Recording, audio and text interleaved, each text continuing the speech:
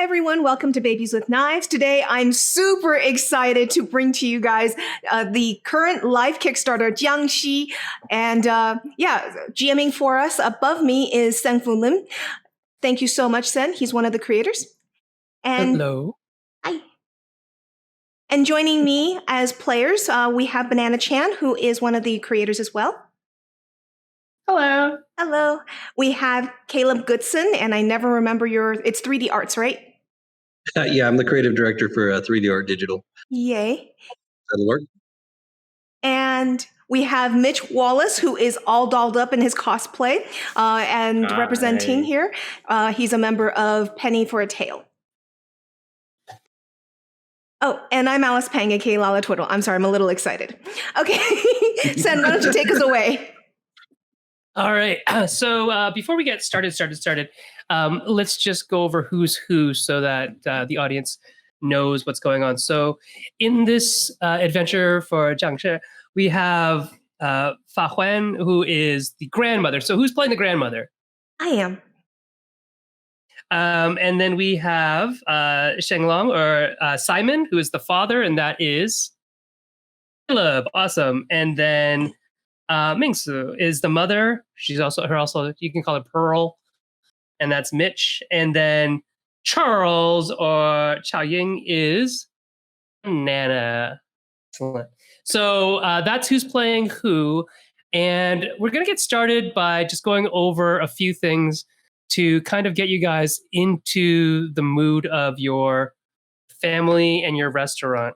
So in the game, you are going to be an intergenerational family. You're all related. It's the Yong family, I believe. Let me just make sure. Yong? That's what it says, yeah. It is the Yong family. And you will be running your restaurant, but you can help with figuring that all out. So as I said, the story takes place in Calgary, Alberta, Canada. And we don't have to know too much about Calgary. That's fine. Most of the story takes place in your restaurant or in Chinatown. And we can just be very generic and say, we're in the restaurant, or we're somewhere in Chinatown, at the market, or at, underground mahjong parlor or whatever. I see Grandma eyeing her mahjong pieces and saying, I want to go play mahjong. So the first thing we're going to talk about is location. Where do you think your restaurant's located? I'm going to write this down for you guys, but where do you think it's located? This is cattle country, right? I would think. Oh, go ahead, Caleb. This is cattle country, right? Like you said? Yes. Yeah. Well, then it would need to be in a high traffic area. Okay. Yeah, where all the transients are coming in and out. They want a bite to eat. Our place, really good. Sure. Yep.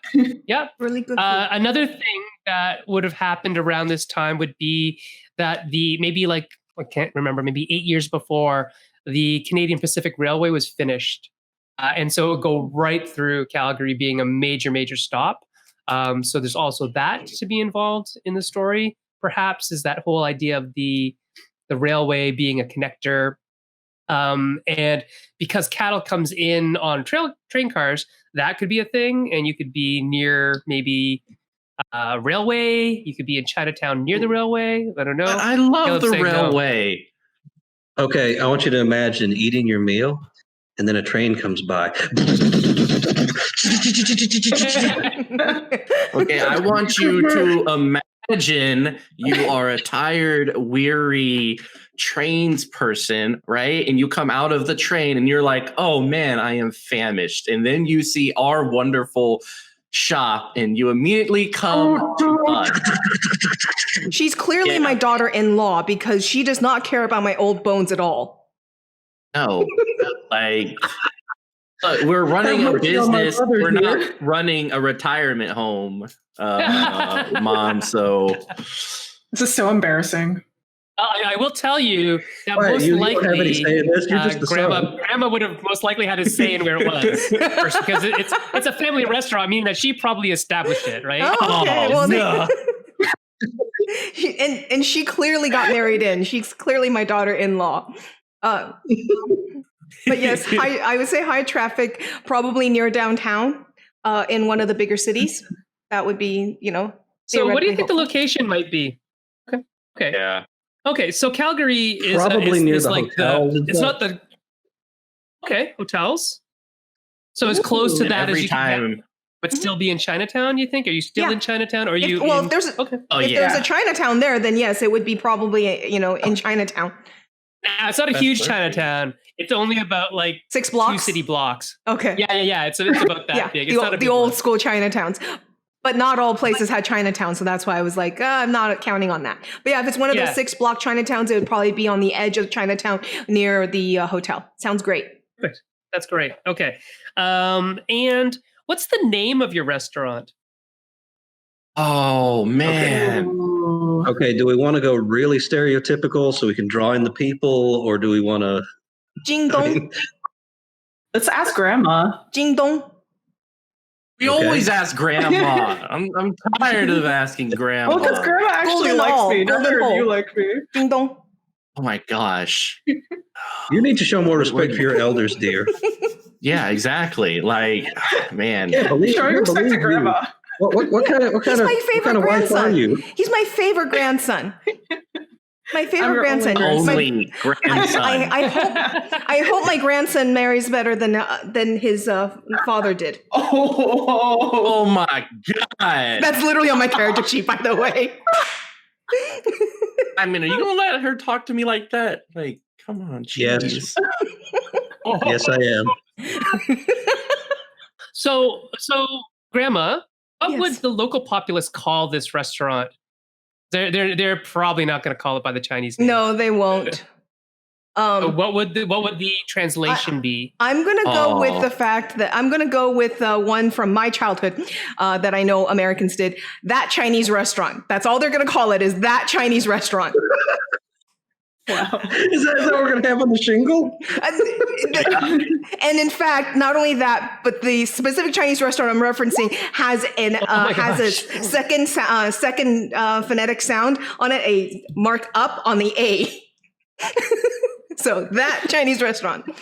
So they're going to walk in, and I'm going to look at them and go, "Hello, everyone, and welcome to that Chinese restaurant. Yes. I am Simon, All right. and I will take you to your table." What type of cuisine do you guys serve? See, my at son's that English Chinese is so restaurant? good. Ew. What are we? What type of food do you serve? Ooh. So Oh man, In so terms of definitely cuisine- cheeseburgers. interesting.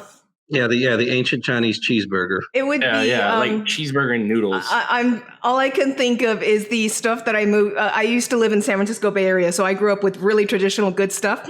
And recently, about 4 years ago, I moved up to Southern Oregon, and everything here is the deep fried chicken with sauce on it. So Red sauce all over it? yeah, with red sauce all over it. I forget what they even call it, but none of it looks like actual Chinese food to me. And that's the type of Chinese we would serve.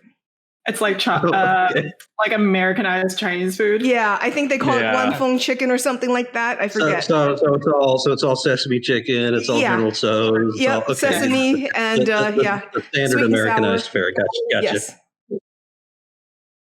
Yep. I guess orange duck, And, maybe. and hold on, and it's cattle country, so similar to here in this area. Apparently, there needs to be a section on the menu with 4 types of steaks. Mhm. Well, then we just serve Mongolian beef then, because apparently Yeah, that's a stereotypical item on the menu. Yeah. Since you said that, Chinese population, yay, tiny. Oh yeah. Yeah. So you guys are mostly serving. If you think about your typical clientele, who would it be? Is Oh, it man. like you said, it's Like people cattle coming off the ranchers? rail? Is it cattle ranchers? Is it the occupants of the city? Is it other people from Chinatown? Is it? I'll tell you who our clientele is. Everyone we can get in the door. I would say, It's probably a mixture of all.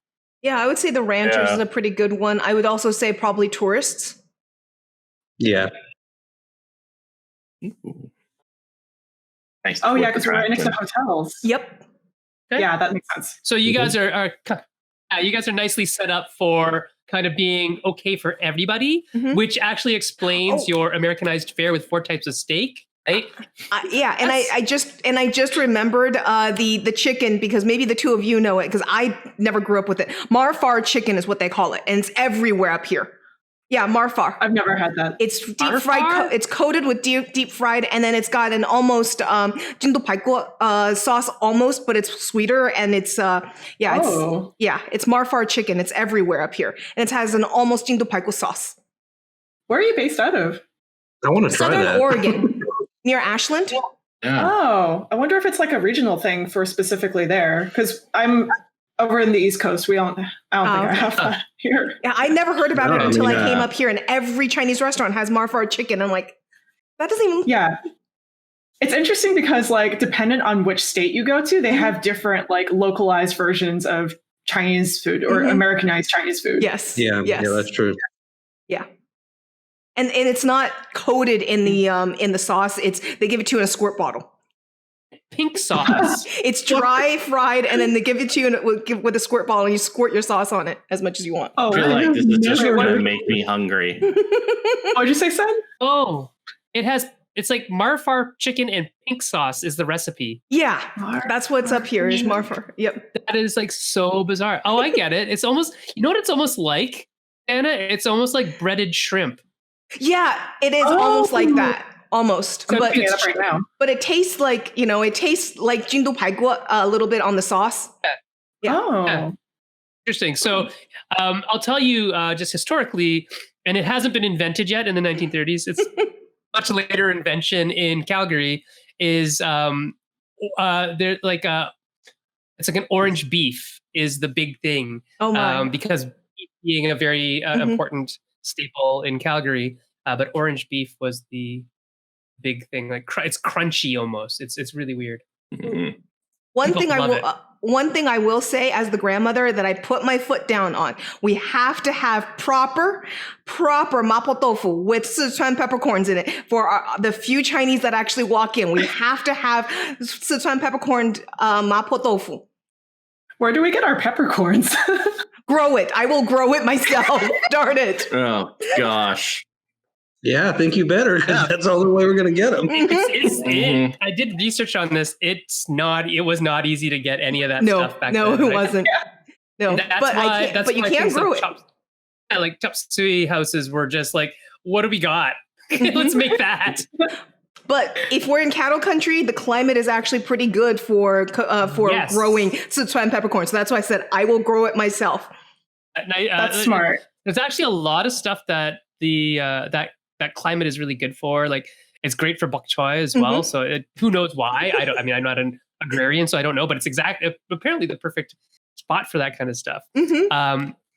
It's funny because here in Ontario, where I'm from, apparently it's really good for wasabi, like for the ginger, not the ginger root, but the horseradish roots. The horseradish. So it's very strange that different climates are really good for different food types. Okay, so we've got our location, we've got the name, that Chinese restaurant. You guys Yeah. are serving a mix of Americanized Chinese food plus 4 types of steak and a secret menu of mapo tofu for the locals who really are craving that with This home. with Szechuan peppercorns, which are super hard to get.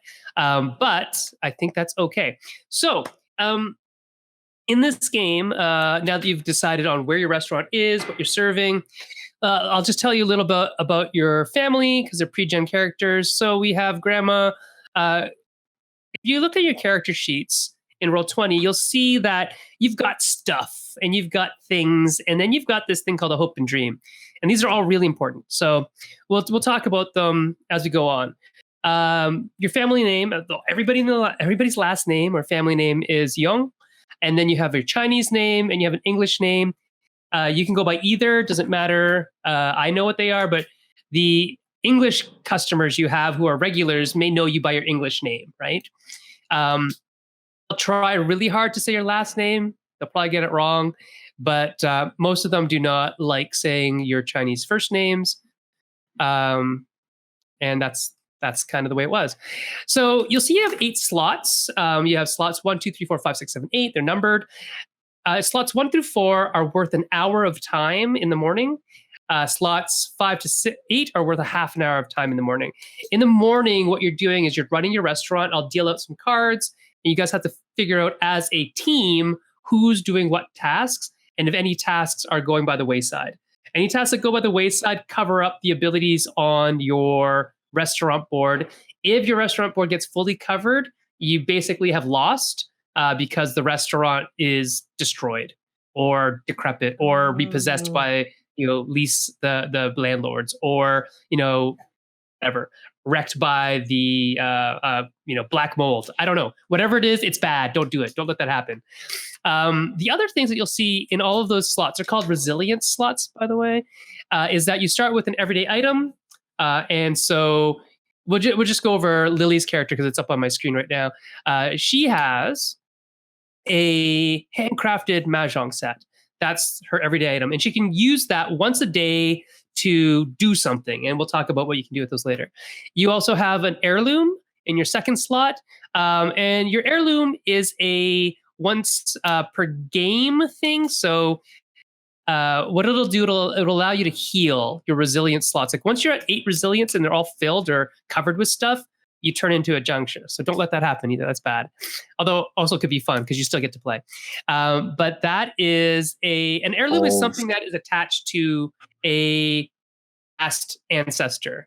And so you can use it to consult with your ancestors, to speak with the spirits. But when you destroy it, it heals you. But then that ancestor spirit is gone. You don't have that link anymore. And it's really something that links you to your past, to your heritage, to your culture, back to China, perhaps, for some people who might have been born there. The next 2 things are skills and facets. Skills are what they are. They're just skills.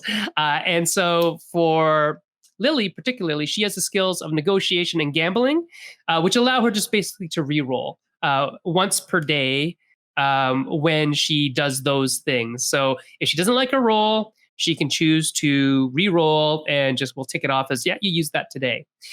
So negotiation is a skill where you're trying to make a deal. Obviously, gambling is a situation where you're trying to win money or win a bet or win anything that's chancy, okay? If you can describe how you're using a skill, I'll probably let you do it. Facets are more like, roles. Less skills and more roles. Lily is an entrepreneur because she's the one who actually started this restaurant way back when, probably like 30, 40 years ago. And it's been successful ever since. And so she is the one who is the entrepreneur in the family, and she gets a +1 to her highest die roll when doing business. And again, that's a once per day type thing. It doesn't always happen, but it's a once per day thing. If you really need to make it happen, you can say after the fact, I'm going to add +1 to that. I'll talk about the dice rolls in a second. Your second facet for Lily is an actor. And you can basically pretend that you have a facet that somebody else has, but you have to roll really high to make that success happen. But you can do it. But if somebody's near you and they also have that facet, you can act like you have it as well. The next 2 things are interesting. So you'll notice that as you lose things, the last things that are left are like your ability to communicate and then your hopes and dreams. I'll go over hopes and dreams first because the ability to communicate with English and your dialect are similar. So we'll talk about this in a second. You'll never lose the ability to talk in Chinese, but you may lose the ability to speak English. Hopes and dreams are the things that bind your family together. So those are the things that make your family relate to each other. Lily's, as she said before, has the hope and dream that her grandson, who is played by Bananas, so Charles, finds happiness that her son never found in Canada. So we're going to assume that Charles is young and still has potential, but that Simon may be unhappy doing what he's doing right now. And I don't know if that has anything to do with his wife. We don't know yet. Better not be. I'm the grandmother, and she's the in-law. Of course, it always has to do with her. It really does. Dear, you're as lovely as the day I met you. And Yeah, the last yeah. two things we'll talk about are 7 and then the dialect. So English and Cantonese are the two languages that we're going to be dealing with, particularly in this game. All the characters speak English and Cantonese. Now, they don't all speak English and they don't all speak Cantonese at the same level. And so you'll see that each language is broken up into 4 sections, of which you have like up to 3 pips of. So it's non-existent, which is a 0 pips, 1 pip, which would be, horrible, but, whatever. 2 pips is like, okay, that's decent. And 3 pips is like, perfect. You got it. And so if you look at Lily's character sheet through your D20, you'll see that Lily's English, she can understand and she like has broken English, right? That's kind of how she speaks if she's speaking English, but she can't read it and she can't write it. So if there's something in writing, she's going to need somebody to interpret for her. Or if she needs to write something out, a message to somebody else, she's going to need somebody to do that. Her Cantonese, though, is like super up there, understanding and speaking. She has 3 points in each. And then her reading and writing are actually really good, and this is just a little history for you all that reading and writing for Chinese people, not always that good. No. No matter how educated you are, it's actually really, really hard. So it's just, we wanted to show that there are differences in this. Like somebody with a scholar, like with a reading and writing of 3 would be like a scholar level of reading and writing. Anyway, cool. So that's your basic character sheet. Yes. This is why in Chinese there's because so many words end up sounding the same but are written differently. There are mistakes, like in the case of something I was writing. I played on that mistake because Meizhen could mean plum flower town, or it can mean coal town, and so that a lot of that happens with Chinese because not everyone can read all those words. It's even back, especially the further back you go, the more illiterate people get. I think it's funny, is that most Chinese humor it's really very Chinese, and Japanese humor is very similar as well, in that a lot of it is very much based on homonyms, like words that sound the same because they all sound the same. Like if you're not paying attention, they sound exactly the same. It's why I was actually wondering if you were going to name your restaurant something different, because most restaurants, like a garden, the word for garden is basically the same as the word for money if you don't pay attention, right? Yep. So that's why there's so many restaurants that are named, New Jade Garden. Why? Because they're actually talking about money. What? Right. So anyway, cool. So back to the general mechanics of the dice rolling. What we're looking for is a pool. We have a pool of dice, so everybody should have the same number in the family pool, and then I'll eventually award individual dice and I'll keep track of them here for you guys. In terms of failure, gets you individual dice, and then working towards your hopes and dreams gets you individual dice, and you can use those kind of at any time to bolster your rolls. But the family pool will decrease over time, so that eventually, like, you're at 2 dice in your pool by the end of the story. So we'll probably start out, let me think. We'll start out at 5 dice to start. So if you have 5d8, that is great. And dice rolling works like this. You roll the whole pool, you take the highest. That's it. Okay. The only thing to concern yourself about is 4s. 4s eliminate themselves and another die of the highest roll. So if you rolled like 8 and a 4 on 2d8, you'd actually have a 0. You'd have a critical fail, actually. That'd be bad. So successes are 7s and 8s. 5s and 6s are success, but something weird happens. I actually really like how you worded that, Banana. Because she's into weird stuff. So something weird happens. I usually that literally means anything, though. Weird is better. And I also like how you worded 4, because it sounds like my grandfather. So my grandfather would I couldn't talk to him because he spoke a different dialect than I did. And he would always just do this. I think Banana knows this. He'd always go, very good, or no good. Oh my gosh, yes. I had family that did that too. So good, 4 no being good. No good or is bong. Awesome. That's the last thing. On your nose, bong. Themselves. Yeah. And then 0 to 3 is an outright failure. So there you go. Okay. So I just have to ask, apparently my English goes away. Does that have anything to do with as I get angrier? Because Okay, I'm interested in seeing what happens then. Let's go. I'm going to say yes. Nice. What I'm going to do here is, so it's the first day, so there's no dreams, but we will deal out I know. cards. So Banana, just because I don't use D or Roll20 I can that much. deal. All right. Okay. Thank Yes. you. And Sen, I wrote an example of how that keep highest works. I went and 5d8 keep highest 3, for example, and then you'll see 3 are highlighted and 2 are not. So if you do highest 1, for example, it'll do that. Oh, Yeah. cool. It's a, Excellent. ooh, I've That's got great. cards.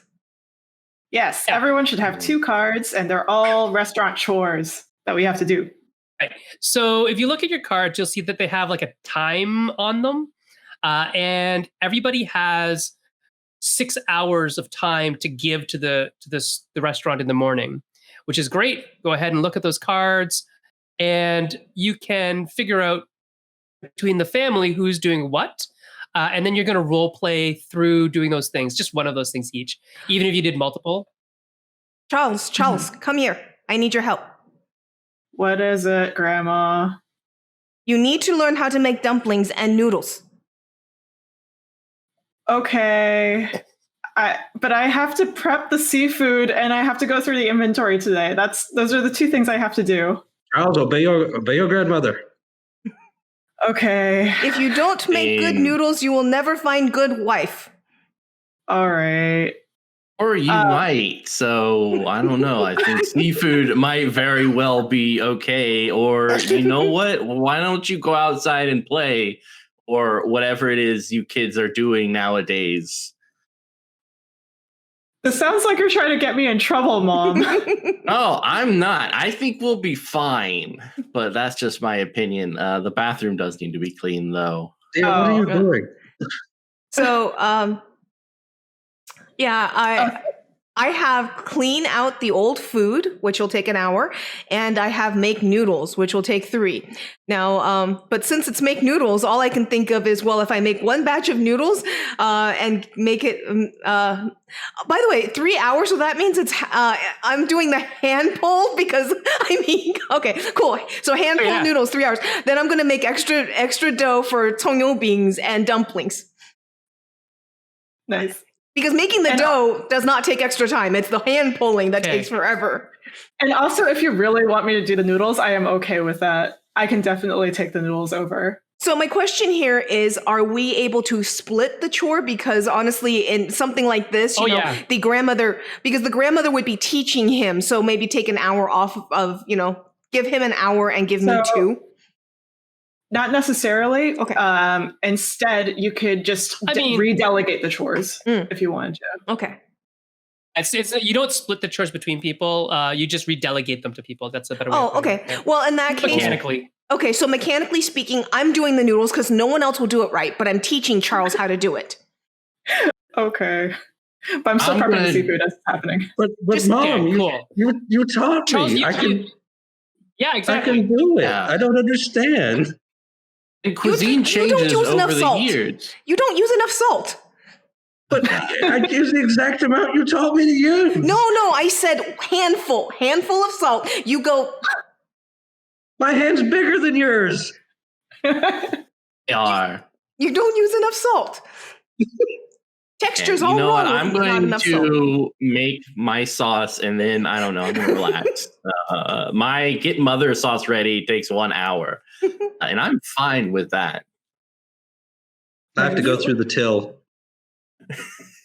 You be a good son and go clean out the old food for me. So most people should be able to take care of their own stuff. After I go through the till and make sure all our money's right, I'll do that. Yeah, and Simon in the bathroom 2 hours. Just saying. Oh my gosh, I'm hearing my mother's voice in my head. This is not good. Oh. Your home. So Simon has seafood and inventory, which is like 3 hours total. Simon, you can totally take on. It's Charles. Oh, sorry, Charles. Charles, you can totally take on bathrooms. Fine, I'll take the bathrooms too. That's my boy. Whose chore am I Always taking? willing. Wait, who's giving me the bathrooms? Mother. Mother. Wow. Wow. Thanks, Mother. You're a good son, Charles, and I'm very proud You of you are. Yeah. for now. Mhm. Now, Doing For great. today. for this hour. Charles, don't forget to take extra care on the men's bathroom. The that one boy yesterday, he threw up, vomited all over stall. Oh, okay. Yeah, I'm so I'll sorry. be sure to take care of that. Yeah. See, this is why we should not serve beer. Their beers, no, too much beer. No. I'll take care of But that's where we make the most money, Yeah, Mother. like And the more we pour, the more they drink, the more money we make. And the more Charles cleans. Well, that's his problem. it's circle of life. It works out fine. It was my problem. Now it's his problem. All He right. inherited my problem. I can't wait Okay, to get so- the restaurant business. So everybody Well, you're should in it till you die. have all their cards, and I'm pretty sure everybody can manage all their cards, right? Nobody has over 6 hours worth of cards. I right? only got 1 hour. I have 3 hours. It's staying Make that it way. proper. 做面. Okay, good. So you guys have a good handle on what's going on. So you can discard all of those cards. None of them affect you or the restaurant negatively. And so just looking at that, if you go to the main page, which is like the big board with everything on it, you'll see here that you'll see like the numbers 1, 2, 3, 4 surrounding the board. Those you guys can elect to do those as a group. Like you can say, I think we really need to use the restaurant's power. So the restaurant is like a fifth character for you guys. It's like this living, breathing entity that sustains your family. So you need to treat it well. Otherwise, it won't. And so once per day, a player character may add 1 die to the family pool for a single roll. Once per day, a player may have an extra half hour to their resilience. You know, all these things are possible. Sometimes you don't need them, but sometimes it's like, whoa, we should use that. So just remember that those abilities are there for you to use. Today, all of them will be available because the family did a good job of taking care of all of the tasks that you had to do, okay? So that's how that works. And as for the once per day giving a die to the restaurant, that part I will go set up the shrine. I will buy for, and I will do the incense cleaning and everything, and give a die to the house because the spirits of There you the go. house must be appeased. Okay, good. So Nice. the spirits of the house are appeased. You have a nice full pool of dice, and you're ready to go. So it turns out to be around 11:30, and the lunch crowd starts clamoring in. And your restaurant, would you say your restaurant's like on a scale of 1 to 10? How popular is your restaurant? 7? Seven? Yeah, let's give it a 7. Okay. Yeah. So you're actually making some pretty good inroads into the culture because you're kind of on the border, right? And there's hotels near you, Chinatown's on one side. So you have a good mix of customers. And who's doing what at this time? Where is everybody? So Pearl is the most beautiful. So she welcomes customers in, and then Okay, so Pearl is at the door greeting customers, maybe seating them. yes. Charles, where are you?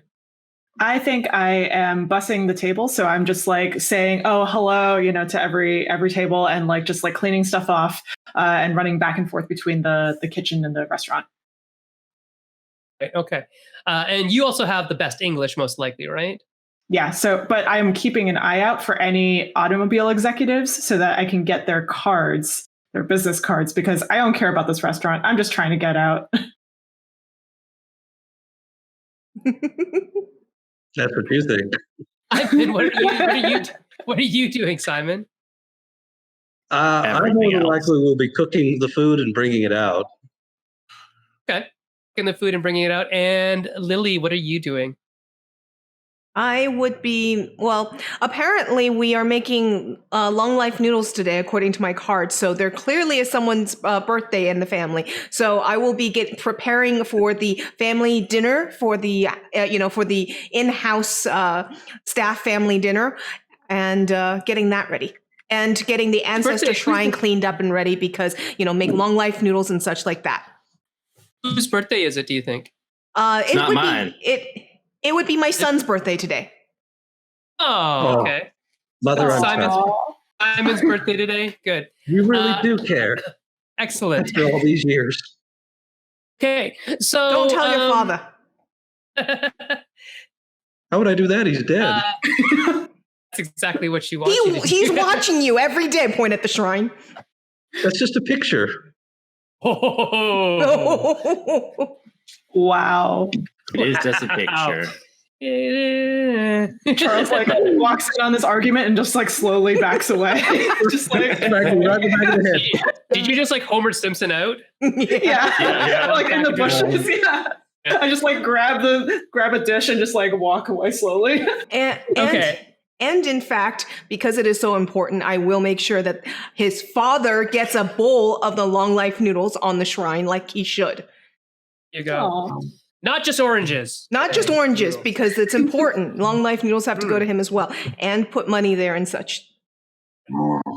All right. So as you guys are getting ready for lunch service, you notice a bunch of customers come in. Pearl, you're at the front door and you're greeting customers when a group comes in that is fairly affluent. They don't look like they're from around here. They don't look like they're necessarily like ranchers. They look like city slickers. So they come to the door and they sort of look around and they're like, oh, well, this looks quaint. And you kind of hear in their voice a little bit of disdain, but one of the other members of this party of four says, "Well, the concierge said this was the best food in locally, but I mean, Of course it is. can we really trust one of them? Are they just sending us here because they're related here to this family? I don't know. I don't like the look of it." And one of the other What did you like, say? What did you say? Sorry, I don't understand you. Oh my god! And Can you speak up? What is your English speaking? It's one.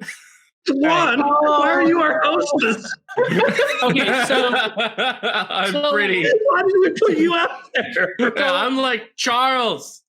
Roll Yes. roll me a D. Roll 4d8. You have Right. one less die in the family pool.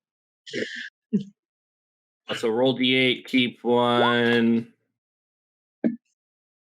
Win. Okay, so you would get a 5 because that 4 would cancel out that 6, right? So you got a 5. What are you explaining to them? You tell this group that has come in is a little snooty about what's going on here. I'm like, look, this place is top notch. My mom-in-law fixed it up. It's pretty good. Like this whole town, in terms of food, is average, and this place is just above average. All right, don't like disparage the work my mom did for mom-in-law for like, I don't know, 20 years. If you got something to say, you can say it to my face. But don't come up in here with your hoity-toity business clothes and talk bad about my family and my food. Okay, I've got to get you away from the front. Do I hear any of this? No, you're in the back cooking. So, Right, of course. Everything's fine. So Charles, you do hear this. You hear your mom kind of go off a little.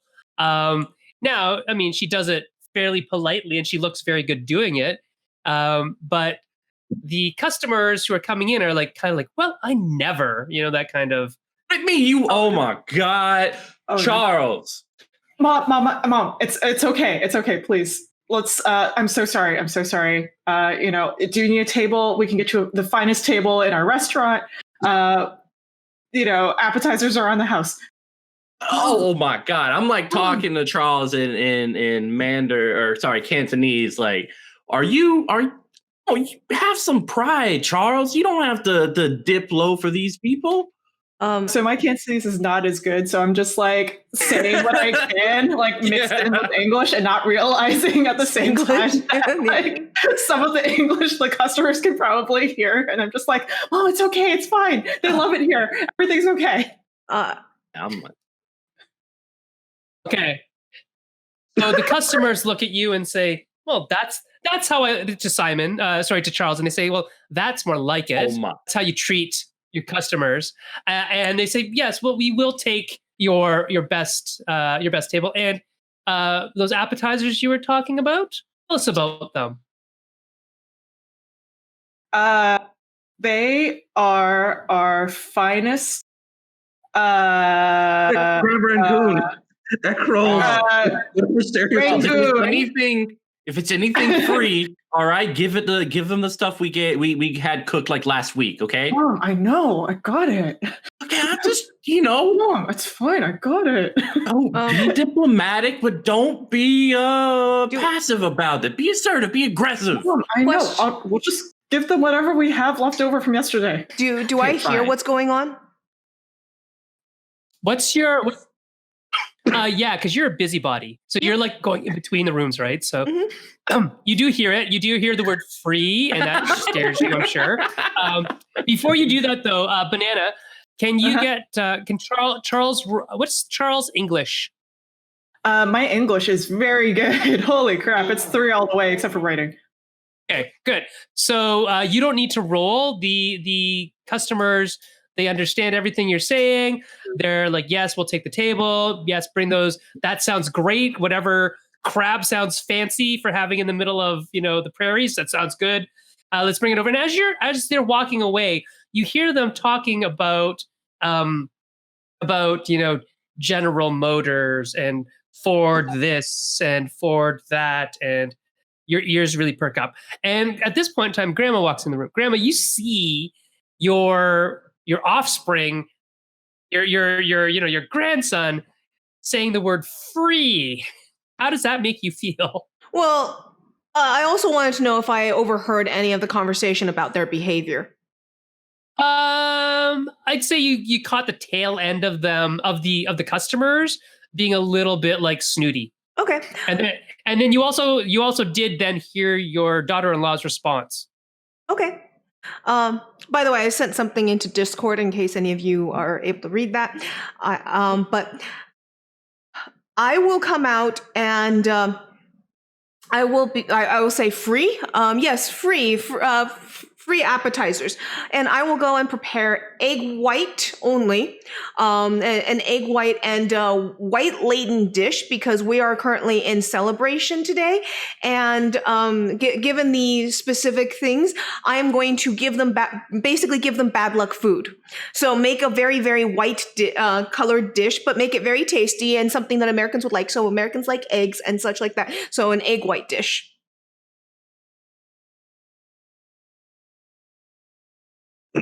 Do I see you doing this?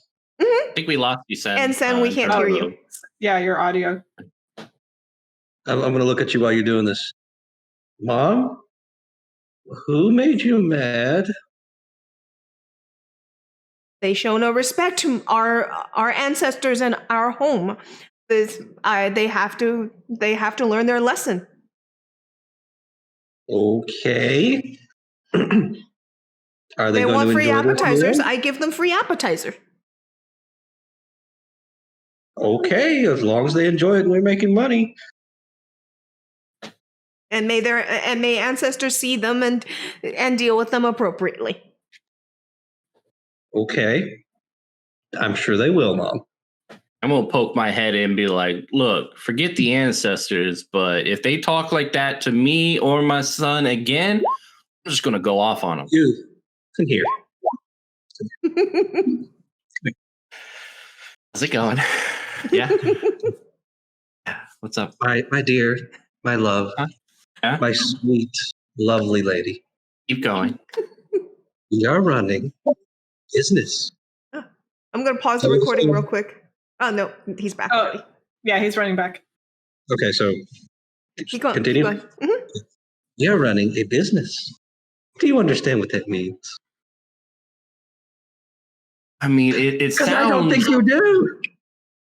Simon, it sounds like you're talking crazy because you're talking to me like you're above me. Is that right? Are you talking down to me? I am. You are. You're admitting Yes. this. Oh my gosh, Yes, I am above Simon. you. I'm the one who's not making the customers mad. Therefore, I'm above you. You really want to go down this road? I go and pat her on the shoulder. When you're mad at bad people like that, there are more subtle ways to handle it, dear. We don't need to be subtle. This is our restaurant. It's our turf, okay? If they disrespect me or my son.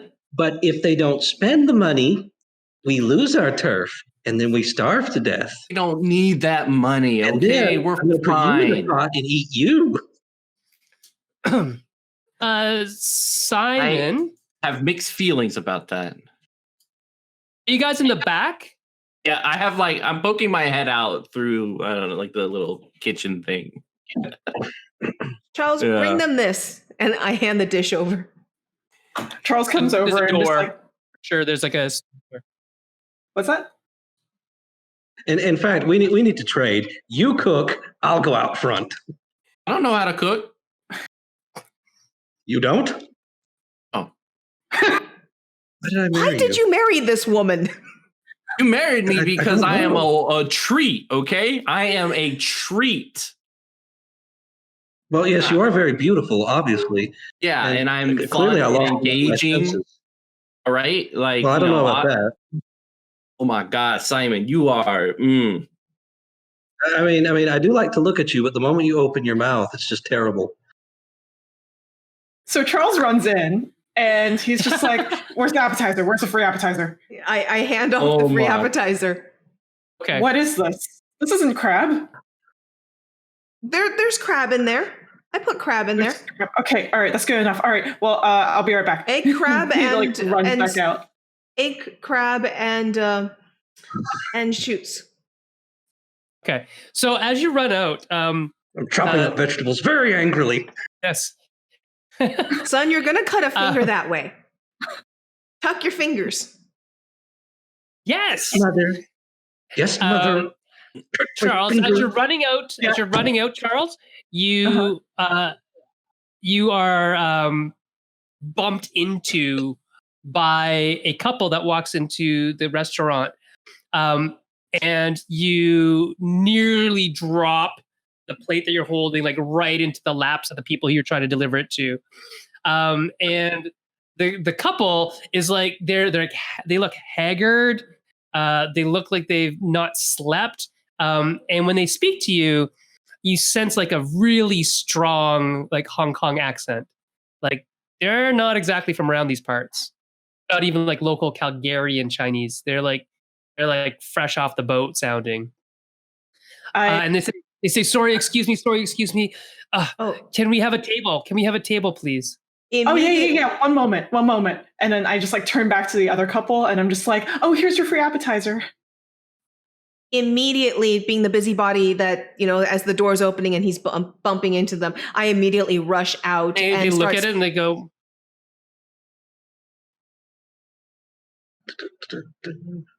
you're muted again. I hear.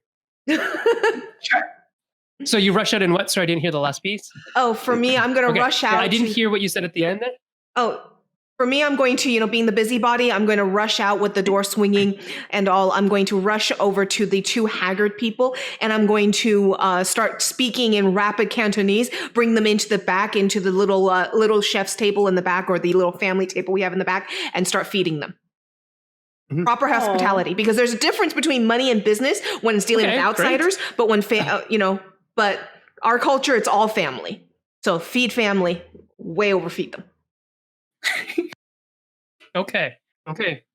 So you bring them back, and they introduce themselves to you as Li Wei and Fan Hua. So Fan Hua is a young girl; she's maybe in her early 20s. Li Wei looks a little bit older. My grandson, a little bit rougher around you the should edges. go talk to my grandson. Oh my God. He needs a wife. Just because they're of similar age does not mean they are supposed to be together. Not just because they're similar age. Our son, my grandson needs to find a Chinese girl.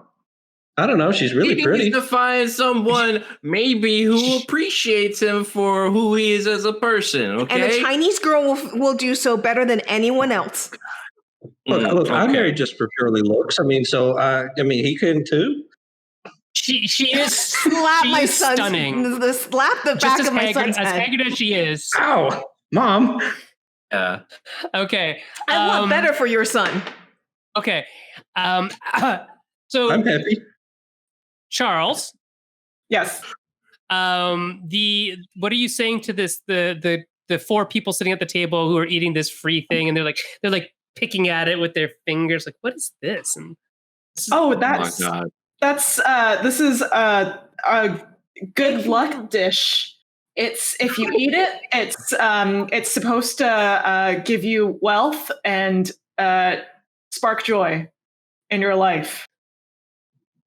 Charles, Yes. the group that you're serving is like picking over that appetizer that you dropped off that your grandmother made kind of willy-nilly, and they're like, "Is you sure this is crab? This doesn't look like crab." And It's the finest crab. That's why the texture is a little off. It's because we use a special way of making it. It's not it's not common around these parts, but yeah, it's a special way of doing it. So you get the Okay. full texture and flavor. Okay. So in the back room, you have brought in Li Wei and Fan Hua, who are eating ravenously at the back. They are just mowing down on all the food that you're providing them, and they are thanking you profusely. It's like they haven't eaten in a day or two, or maybe even 3. They smell sort of like cattle, like they have been near cattle. And what do you say to them? So who's in the back? So everybody else is in the back except for Charles, I think, right? Yeah. Okay. Yeah. I'm in the back So right now. yeah, even without their it looks like they haven't slept in days, but you can tell that Fan Hua is very striking in like a classic, beautiful sort of way, and Li Wei looks like he's like a rakish, kind of roguish fellow. I who generously turn offer them heads. a bath to get them out of my kitchen. Well, hold on. Before we start They offering need to free eat first. baths and food, why are you here? Why do you look like you might cause trouble? And Fan Hua starts talking, but Li Wei kind of shushes her and says, we were on a train when we were attacked, and we didn't know what to do. We're not from around here, and it's pretty obvious that they're not from around here. Now you can sense in their voices that they are from not necessarily this part of Canada, and not necessarily Canada at all.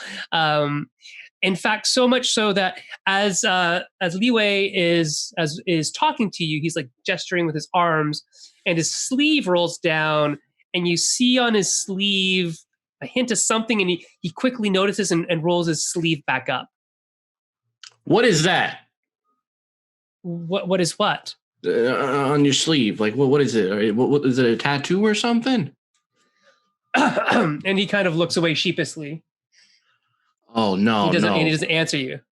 You look me in the eye and you tell me what's on your arm. And you notice that he slowly rolls his sleeve down, and there's like a snake tattoo on his arm that goes like around his arm all the way down his arm, ends up with a snake head like here. Mingsu, you are immediately like freaked out. You recognize this tattoo. So much so that it's like making your heart palpitate right now. So this is the tattoo of the Snakehead clan, and they are a they're basically a tong that is notorious for smuggling people into Canada, basically.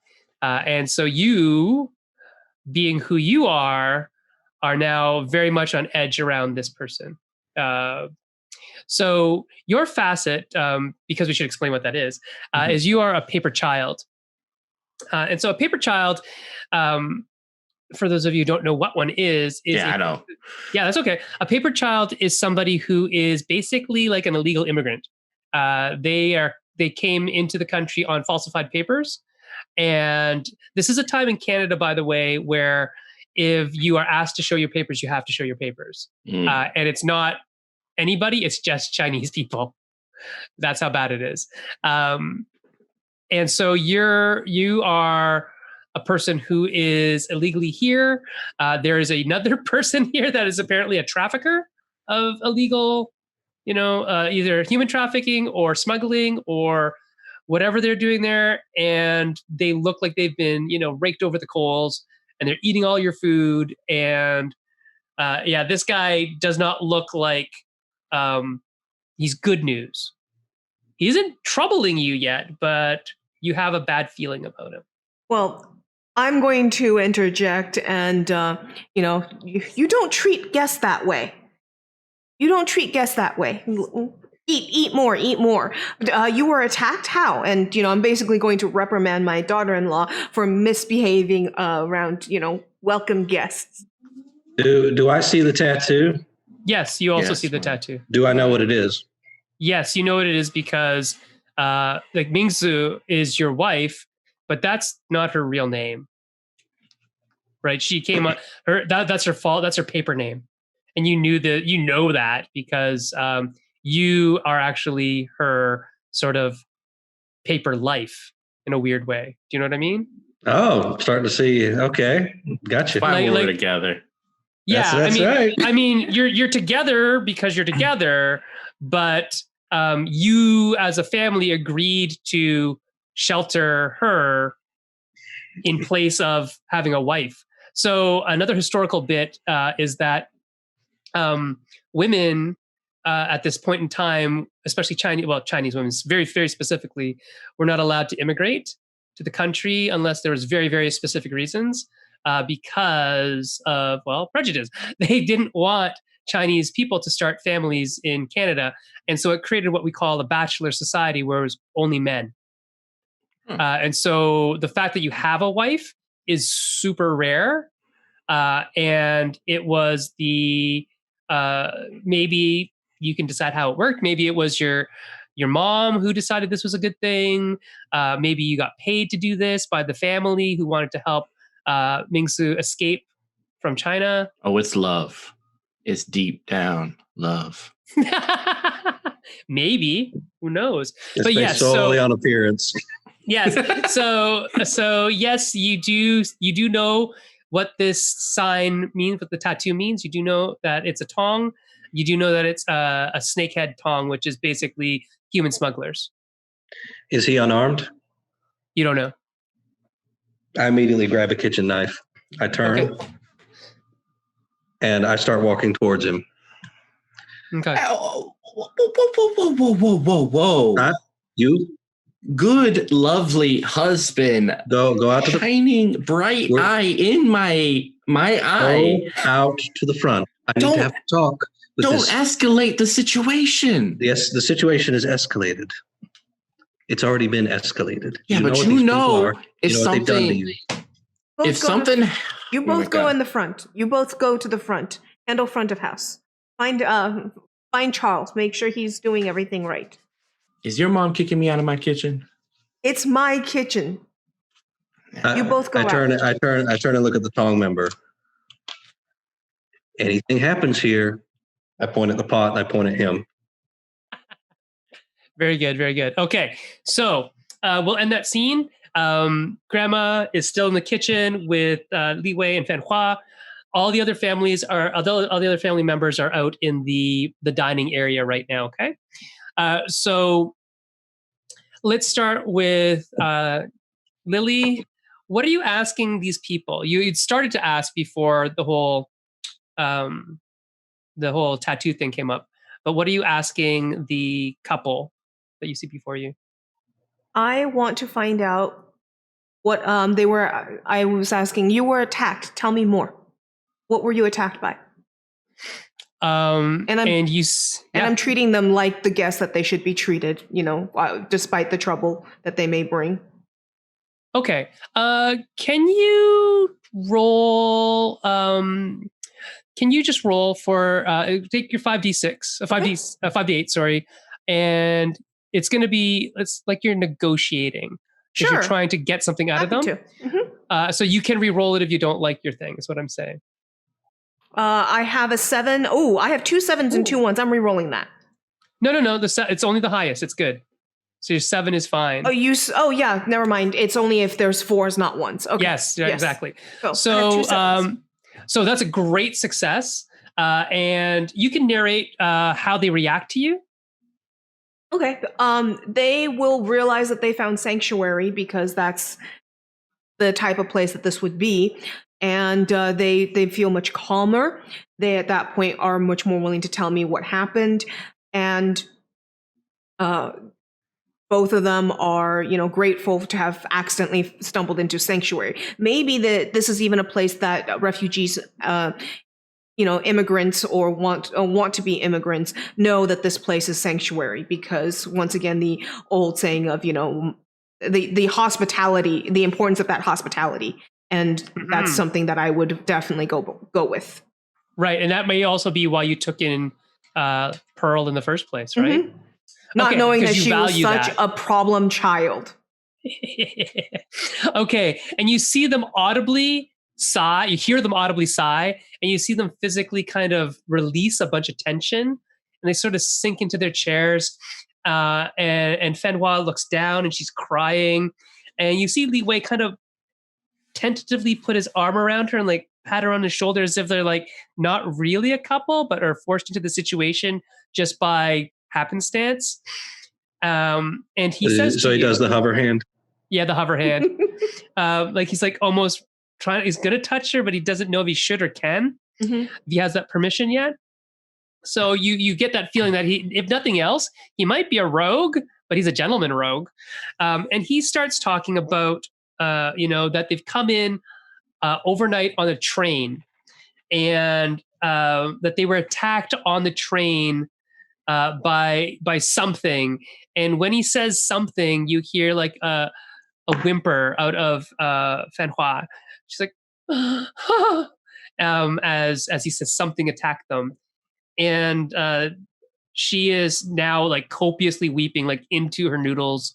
And she kind of pushes them away and just head in her hands and just shaking her head. And she's saying, Grandpa, Grandpa, Grandpa, over and over again as she's shaking her head. Okay, so that's what you see in this room. Outside, though, you've dealt with a couple of the customers. Charles, things are going well. Simon, as you walk out with Pearl, and you guys are talking about what happened in the back, Simon, you notice that the door opens and the little bell that's above the door rings. Ching, ching. Yep, ching, ching. And you look over at the front door, and there's a big kind of burly gentleman walking in. He has like a trench coat on, and he has like a belt that crosses from a shoulder down to his hip. And beside him is a smaller woman who is no less impressive. Like she looks like she means business when she walks in.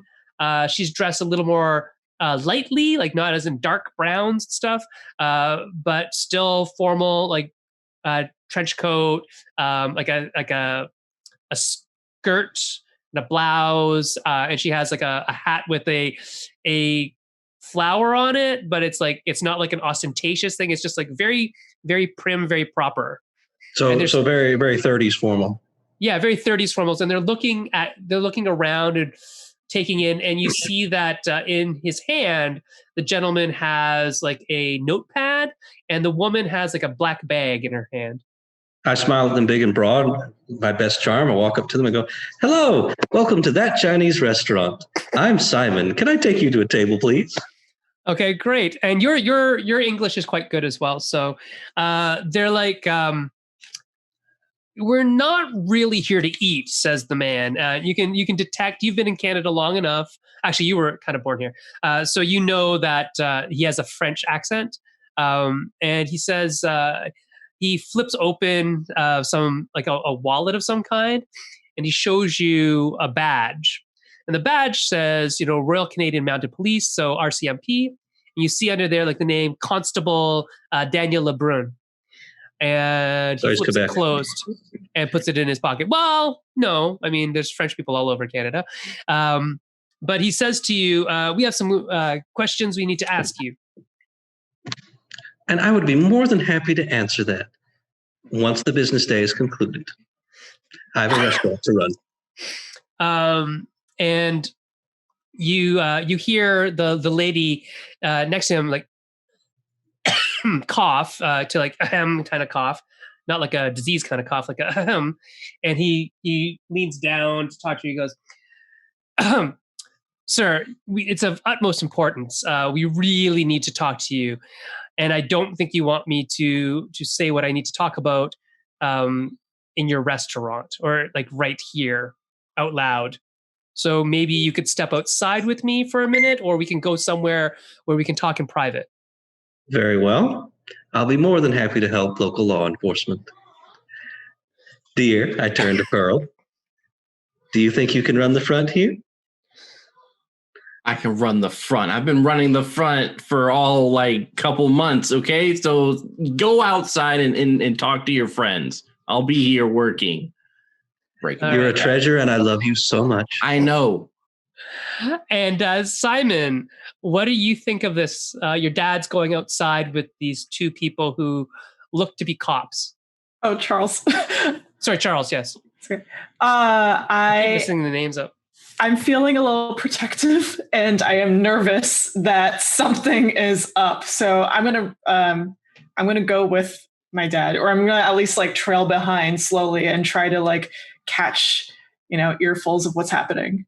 All right, Simon, you see your son following you outside. Are you okay with that? What, Dad? No, I've done nothing wrong. We've done nothing wrong. Hey, Charles. Looking suspicious. Charles. I'm not looking suspicious. I'm just trying to help. I'm going to hand Charles a spoon. Just in case. In case of what? Just in case.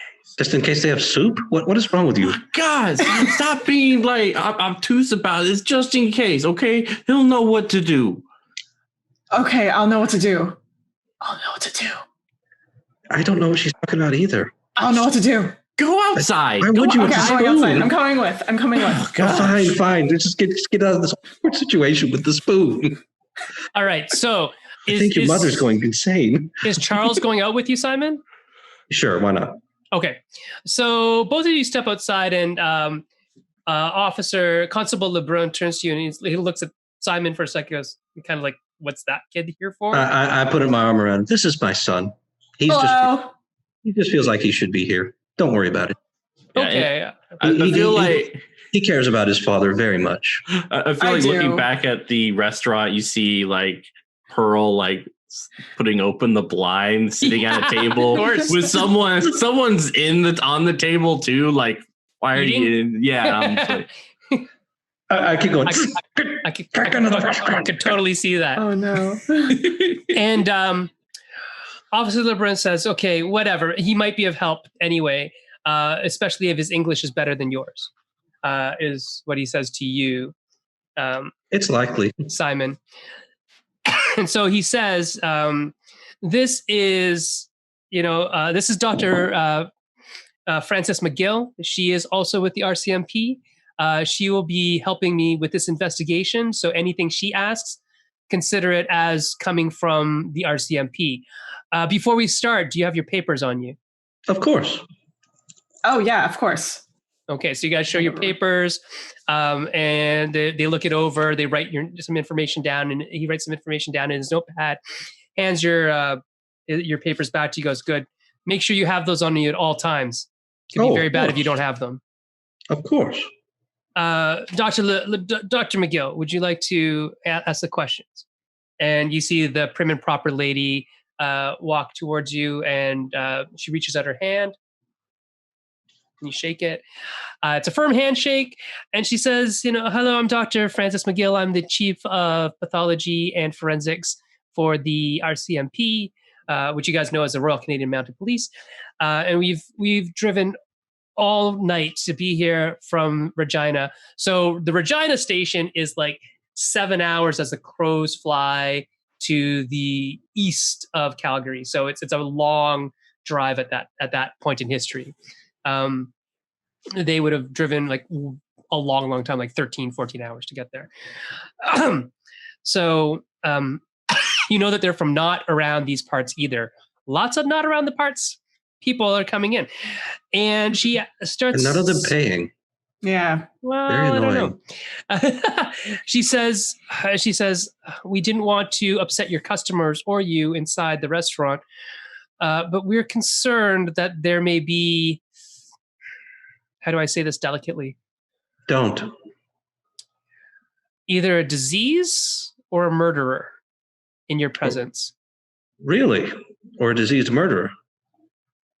It could be both. We have some unexplained deaths in a cattle car that came into Calgary 1 or 2 nights ago, and we don't have a culprit yet, but we have suspicions, and we'd like to ask you some questions. Of Would that course. be okay? Be more than happy to answer. Have you seen anybody, she asks, that you don't know lately No. come through the restaurant? Nope. Well, we see new people all the time. I mean, the answer to that would be no and yes. Yes, but I mean people who aren't from around here. Well, other than you two, no one really unusual. Okay. And you see LeBrun like writing notes in his notebook. Have you seen anybody, specifically Chinese people, who aren't from this Chinatown? Say that I have. I would remember that. Okay. And they're writing more information down. They said they show you a picture.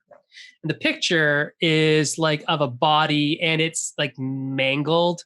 And there's like, it's not color, so it's black and white. So you can't really, but it's like, looks like that would be like what blood would look like in a black and white picture. But more than that, as you're looking at it, both of you notice that there's like almost like some kind of film or something covering the body, as well as the wounds that are on the body. And they say, apologies for showing you such a gruesome picture, but have you ever seen anything like this? And she points very specifically to one of the corpses in the picture, and you notice that it has a spiraling snake tattoo on its arm. That's a Tong tattoo. Those are bad guys, human traffickers, very, very bad. Okay. So where would we find these people if we had to find them? Well, borders, trains, places where people steal other people and bring them in. That's what they specialize in.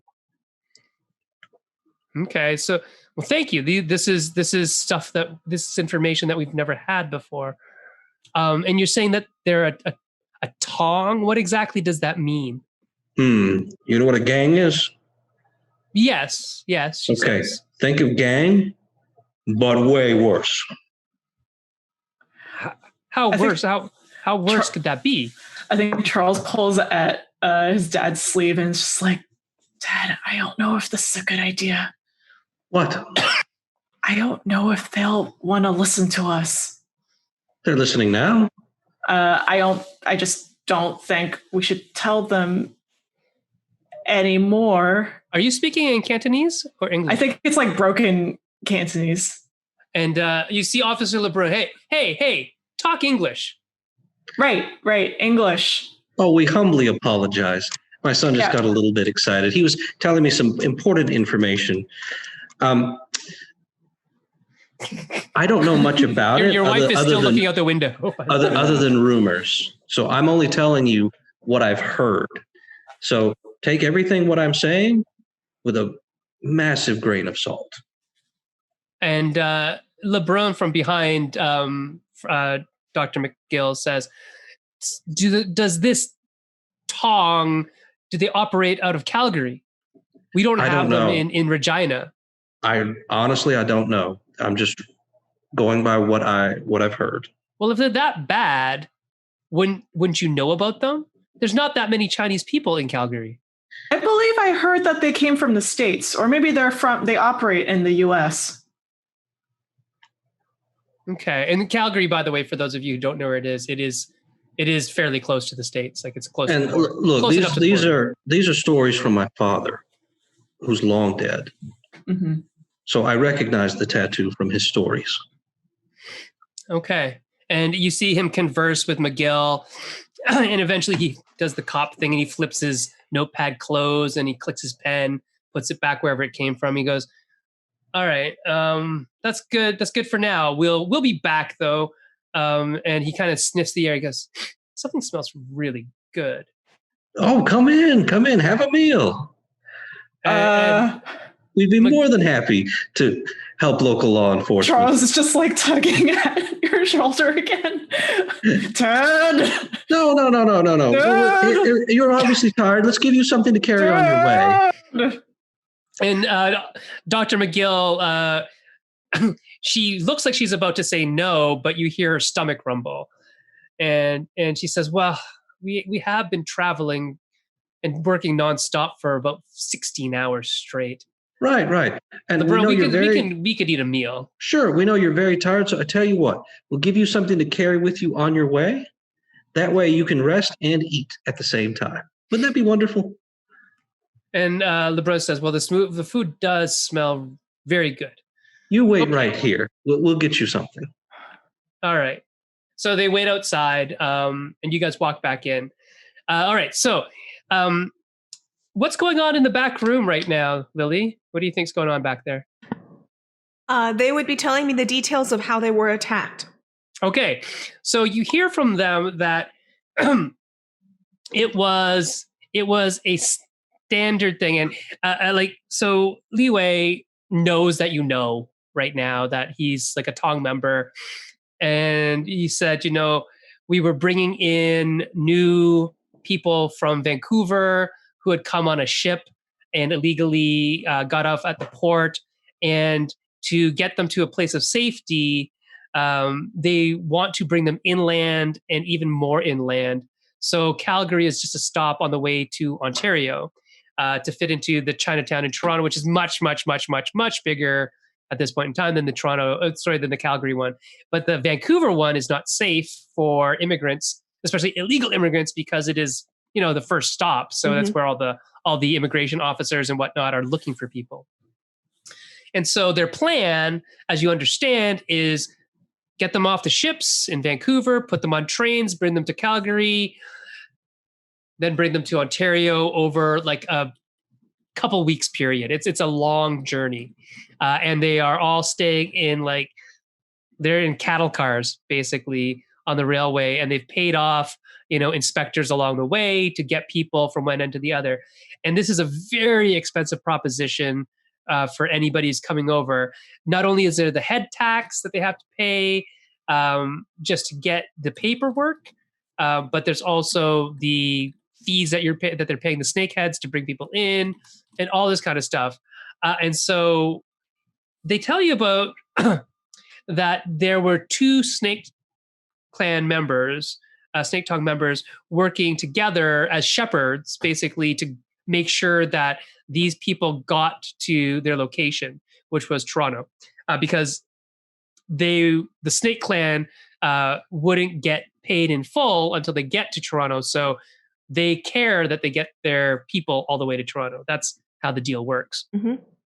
But in the middle of the night, as the train was pulling into Calgary, Fan Hua's grandfather, who had paid for her to come over, was sick, and all of a sudden he seemed to like stand up without bending his legs, and they're describing something that sounds to you like it comes out of some folklore tale of a being that is lurching towards them, hands outstretched, covered in like a mossy, almost like fungal or lichen or spores or something that had grown on their body and come out of their lungs as they were breathing.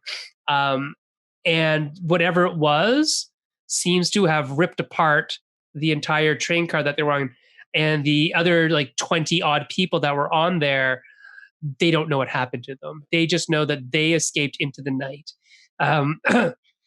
As he's telling you the story, Li Wei looks back at Fen Hua with like obvious, attraction in his eyes, shall we say. And that he, as soon as the grandfather attacked, he had grabbed her and pulled her to safety, and they escaped. And she is right now both sad, like distraught over the loss of her grandfather, but also kind of weirdly relieved that she's alive, and she doesn't know what to do with all her emotions about what's happening with Li Wei as well. So that is the story that they're telling you. So question for you. Are we assumed to already have dealt with Jiangshi, or are we not? Or would this be the first time we're encountering it? This is let me just see your character. Sure. What would you like it to be?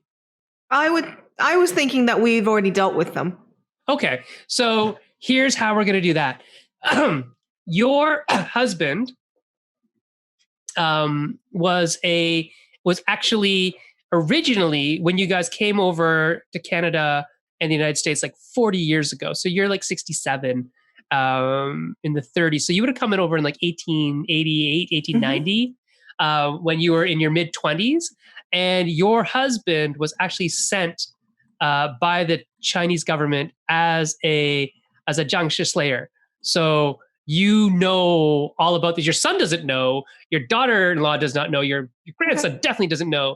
But you know that why your family is here was to make sure that whatever was happening back in China with like an infection or a transmission of this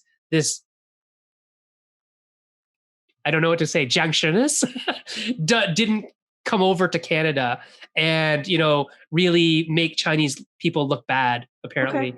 Okay. Save face whenever possible. Yep, save face. By day, so Slayer by night. That's right. I have a question about that, about his slaying then. Was he a Jiangshi slayer or was he a Mogwai slayer that because the higher classification? That's a good question. What do you think? Given the history and the lore, I would think he's probably more likely a Mogwai slayer. Which Jiangshi falls under. Slayer? Yeah, so basically like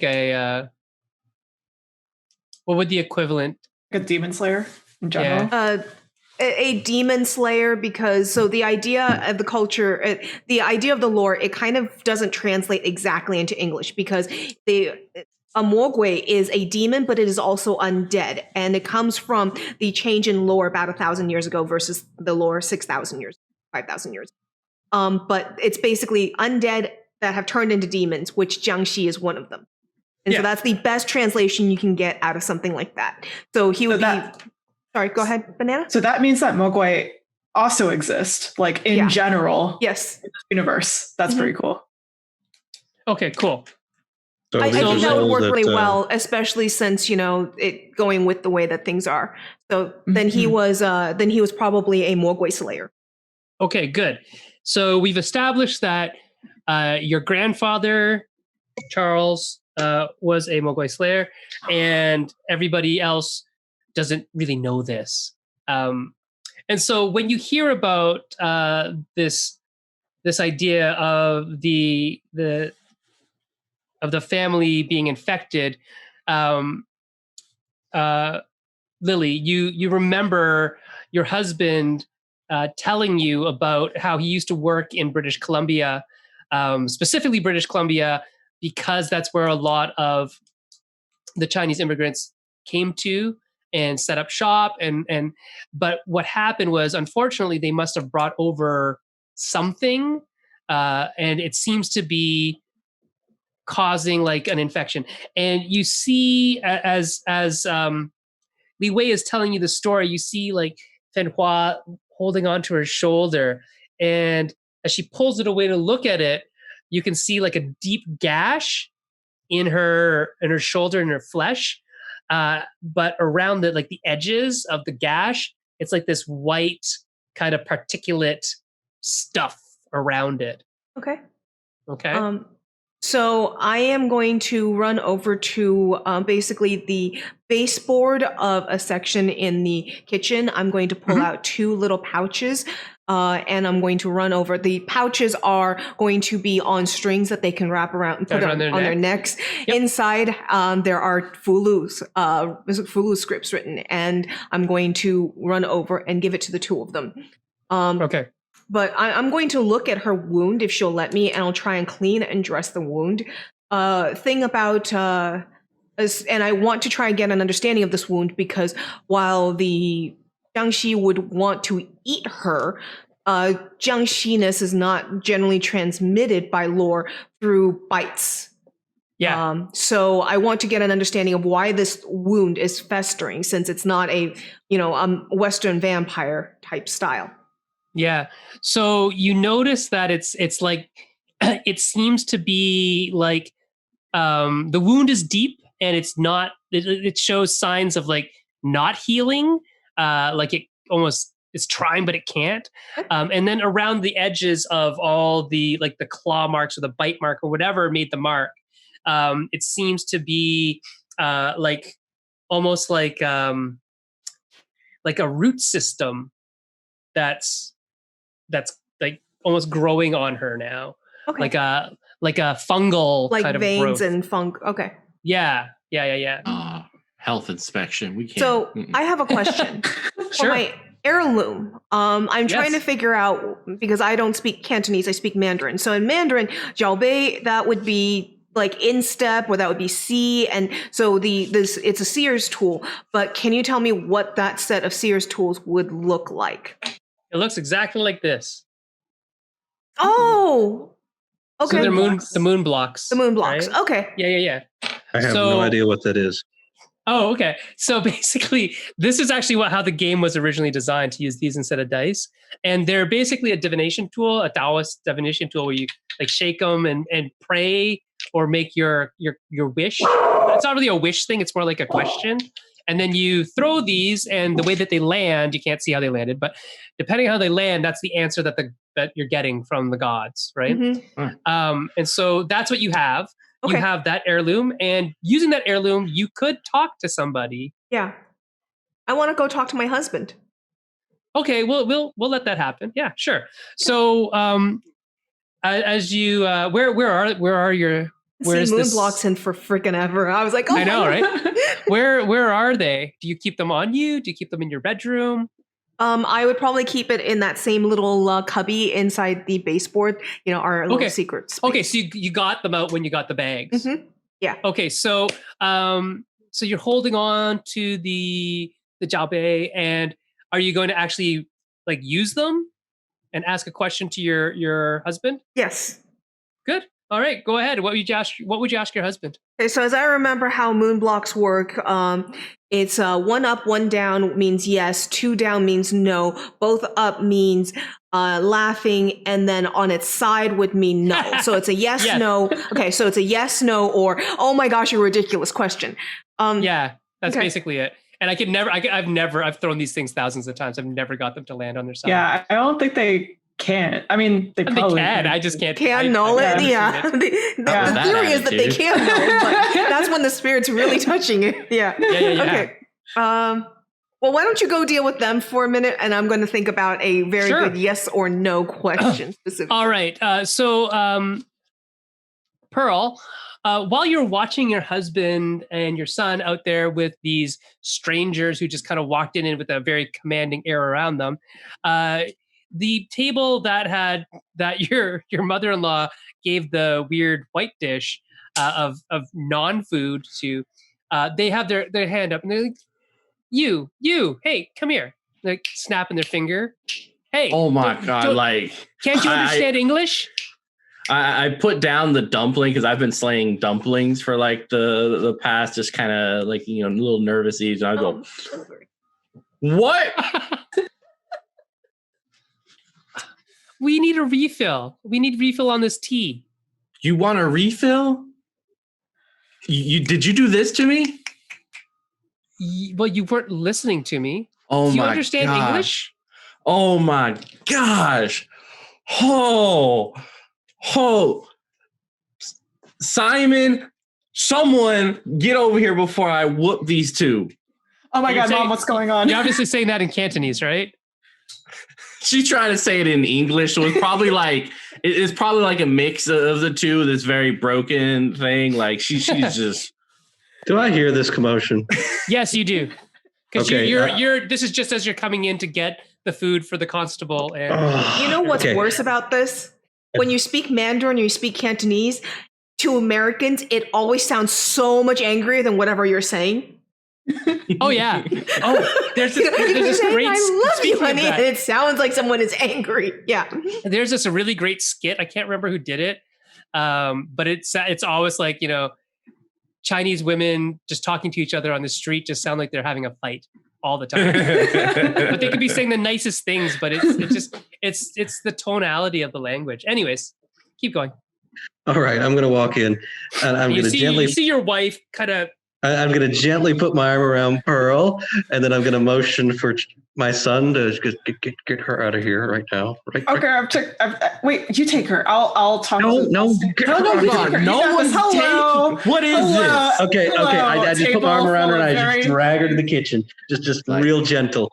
Okay, do you want to not be Handle. dragged?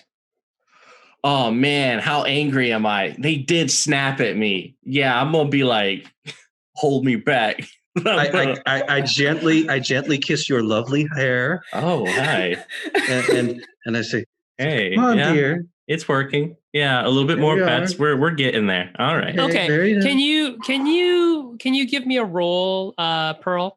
Mhm. Again, you're at 5d8, so give me a roll, and you can use composure if you feel like you want to stay under control.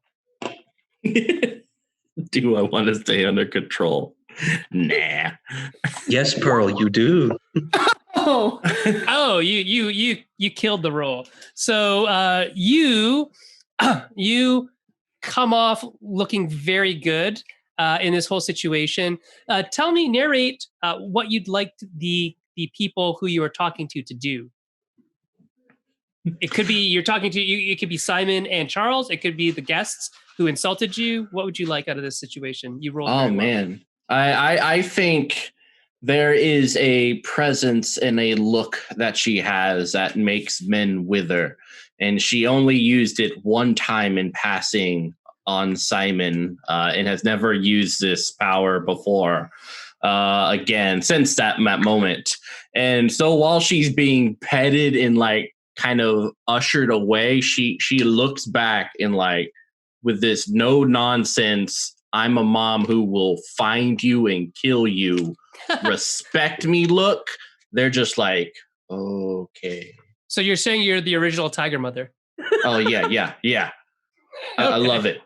All right, so they like the whole side of the restaurant just kind of goes, and you hear like an audible kind of silence as Simon, you see your wife standing there like radiant, like a goddess from the old tales, standing like very perfect posture, and the lighting hitting her just right as she's like looking down at these customers, and they sort of stop like yapping at her in their tracks, and they're just like, whenever you can get the tea first, that would be perfectly fine.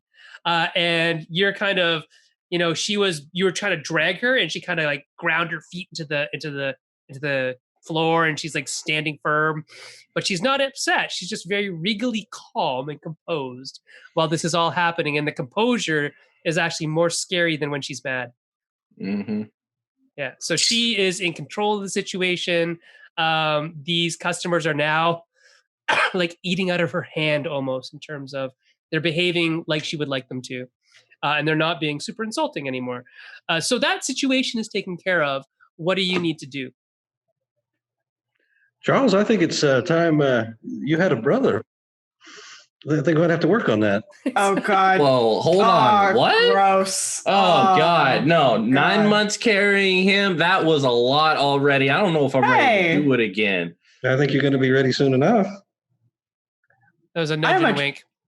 I mean, I need to go. I need to go in the kitchen and inform some people of some things. All right. Well, I go make the best meal my hands have ever made. Okay. And I'm gonna slap that butt on the way, like past. Okay. Boom. All right. And Simon is going to cook. Charles, what are you doing? I'm gonna ham it up with these executives here at the table. Okay. So why don't we go through that first? What are you saying to them? So you hear from the big city? They're like, well, yeah, yes. We've come from Toronto. Wow, Toronto. I've never been there, but I hear great things. Yes. I hear a lot of... Go ahead, say that. Oh, I hear a lot of great things about their cars, automobiles, the horseless carriage. Oh, you're interested in automobiles. Well, yes. Well, let me tell you about some of the finest in the nation. We've been talking with Detroit with, Henry Ford himself. And wow. We're going to be starting a new lineup in Toronto and surrounding areas. And, we're out here in Calgary just looking at, because there's a lot of horses out here. But we're just looking to see, it's a wide open space. Would this also be a good place to start up something? And, we're always looking for strong-willed, smart young gents like yourself. That's me. I'm that strong young gent. Yes. Well, I what I always say, cars are vehicles, automobiles, the horseless carriage, they're the way of the future. Well, all right. I like your attitude, son.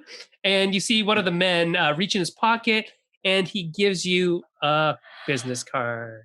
Dun, dun, dun. And along with your business cards, you get an individual die. So yes. You, in trying to make your hopes and dreams come true, you have now earned yourself an individual die. And for those of you who don't know, an individual die you can use to, add to your family pool at any time, basically, or to help somebody. You can also use it to assist somebody, which is really important. Okay, so Simon. Let's see what's happening back here. So you, sir, are going to go cook the best meal of your life, you said, right? Oh, yeah. Yeah, I got to do this. And as I'm cooking this, I go, hey, I'm going to need you two to be very quiet and stay here for as long as possible. You're talking to Li Wei? Yeah, I'm talking to our guests. Yeah. Okay, so Li Wei and Benoit nod at you. You see your mother doing weird stuff. You probably don't understand. Yeah, no, your mother understand. she has these two pieces of red wood in her hand, and she's like shaking them, and she's like throwing them. Her eyes are closed, and she's throwing them against the ground. And stuff. Well, I'm used to my mother doing weird stuff, so it's all right. You are. All right, so you're trying to cook the best meal ever. As Simon's cooking, Charles, you walk into the back. You see your dad like furiously over the wok. He's got his spatula out and his chopsticks out, and he's chopping stuff. He looks like he's cooking up some kind of feast. Are you going to help, or are you going to just stick around? Or are you going to watch? What are you going to do? I think I'm going to watch. Okay, you also see a very lovely lady there eating, and her compatriot, who is relatively handsome looking. You're not sure if he's more handsome than you. Who knows? But I'm just saying. I go up to both of them and say, hello there. And they bow and they say hello. And Don, this is your chance. You can give us beautiful grandkids. Oh my gosh. All right. So Simon, can you give me a roll of 5d8? Okay, let's see. You want to do it on roll 20? Yeah, please. All right. So let's see, slash roll 5d8. Okay. All right. Oh. Oh, So you rolled a 3. Because all those 4s canceled out that 8 and that 6. So you rolled a 3, which is a failure. Oh, great. Now, wait. You have the skill of cooking. You are Yes. literally the only family member who actually has the skill of cooking. Yes. So this is a scene with cooking. You may re-roll that if you want, but it's your one time for the day that you can re-roll that. Oh, Yes, I want to re-roll that. also, you could use the restaurant power for the day. You have a couple that you could Yeah. use as well. So look at those. The restaurant, you could add another D8 to that. You could cancel a 4. If you cancel the 4 right now, you get a 6, which is successful, but something weird happens. You know what? That's about it. Let's be successful and something weird happens. I think I like that. Okay, cool. So That's we'll like mark the that one average off. day. That's an average day for I y'all. mean, this can't get any weirder. Okay, so as you're cooking, you sense that something's up, and you cook a nice meal, and it's nice. But you're noticing that outside the back door, which is kind of out to the left of you, let's say it's to the left of you, you hear like a scraping noise outside as you are cooking. All right, so Lily, what are you doing? So first question I have is basically, is she being fed on? Oh, that's what you're asking your husband? Yes. Okay, so give me a 5d8 roll, please. Okay. Let's see, 5d8, and let's see what I get. I got an 8. Woohoo! Nice. And I do have a 4, you got 4. but I Okay, also so have a 7. Yeah, 7. Yes. Okay, so you get a great result as well. So, what do you think your dead husband tells you? Well, it'd be yes or no. So, that would be. I guess I think that it would be a yes at the moment that she's being fed on. Okay, so your husband confirms this thought. You hear his voice echoing in your head, just like you remember it when he was alive. A nice, soothing, mellow baritone voice, and he speaks to you. And because you rolled so well, it's more than a yes. So Okay. the Jiaobei say yes, but he speaks to you, Mm-hmm. and you can hear him, and he tells you a story about when he had been working in BC, as an agent for the Chinese government, but he was on the rails, like that was his secret identity. Mhm. So he was on the rails, and he was working with a Dr. Chen, who was another agent, and Dr. Chen. So I'm just going to write down Dr. Chen as a person, that they had discovered that something in the so when you're making tunnels, when you make tunnels for trains to go through, what happened during the linking of the west to the east in both Canada and the United States is 99% of the time it was a Chinese person who carried the dynamite in. And the reason why is because the Chinese people typically were not paid they were paid, but they were paid poorly. And they were also, their food and lodging was not paid for. They had to pay for all that themselves. So they were paid less, and they had to pay to be there. And so when any job came up, Mhm. even the most dangerous ones, the Chinese people would take those jobs. And so what happened was an awful lot of them died in like cave-ins and things like that as they were blasting through the tunnels. And if you know about the west coast of the States and Canada, you know that there are a hell of a lot of mountains in those areas. And it's easier to blast through them when you have a lot of disposable Chinese people blowing themselves up to make those holes Yep. than it is to Losing their legs, arms, etc. Yeah, than it is to actually go over or around these mountains. And especially since in the U.S. they weren't even allowed to hold jobs unless, So at this point, jobs was going to Canada. Yeah. So they were very much these caves, unfortunately, were very much filled with the spirits of disgruntled Chinese ghosts. And your husband spent much of his career like eradicating those ghosts so they wouldn't infect other people or possess other people who had to go in there to do that job, and then die there, because that's eventually what would happen, is that the spirits would kind of take over anybody who brought in dynamite and maliciously kill them, and then send more, they'd kill them, send more, they'd kill them. And so these caves had to be consecrated, and that's what your husband and his doctor friend, Dr. Chen, were responsible for, was the destruction of whatever ghosts, whatever demons, whatever monsters were out there that were created, but also consecrating these areas.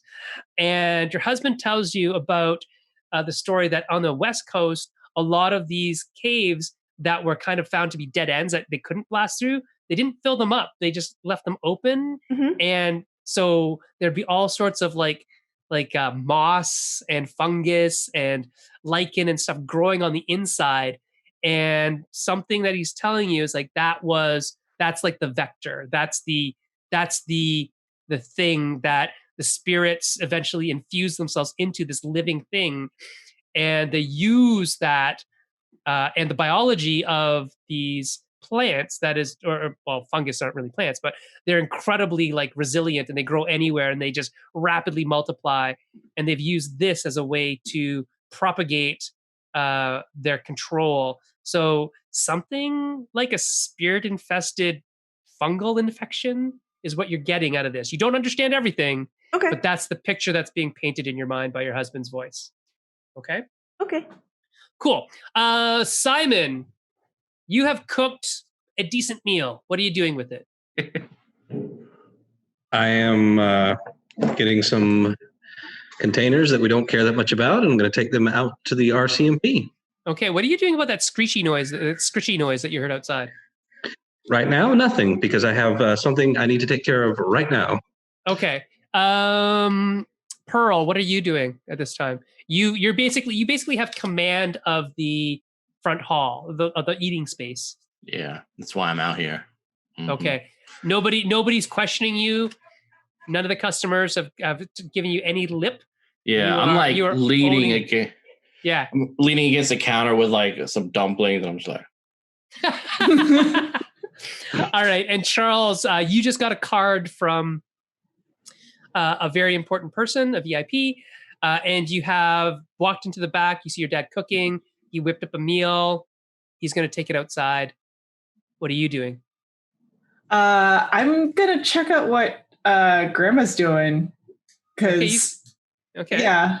Interestingly enough, you see Grandma working with some wooden pieces, some red wooden blocks that are in the shape of half moons, and she seems to be like mumbling in Cantonese, kind of under her breath, and you hear her say your grandfather's names a few times, and she almost looks like she's in a trance.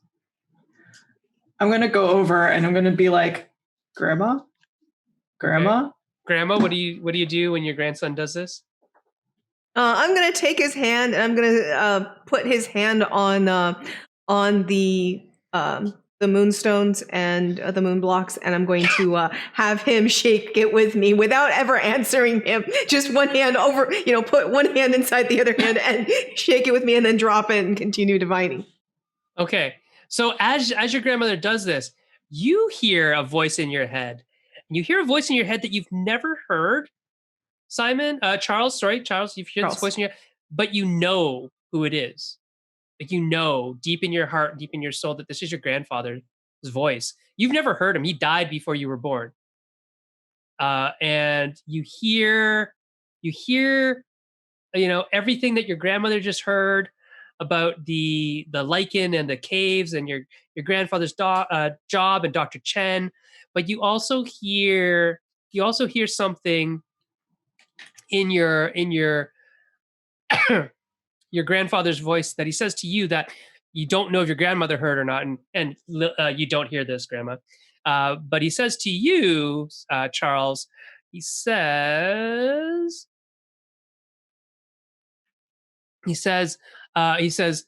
um, keep my legacy going, is what he says to you. He says, your father has a book. Your father has a book, and keep that legacy going. Okay. Okay.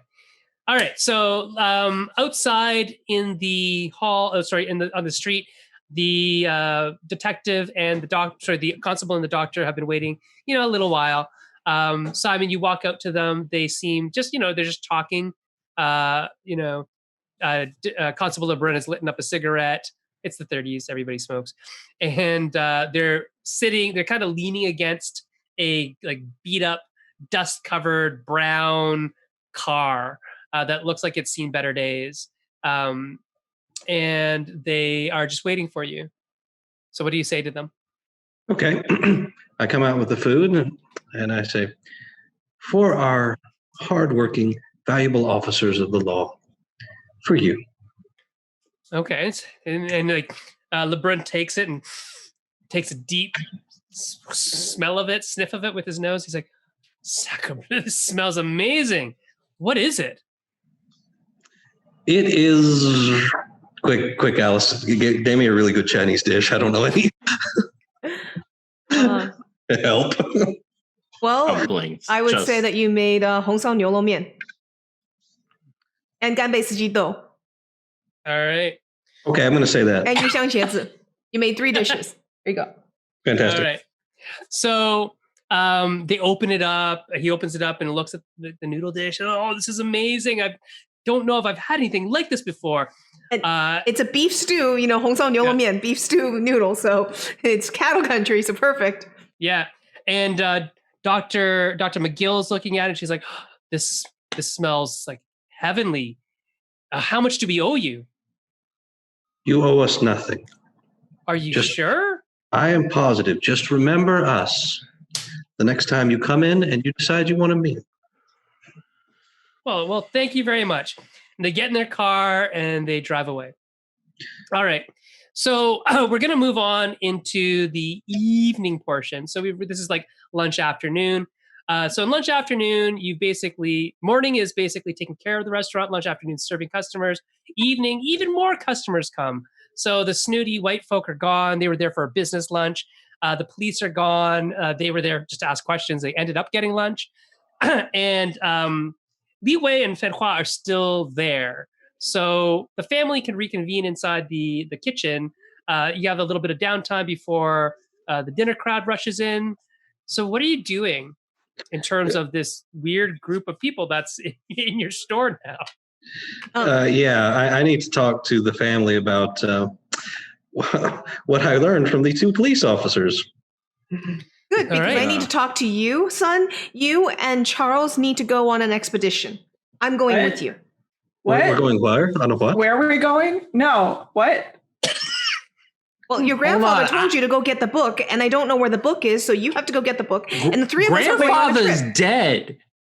See, don't worry about it, sweetie. You're going to deal with the restaurant tonight. The 3 of us, we're going out on a trip. Wait, Grandma, no offense, but you're a little older. Do you mean this recipe book? Yes, that book. Well, I have it here. Why do we need to go on a trip? I need that book. And we're going on a trip. We're going to go find you some very special ingredients. Come on, let's go. Well, okay, Dad we're and I can closing go. the store. Well, what am I cooking? You're going to hold down the fort. You're going to run the restaurant while we're gone. By myself? What is this? I put my arm around. When you say that, when you say by myself, Li Wei raises his hand kind of tentatively and says, I used to work in a restaurant in Hong Kong. And Fen Hua Fen Hua said, I'm so grateful I would help with anything. I don't have any experience in a restaurant, but I will help. I look over at Li Wei. Can you cook? And he picks up a knife and spins it on his finger. Oh man! Smacks it into the table. I didn't ask if you were an assassin. I asked if you could cook. Better than you, Simon. And he says yes, just very simply yes, I can cook. Okay. Well, Pearl, you're coming with us. Then those 2 can hold down the fort. Let's go. I walk over to him and say, "You stay in the kitchen. Understand? because they're looking for someone who has this, and I point at my own arm, kind of. Yeah. And he looks kind of self-consciously at his tattoo, and he rolls his sleeve back down. And you have no experience, but you're very pretty. So you'll stay at the front. You'll lead customers to their tables and smile real big. Can you smile? And bring the food big? out. And bring the food out when it's ready. Yes, every food, absolutely, yes. And she smiles, but she says, "I speak no English." That's fine. They when you come in, they really don't want to hear what we have to say. They just want food. So you just point at a table. Okay, I'm going to give you some fine. basic phrases. I take you to a table. Say that. She says it, or he reads it back to you. Very Great. poorly, but Okay. she does it. Great, that'll work just fine. You just say, I take you to a table, and then take him to a table, and then you say, I will get your food. Okay, give me a roll. Okay, what do you need? 5d6. You're a seafood. You can teach. That's right, I can. Mm-hmm. Yeah, that's right. I'm a seafood. I forgot about that. Sifu. Yep, you're a sifu. All right. So go ahead and roll 5d8. And again, Charles, if you want to help with this, you could. I don't think I'm going to. All right. That's fine. So you get a 6, which is a good but weird thing happens. So she's picking up a lot of phrases and a lot of she seems to be actually pretty quick at studying this. Either that or you're a very good teacher. And I'm a good teacher. And the weird thing that's happening is I will tell you about it when it happens. Okay, so there's one more weird thing. She just sell our restaurant. Maybe, I don't know. Oh no, Dad, what'd you do? Didn't sell that restaurant. Not Okay. again. Yeah, it wouldn't be good and weird if she sold it, Jeff. I secured your future, boy. So You're going to give us beautiful and smart grandbabies. Oh my God. So you have the recipe book, which is your father's recipe book, right? Mhm. I have that. Yes, go ahead. I grab everything I'm gonna need for fighting mogways and Okay. that I know. So All right. So like some vinegar, some rice. I don't know, what else? Okay, so this is when my kids and my grandkids are going to get really creeped out. So first of all, I'm going to grab some fulu, the scripts that have been written and prepped for, and tucked away for a while. And so, they So probably aren't you're going to... basically pulling out baseboards and finding stuff. Yeah, I'm pulling out baseboards and I'm pulling out stacks of scripts of paper rolled up. I'm pulling out little pouches that can go around the neck, and I hand one to each of you. And then I pull out dried chicken feet. I pull out a dried chicken head. I pull out several dried chicken beaks. I pull out several different types of dried rice, vinegar. Are you a pack rat? And vinegar. Simon, you're going to have to talk to your mama when you come back. And what's worse is I start stuffing these chicken beaks into the little pouches and stuffing scripts into these pouches and tell you each to put it on.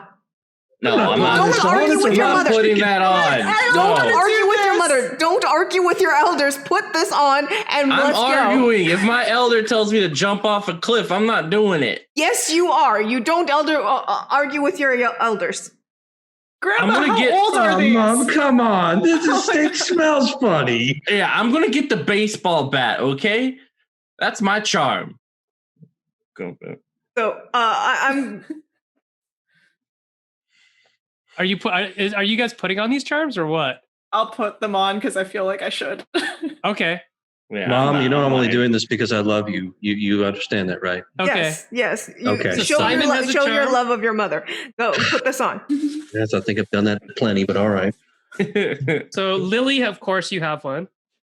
But Pearl, are you putting the charms on? No, that's disgusting. Like, All right. gross. I got a baseball bat. Okay. Dear, put the charm on. You want me to wear chicken feet? Only for however long it needs to be. Obviously, we're not going to wear this forever. Just put it on. I mean, with your mom, it might be forever. It's not going to be forever. Yeah, that's what you said about this restaurant. I'm gonna die here, I bet. Yeah, it might be tonight. Now put it on. Okay. All right. So I don't know if she puts it on or not. All right. So what are you doing? Where are you taking your family, Lily? I'm gonna go and start. We're gonna head out to that cave and look for that cave. Okay. So Oh, no. Because we need to go to the cave to find the cure. Oh no. there's definitely caves nearby. So Calgary is surrounded by mountains. They are, roughly a half an hour to an hour outside the town. But you have a truck. The family has a truck. And I'm driving. Charles absolutely loves driving this truck. Okay. And it is a truck, and it will fit three of you in the front, but one of you has to sit in the back. obviously, the elder gets to sit in the front. I do also want to point out one other thing. The talismans that I gave each of them, it's to protect their souls, to give people an understanding. A lot of non culturally understanding people believe that chi is the same thing as the soul, but chi is not the soul. Think of chi as the battery power or the the power supply to your CPU. Your soul is your CPU, so I'm protecting their CPUs at the moment. Okay. I think Grandma should be in the back because she needs good air, fresh air, and stuff. But yeah, so basically, I think it's down to either Simon or Charles is driving, and the other one's sitting in the truck bed. Oh no, hold on. Now I'm in the truck bed because I'm not being up there with my mother-in-law. That's just okay. All right. Well, I have the keys to the family truck, so I'm driving. Yeah, I'm just in the back with my baseball bat and enjoying the nice night air. The silence. If you two don't stop arguing, I'm going to use my actor facet and take the keys and drive. No, we'll all die. Yeah. Quickly, boy, into the driver's seat. If she does that, she has to roll like a 7 or an 8 to actually do it. I know. Ridiculous. Okay. So, I'm going to drive the same way my mother does, which is have the hands on the steering wheel like this, leaning up against it with my nose up against it, which apparently a lot of old Chinese grannies do. Oh, wow. What? Are you kidding me? No, I'm quite serious. My mother would do this, and she would basically have her nose almost on the steering wheel. She would just be leaning into it and holding it like that. Wow. Mm-hmm. Oh, Grandma.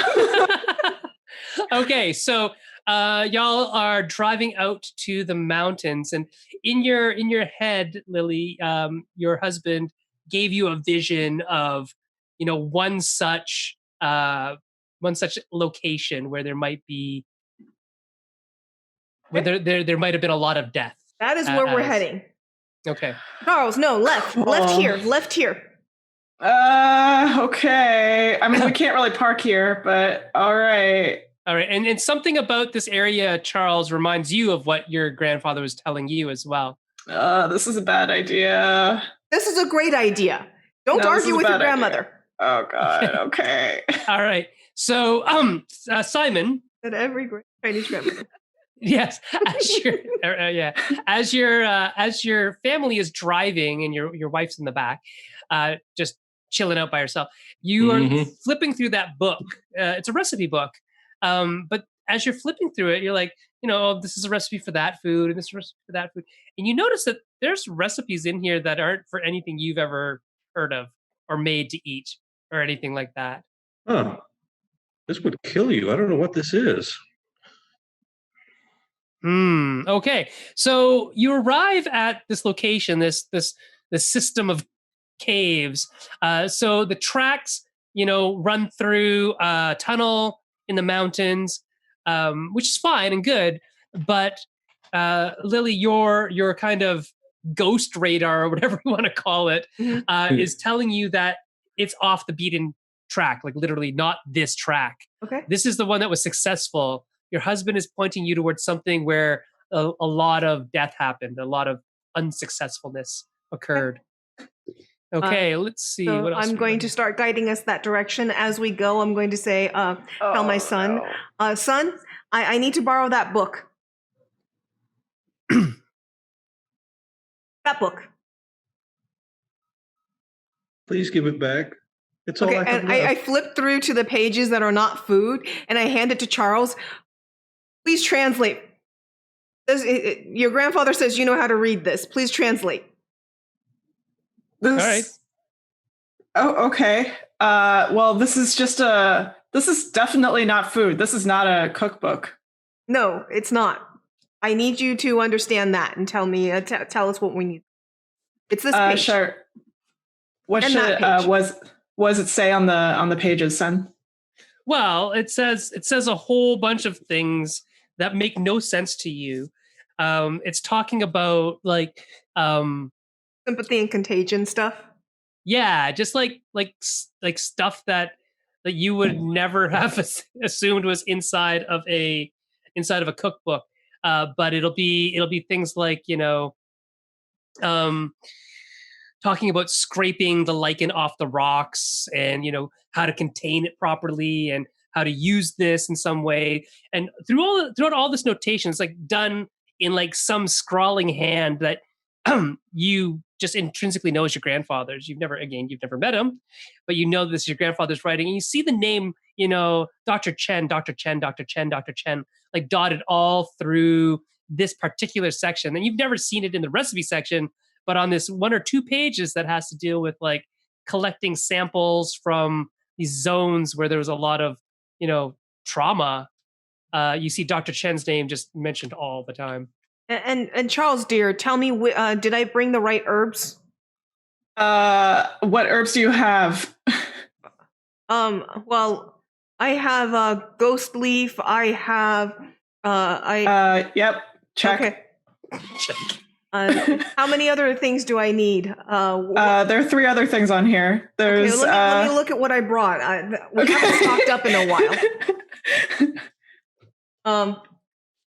And also, like, because I think because I can't really understand Cantonese very well, and you are probably saying all of this stuff to me in Cantonese, and I'm reading this in English, there's probably going to be some translation errors as well. Well, I'm also going to ask for if it mentions gelsemium, and I'm going to mention ginseng as another one, and I'm going to mention lady petals. So I'm going to say yes to the ginseng, but I don't know what the other 2 that you just said are in Cantonese, and it's probably written in the book, but I'm going to be like, I don't know. I don't know what those last 2 things you said are. Okay, I'm gonna go look at the book and see if I can find reference to gelsemium, if that's one of the ones I need. Okay, so go ahead and roll 4d8. 4d8, sure. 4d8, and do you want to help her with this? I'll help. Yeah. Okay. So what do I get for help? Roll 5d8, and then you're gonna lose that. Die. Yeah, I'll remove my die. I have 2 8s, a 7, no 4s. Nice. Perfect. So you are perfectly stocked up. You point out the words on the page that you think are what they are, and you teach that to Simon. Okay. Simon now knows. This is what I mean when I say this. I also warn them that gelsemium is extremely poisonous. It is the most poisonous plant in China. It looks really pretty, but those yellow flowers never touch unless you're trained to. So don't touch the flowers. Don't touch the flowers. Don't touch the dried yellow flower. Okay. Very, very poisonous. All right. We need it. Pearl and Simon, what are you doing during this while your other family members are poring over this cookbook that's not a cookbook? Yeah, Pearl's in the back, just kind of like has her baseball bat behind her, just kind of stretching like, this is it's a nice night. I'm liking this. Peace and quiet. It's good. This is good. So off to, you can't get there by car or by truck. There's no road to it, but in your head, Lily and Simon as well, Charles, you guys you picture, just a few, kilometers away through some, not rough terrain, just overgrown terrain. There's another blast site that they tried to get through. I'm going to tell Grandma, maybe you should stay behind and I'll go. Don't be silly, Don't be silly. I'm going with you. No, Grandma, it's not safe. You don't know what you're doing. You need me to go along. I think you should. Are old. Yeah, maybe you should stay behind and just. I'm 67 years young. Mom, look, I indulge you a lot, but I can't this time. You are actually really old. You are only 20 years younger than me, son. One day, your son is going to be telling you you're really old. Are you going to accept that then? No, Dad, I'm going to have a really heart attack old. and die from all the stress that you put me under before I get that old. Well, then I will outlive you. So let's go. You already proved that I outlived you. Let's go. You went over the hill and you are now on the top of the mountain. That's right over the hill, all right? At least I climbed that hill, and I can climb another one. I don't know. I have to stay active. Let's go. Charles, let's just do this. Okay, where's your baseball bat? I have it. Okay, I'm gonna stand Baseball behind bat you, won't do any and good. I'm going to just hang out. Why are we out here anyway? I don't know. Grandma says we have to go. Oh no, son! We're just prisoners of Grandma's will. This has been my whole life. Yes, do what I say, or you're written out of my will. And it's never going to change. Exactly. Why are we out here? You'll understand soon. It's hard to explain. No, I won't. I never understand. So we go into the caves? Yes, we're going into the cave. Okay. That's With a lantern. Lily's plan. I don't know what you want to do, but Yeah, I'm like, Charles, let's stay back a little bit. I grin at you. Okay, we can do that. Charles, you need to come up talking to front. Charles, Your father never all got to right? teach you the skills you need here, and you're gonna have to learn. What's happening here? Why are you taking my blessed, beautiful boy into a creepy cave out in the middle of nowhere, talking about mountains and how old you are? Did Dad's picture talk to you again? Oh my God! I'm pretty sure he talked to Charles too. Okay, in all fairness, I did hear grandfather. Okay. Wait, how would you know what he sounds like? You never met him. I don't know. I just knew. Have you been drinking again? Did you get into the beer? The young lady. I did not. Hurry, Charles! Your young suitor lady is going to die soon if we don't do this quickly. Let's go. What? A young suitor lady. What's happening here? My beautiful, smart grandbabies. Quick, go with her. Oh my God. Oh. What is happening to this family? It is breaking up. We're protecting our legacy. Go with her, Charles. Hurry. Well, I start moving in there. So I just run behind grandma and I'm just like trying to protect her. I'm going to protect Charles with my baseball bat. Like, oh my God, it's my only son. All right, I'll go follow my insane family. So the insane family, the family goes into this cave, and it is nearing dusk now, so it's getting dark. But the cave seems to be almost like luminescent, like a bioluminescent, a sheen of gray-green light is kind of covering the walls. Yeah, exactly. It's like sickly almost in the light. You shouldn't be here. So you don't think you should be there, and you definitely feel like you shouldn't be there. There's in fact like it's boarded up. The cave that you're looking into is kind of glowy, but it's like boarded up with like just ratty old boards. Like you could pull them down if you really want to. Do you really want to? Yes, we are going in there. What? No, grandma. Oh my gosh. Yeah, this is... Hand me the crowbar, son. Grandma, no. Let me do it, grandma. I'll do it. Okay. All right, so Charles, you walk over and using your rippling young 20-year-old muscles, you easily get rid of these decrepit boards from the... I was going to roll. Power. Okay, cool. You don't need to roll for that. You're a strapping young lad. And inside you like lift groceries and chop things. You're strong enough to do this. So inside you basically see like walls that are covered with like mushrooms and stuff. That's what's growing inside of here. It's dangerous to be here. Grandma, what do we do? Don, it's dangerous to go alone. I reach You're the over one that and read get the book. her You know bat. what to do. Take this. You just tell me where to put this, what to sprinkle, and what we're killing. Oh, and if anything starts screaming and yelling and coming out at us, here, take this, use this. That bat won't do any good. What did you give them? Yeah, what'd you just give me? I just handed him a piece of paper, scripts.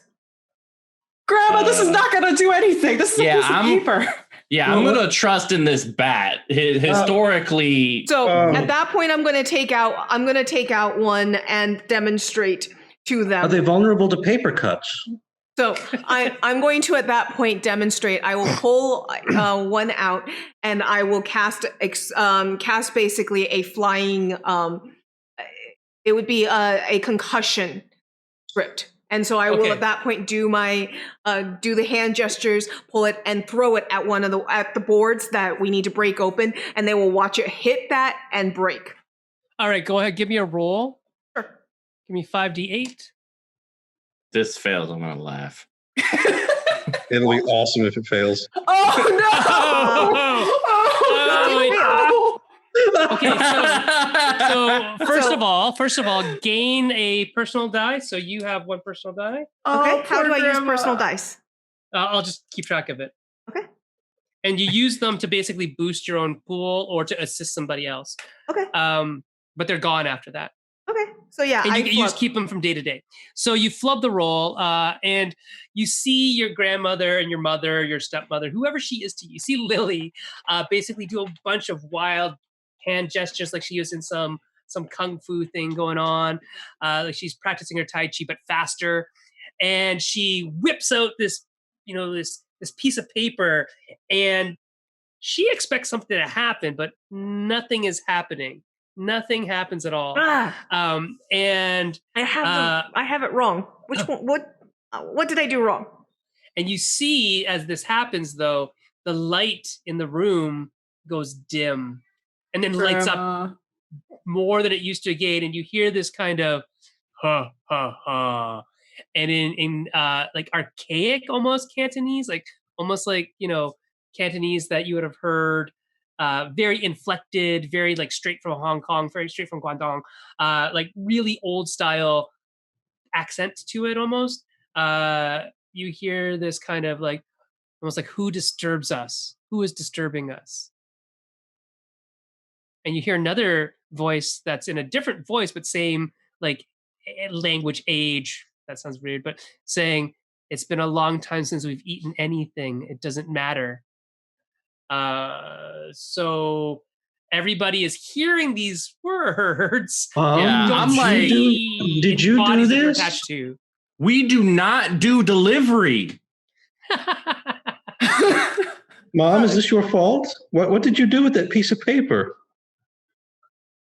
I did the wrong thing and disturbed them. I need to do something else. What? You disturbed what? We didn't even bring food. Oh, no. The right script. Oh, here's the right script. Wow. It's been a few years. Okay. It's been a few years since what? All right. So as that's happening, Pearl, you feel like a cold, clammy hand grasp at your throat, and you feel like wrap around your neck, but you don't see anybody in front of you. It's like, and it just feels like it's so cold that it's like burning your skin. Hurry! Put the talisman on Pearl. Hurry! Put it on got Pearl. it. I'm gonna use my baseball bat and be like. Okay, I'm going to try to put the talisman on while she's flailing around with that bat. All right, so go ahead and give me a roll, 5d8, please, Simon. Okay. Because we all know that bat ain't going to do nothing. So you don't Whoa, hold on. My bat. You're not even a baseball fan. I don't even know why you have that. For these moments. Oh, Okay, you didn't do so well either. So no, he rolled okay. It's a 6. 6 Okay. is okay. 6 is not terrible. I guess So that's true. you get the talisman around the neck, and as you're trying to get around, you feel like there's almost like a incorporeal resistance there. Like you can't see it, but something's stopping you or trying to stop you from getting it on. And as you get it on and you like get the clasp closed, you hear this like almost like a hiss as whatever it was that was standing between you and your wife kind of retreats back into the darkness, and the light in the cavern kind of goes dim again for just a brief second. And you hear the voices in your head saying, they have protection. They Dear? have protection. You wear this stinky, rotten thing, and you don't take it off. Do you understand me? I'm taking off when we get outside. I No, don't care. no, it stays on. If someone's choking me, I'd rather die than it's a chicken thing. Okay. No, you will keep the chicken on if I have to nail it to your chest. All right. So, Charles, what are you doing while you watched your mother get strangled by a discorporated soul? I am going to try and figure out what Grandma wants me to do. All right. Grandma, what do you want? What do you want him to do? So I want us to break in, go deeper in, and I need to try and remember how to use my Fulu because I haven't used it in a while. But I'm going to get the right combination of gestures, and I won't fail my arcane spell failure next time. So You want us to go deeper in? Okay. All right. I can't Why stop aren't Grandma. we just going home? because we need to stop this before it spreads through all of the city. Before it spreads. Yes, before it spreads. Why don't you just handle it? Why are we here? No, Why we is can't- my son here? We can't let Because- Grandma go by herself. Because She's 70. the Charles, men She's because gonna the pass men in this away family have a eventually. sacred duty, and the two of you didn't get to learn from your grandfather, so I have to teach you in his place. Wait, what? I have a sacred duty? Yes. When did this Hey, happen? Your sacred when you were duties to born. me, okay? Marriage is your sacred duty. You're doing it. I can have more than one. No, you can't. right. So we're going deeper in. Yes. Yes, Yes. So you're going deeper in. Who has the book? I think I have the book right now. Yep. Yeah, Okay. the son should have the book. Okay. And let's see what that is. Okay. So, you guys go deeper in. The light, whatever was lighting up this room, has kind of retreated back into the caverns, and you see as you're walking back, there's like boxes and crates, and on the crates it says like in faded lettering, it's like TNT, and there's wires and coils of wiring, and there's like a rusted pickaxe, and you're walking through this area, and you don't have a light source with you, but amazingly, you don't really need one. The gray sickly light is enough to make your way through. And when you get a little further on, like maybe another 5 minutes of walking, you're at like basically what seems to be a dead end. It is a blind end where doesn't look like there's anywhere else to go, but this area feels really off. Like that feeling that you had, Pearl, when the hand was around your neck, you feel it kind of all over you, just not as bad. It just feels like generally like this really bad electrical tingliness in the air. Yeah, she's All holding her right. bat. Okay, you got your bat at the ready. Mm-hmm. Simon, what are you doing? I am trying to wrap my head around the fact that everything my mom has told me is now real, even though I've had no evidence of this my entire life. Yeah, but you were told stories when you were a kid, probably. Yeah, yes, but we've never seen any. I've never seen any spirits, any monsters. I just thought it was old stories, and now I'm freaking out because I remember those stories now, and I'm like, oh, okay, it's real. It's Some all of them real. are probably pretty horrible. Yes, they are. They are horrible. I'm remembering. Okay, I don't want anyone dismembered, especially my son and my wife and my mom. So we're all gonna be okay. Yeah. Better be number one on that list. Yeah. No, you're not. Oh. And Charles, as you're walking through there, you feel your hand. So that electrical feeling that you have everywhere except your hand. Huh. Everywhere Cool. except your hand. Lily, what are you doing in this end of the room? This has the feeling of like there's a very heavy weight to the room, like it's oppressive. It's not just like the light that's oppressive. It's like the whole feeling of the room is oppressive.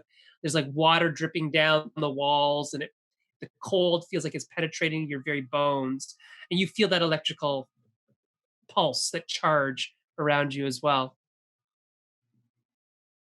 That way. I point at one of the hallways.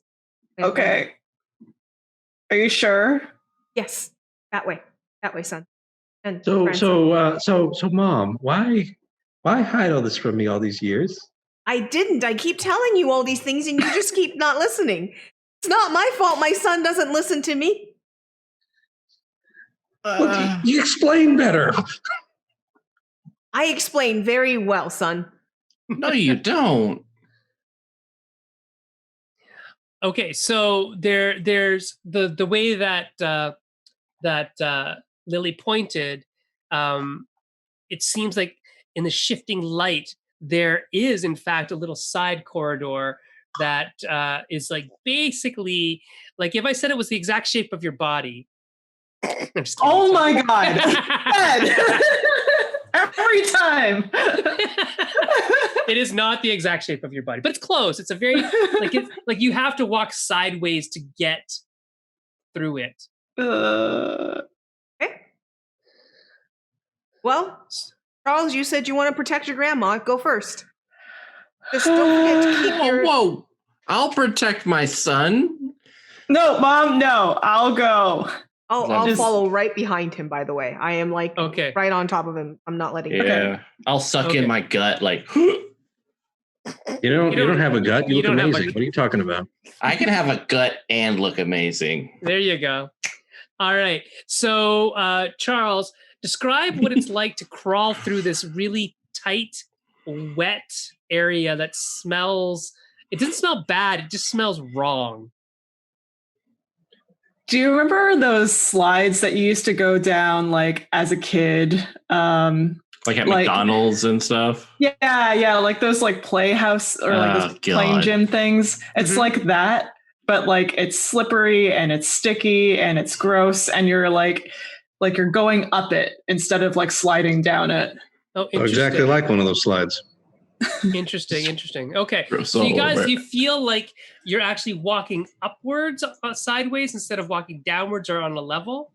And when you get out, Charles, what do you see when you get into like whatever opening there is? How big is that opening? What's in there? Ooh, I would say it's maybe like a small room, maybe like I would say like 10 feet by 10 feet. And it's like covered in gemstones. Like it's sort of like this weird like gem cave that's like covered in like maybe an amethyst type thing. Okay, so something that maybe isn't expensive but is glittery. And very much impressive. Yeah. Okay, so you walk into this 10 by 10 like little cave that's been kind of blasted out, and apparently like maybe something happened where the mountain shifted a bit, but this little kind of pocket, it's like almost like a pocket, is encrusted in this kind of pale purple gemstone, and on the floor, however, you see like piles and piles of bones. That's not good. Grandma. I am liking this less and less. Grandma. We will stop at whatever is here, and then your suitor to be will be saved. She won't end up in this pile. We'll make sure of it. I'm not even interested in her. We need to stop this before. Whoa. Boy, have you seen her? Yes.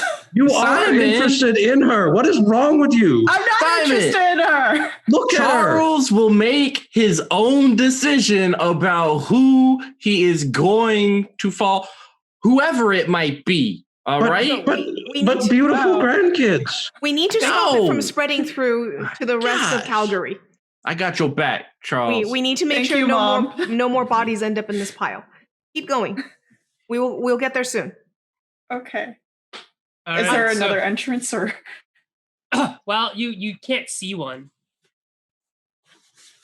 I'm actually going to try at this point, once we get inside this cave, I'm going to try and counter the cold with another script, and this time basically creating a positive energy. So the yang energy that is dominating here, I'm going to just try and start infusing it with yin energy using another script. Okay, go ahead. Roll.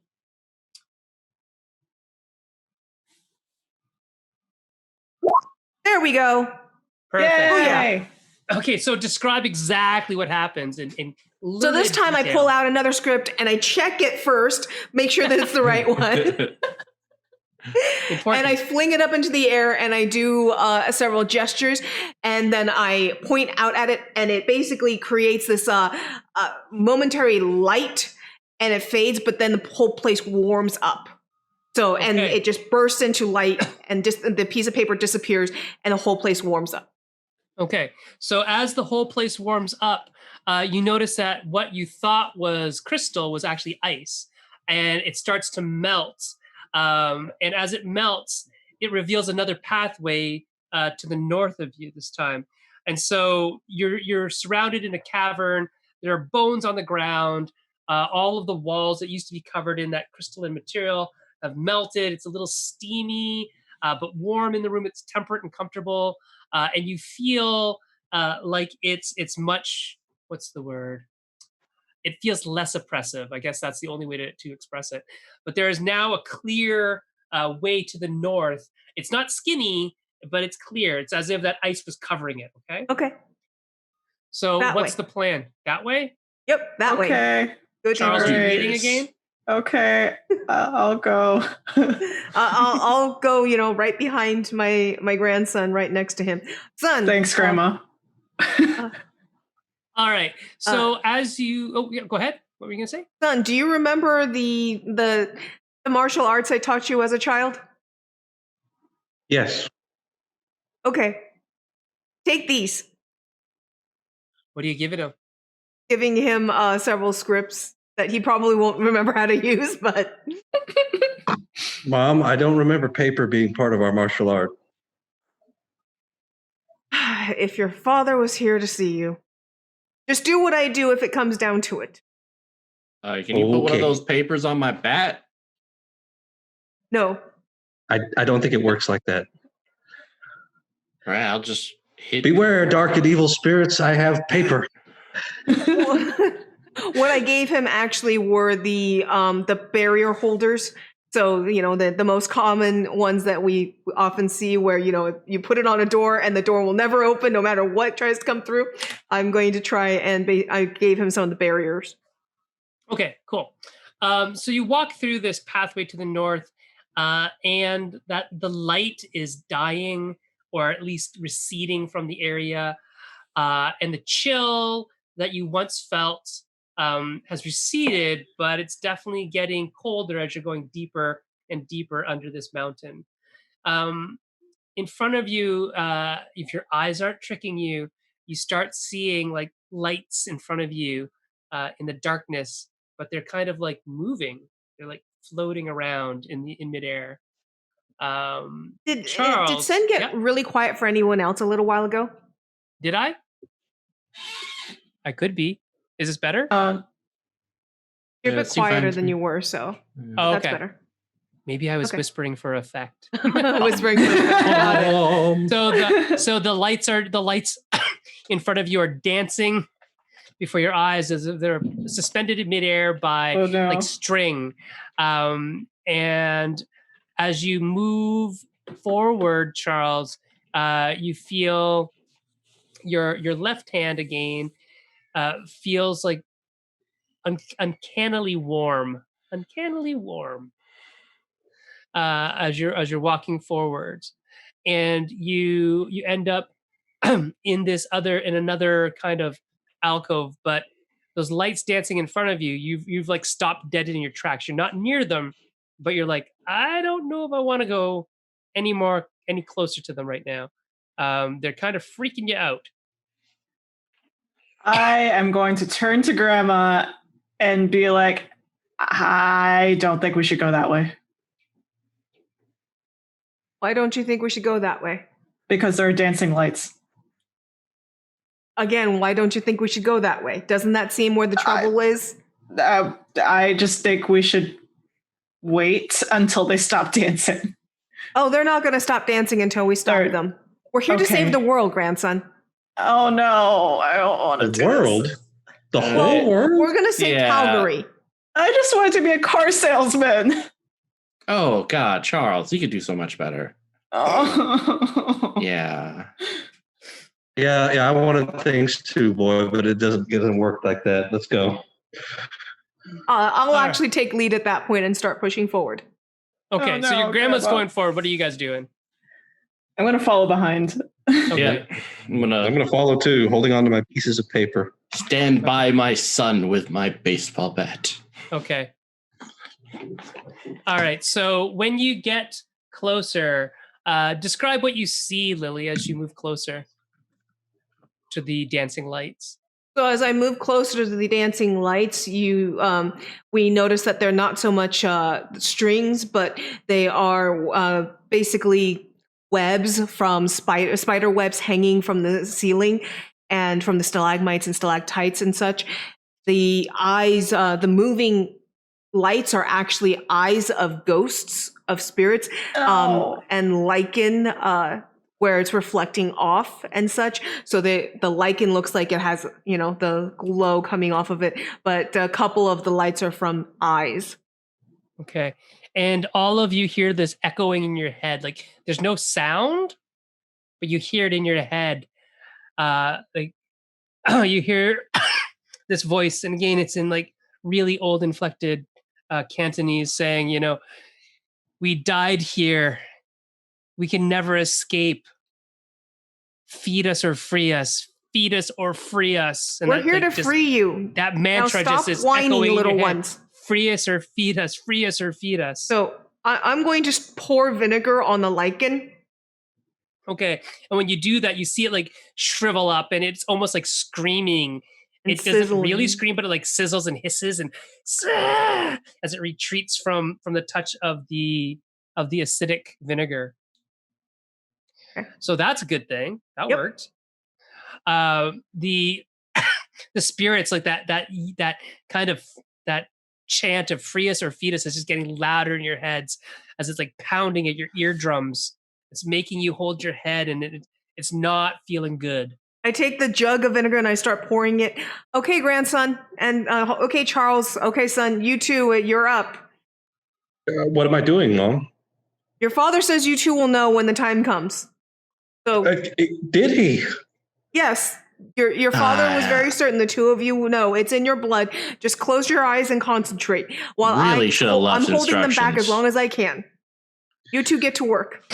You can say Okay, I'm that. gonna close my eyes and I go, okay.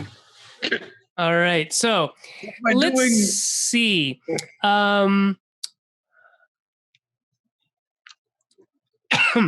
Go ahead and give me a roll, Simon. Let's do 48. 48, okay. Yeah, because it's not really a skill you have. I want to All right. help him, which Okay, yeah, I you am give- helping him by holding things at bay, like I said. Okay, so yeah, perfect. So you give him a die. Give him So the die. you- So 5d8. So you've lost your D8, but that's okay. It goes to him. Perfect. Woohoo! That's nice. Nice roll. Oh, You have to get wow. over the idea. You have to get over the idea that ones are not bad because just fours are bad. So you have to. You look there and you naturally go, "Oh, it's a 1." No, Yeah. this is great. So this is Yeah, that's an perfect. awesome roll. So That's awesome. Really well. describe what you did, Simon.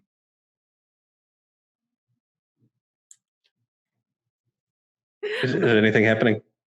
Is that what you're doing?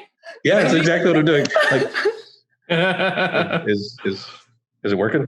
You're hoping beyond hope. Yeah, things are happening around you. You feel like as you're clasping onto the paper talisman and you're going through whatever motions you kind of maybe remember your mom taught you. You feel like that oppressive energy kind of receding away and clearing the space, and that electrical feeling that you had ever since you walked into this cave system is no longer like as omnipresent. You feel it receding slowly around you as you're moving your hands in these esoteric motions that your mother used to drill into you, but you long forgot as you picked up other habits and skills like cooking and stuff like that. Charles, what are you doing? I am going to do something similar. So are you like watching your dad and copying his movements? I'm going to copy his movements, and I'm also going to like. Come on, son. What are we doing?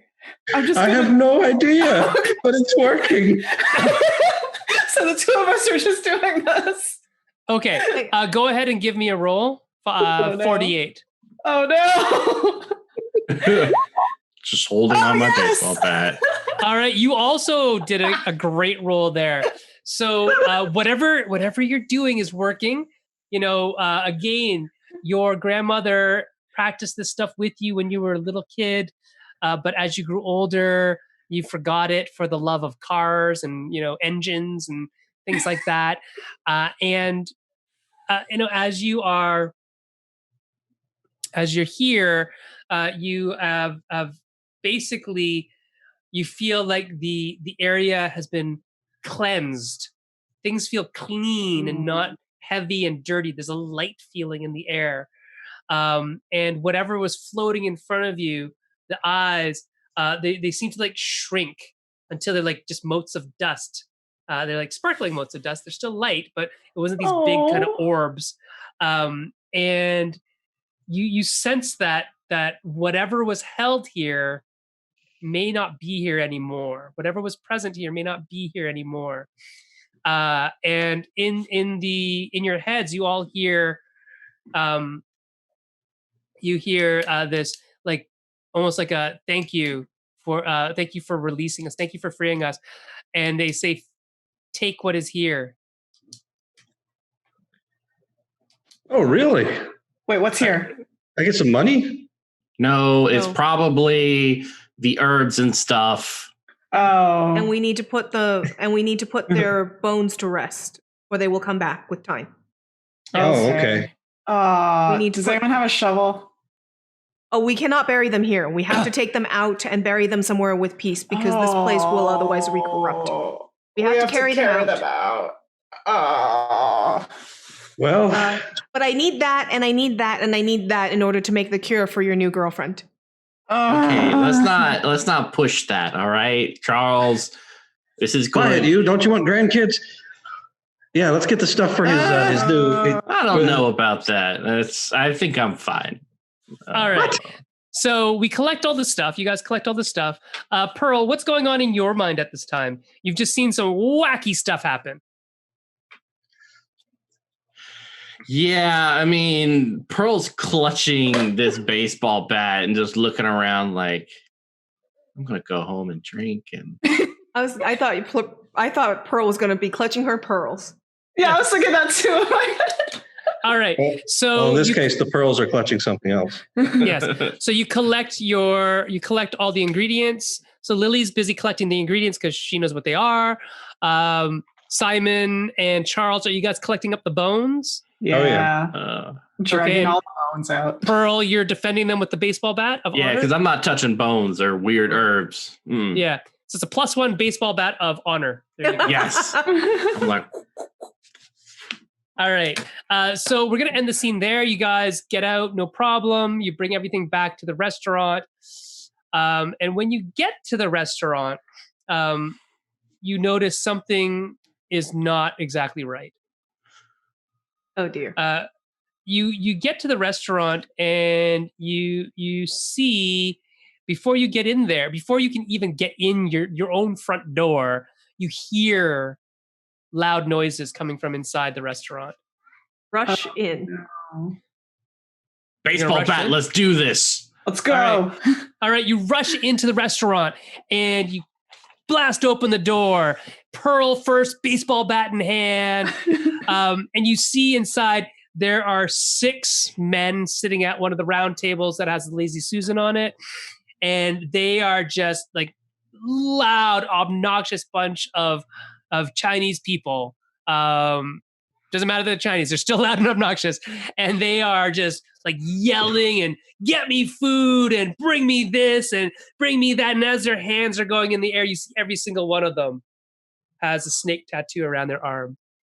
And they seem to be yelling at Li Wei to get them things. Oh, hell. Or, sorry. Heck no. I grab Pearl's shoulder. No. This is a respectable, in Cantonese, this is a respectable establishment. Now, you either learn respect like each of your mothers taught you, or I will teach you again for her. And they turn around at hearing like a grandmother voice, and they're like in shock for a second, and then they turn back and they start yelling again and asking for food. I walk over. I walk over and I lean down real quiet to who I think is the leader, and I say, "The Royal Canadian Mounted Police were here earlier. They were asking about people with tattoos like yours. You need to get out of here now." Oh. And he pushes himself back from the table, and he stands up, and he's like one of the biggest Chinese people like you think you've ever seen. He might be 6. I'm at that point going to, at this point, I've had a bad day and a bad night. I'm going to pull out a concussive fulu and just throw it at him and let him basically fly back and blow up. And I am going to even use my facet of actor. And I'm going to, I believe one of you has an ability that is going to just add 1 to my highest die. I guess I don't have to worry about doing that yet, right? No, that can be later, but it depends on what skill you're using. But let me just see what everybody else has. I got detective and a paper child +1 to highest die roll. Well, when doing with business, I don't know if this is. Well, I am. It's taking out the trash. Yep, I am. That's exactly. So I am going to negotiate with them forcefully here at this point. And okay, I like it. So what I'm going to do is when you do this. Because you're going to like make an example out of their largest dude there, I guess. I will let you roll your 5d8, and you can re-roll if you make any errors because you're using your negotiate skill. Okay? So basically, I'm doing the Asian grandmother version of the Kingsman. Manners maketh man. There you go. I like it. Play the song. Let's do this. No.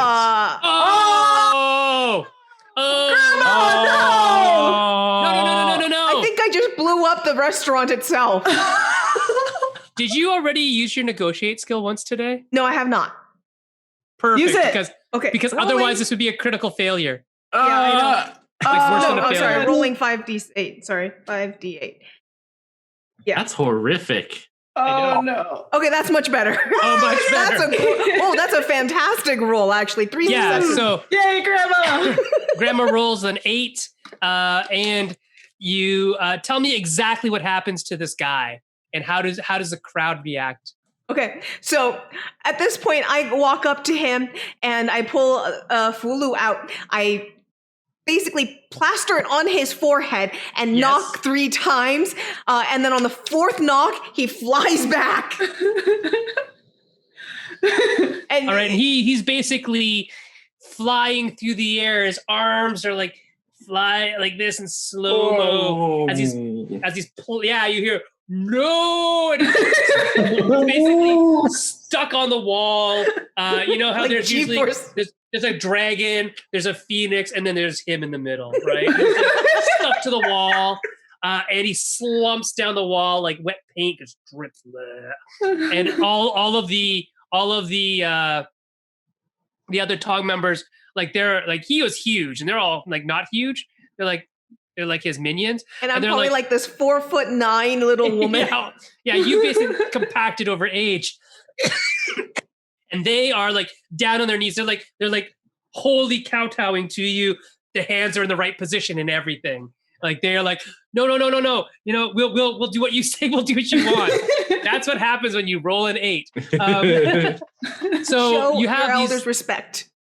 They said yes, grandmother, yes. Now go clean the mess you made. And they go and they pick up their fallen comrade. They clean up all the tables. In fact, they're asking you, "Do you want me to clean that up? Do you want me to clean that up?" They're pointing to the rest of the tables. Yes, like, yes, so we do. Yes. You guys have basically got their after dinner service, and while Li Wei and Fen Hua did as good as they could, there's only 2 of them, and so they're like a lot of the tables were left unbussed, Mhm. right? And so these guys are like, "Do you want me to clean that up?" "Oh yes, yes, yes, I will." And they're taking everything and they're putting them into the carts and they're rolling them back. And so apparently you have made yourself a loyal little army of Tong members, which is Yes. great. Okay, so These are great. these papers are wonderful. I gotta get some more of these. Well, you're gonna need another rooster because you need rooster blood to write them. Yes, you need Um, rooster blood. You either need yeah. rooster or like your own human blood. So, Your own blood will work. You can too. use your own. human blood or rooster blood to write them, which they were. That's why they smelled of rooster. There you go. And not all of them um, do the same thing. So some do the one thing, some do another. It's That's okay. I can always make Totally more blood. You can cast your own. Yeah. Li Wei and Fen Hua come out and they explain to you that these Tong members are not from the Vancouver, they're from Toronto. They came to meet the train car to bring all of the people into Toronto. So Li Wei and his partner's dead, by the way, had come here with the 20, 30 people. And these people are supposed to pick them up in Calgary to bring them the rest of the leg of the journey into Toronto. And Li Wei and his partner were supposed to go back home to Vancouver. So this is the middle ground where they were supposed to meet. And so there's the 6 Tong members, the huge dude and his 5 little, friends. And they explain to you while you're talking to them that they are sorry that they did anything. They are thankful that you took care of their brother, Li Wei, while he was in trouble, and that they will see Fen Hua to safety, over like the next day. Like they'll leave tomorrow, is what they're saying. We'll leave you alone. We'll leave you alone. They greatly respect you and thank you for the service and the food. And you're too kind. You're too kind. You're too kind. And they leave you actually quite a bit of money.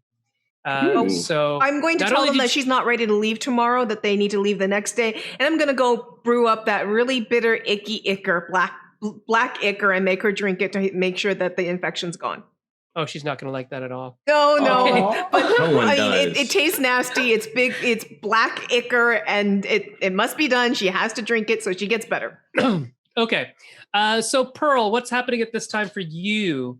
You just watched your mother-in-law kick ass and take names, kick butt, sorry, and take names.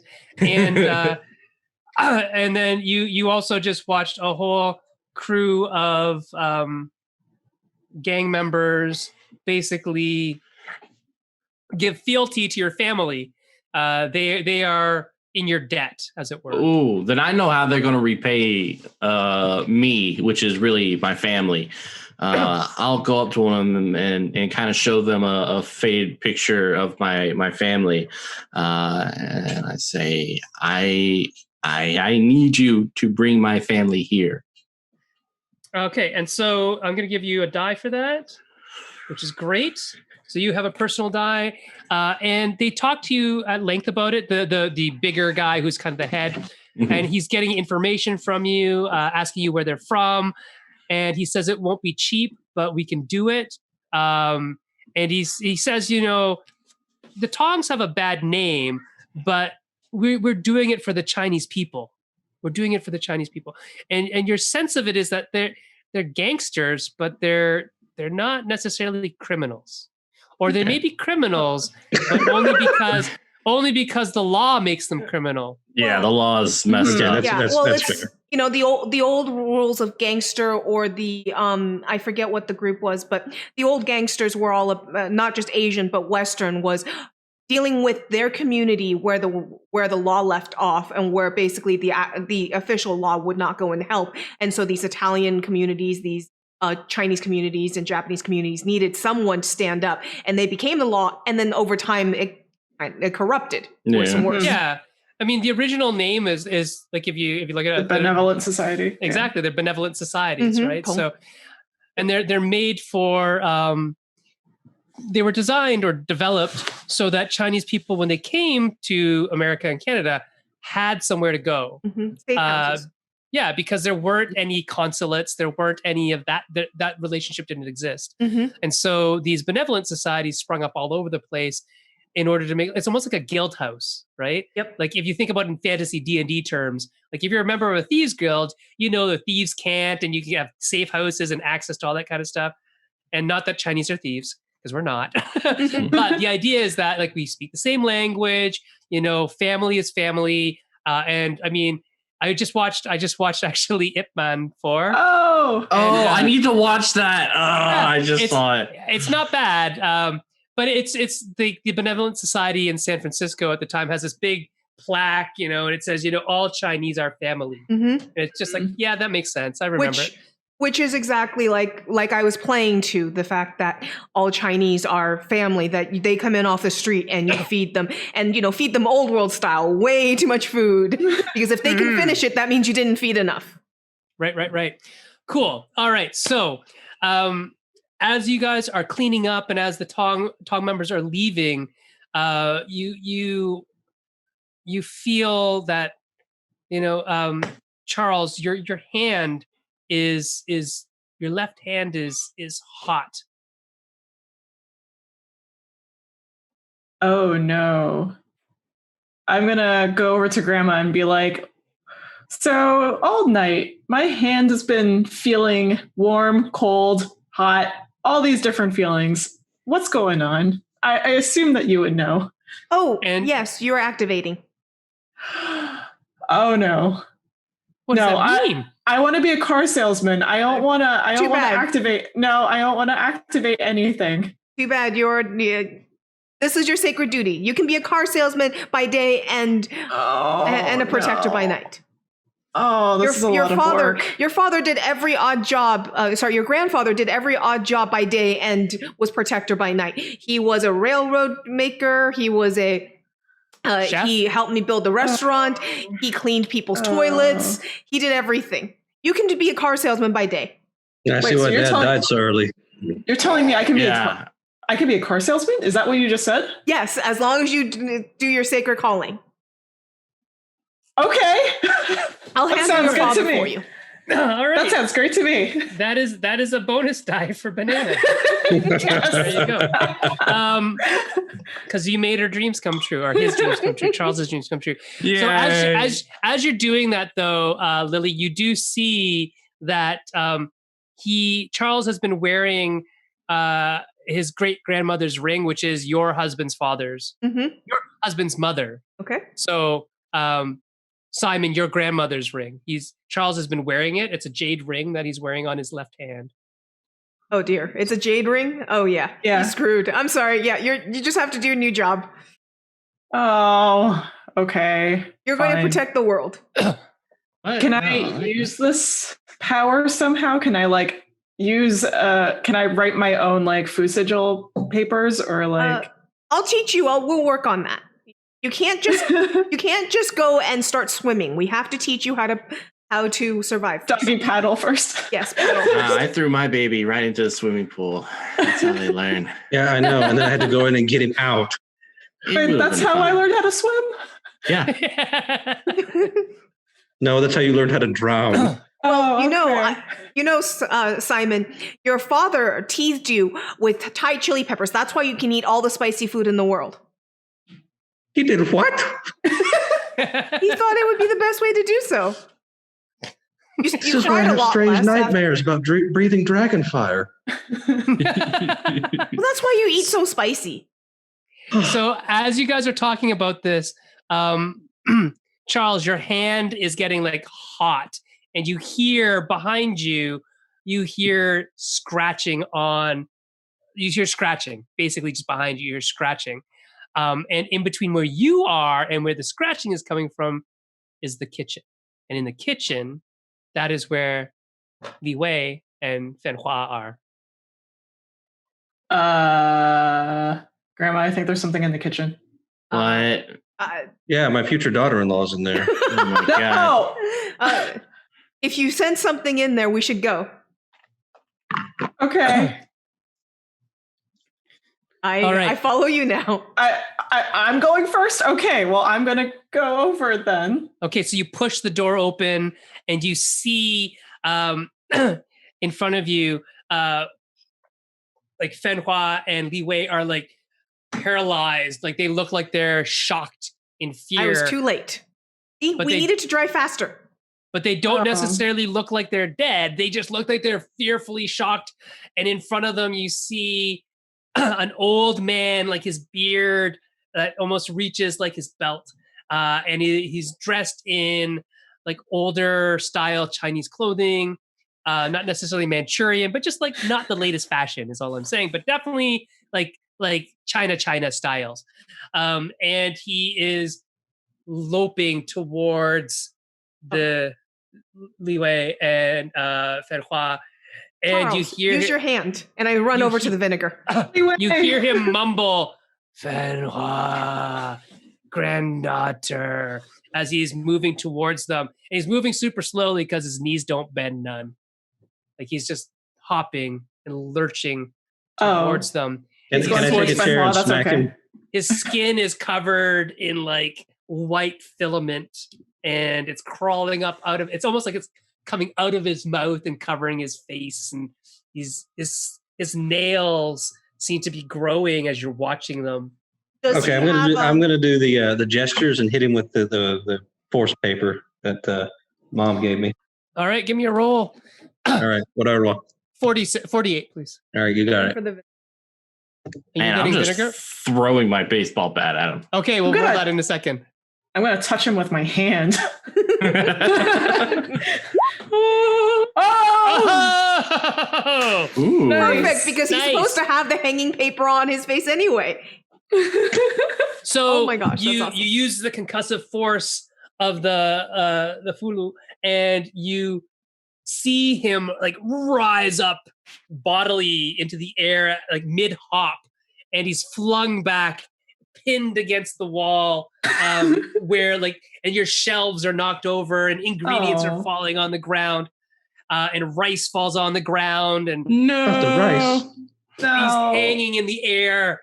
And as your gesture stops, he slumps to the ground and he starts hopping towards you again. But as he reaches the rice, he looks down at it. And he starts stops. counting. Yes, and he's looking at it. And he's looking at it. And you see his head nod. And I call to Charles, quickly, banish him now. What? Use your hand, banish him now. Okay, wait, what do I do? Do I just push him? Do I like touch him? Do I poke him? Hurry, son, touch him gently. Okay, all right. No, full hand. Oh, on his solar plexus, on his chest.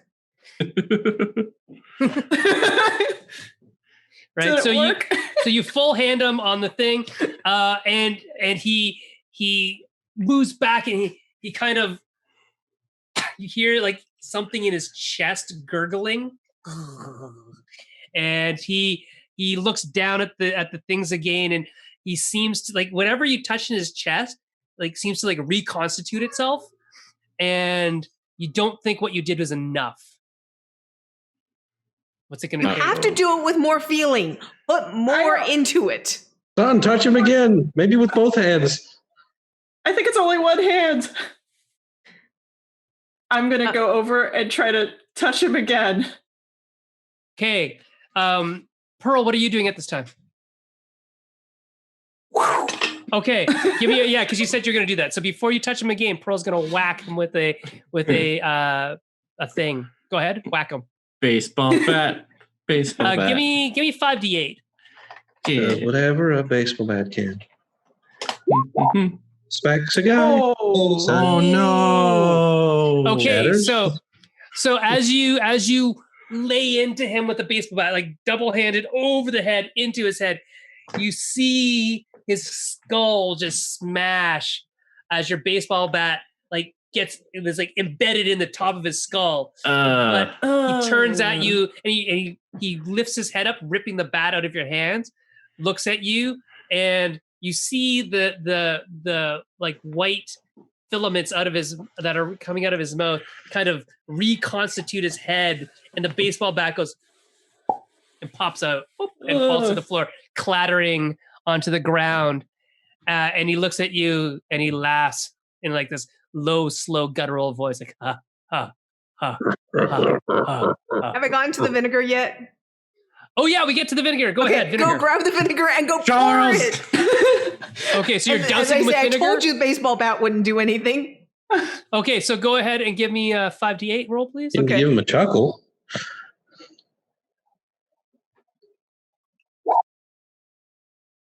What?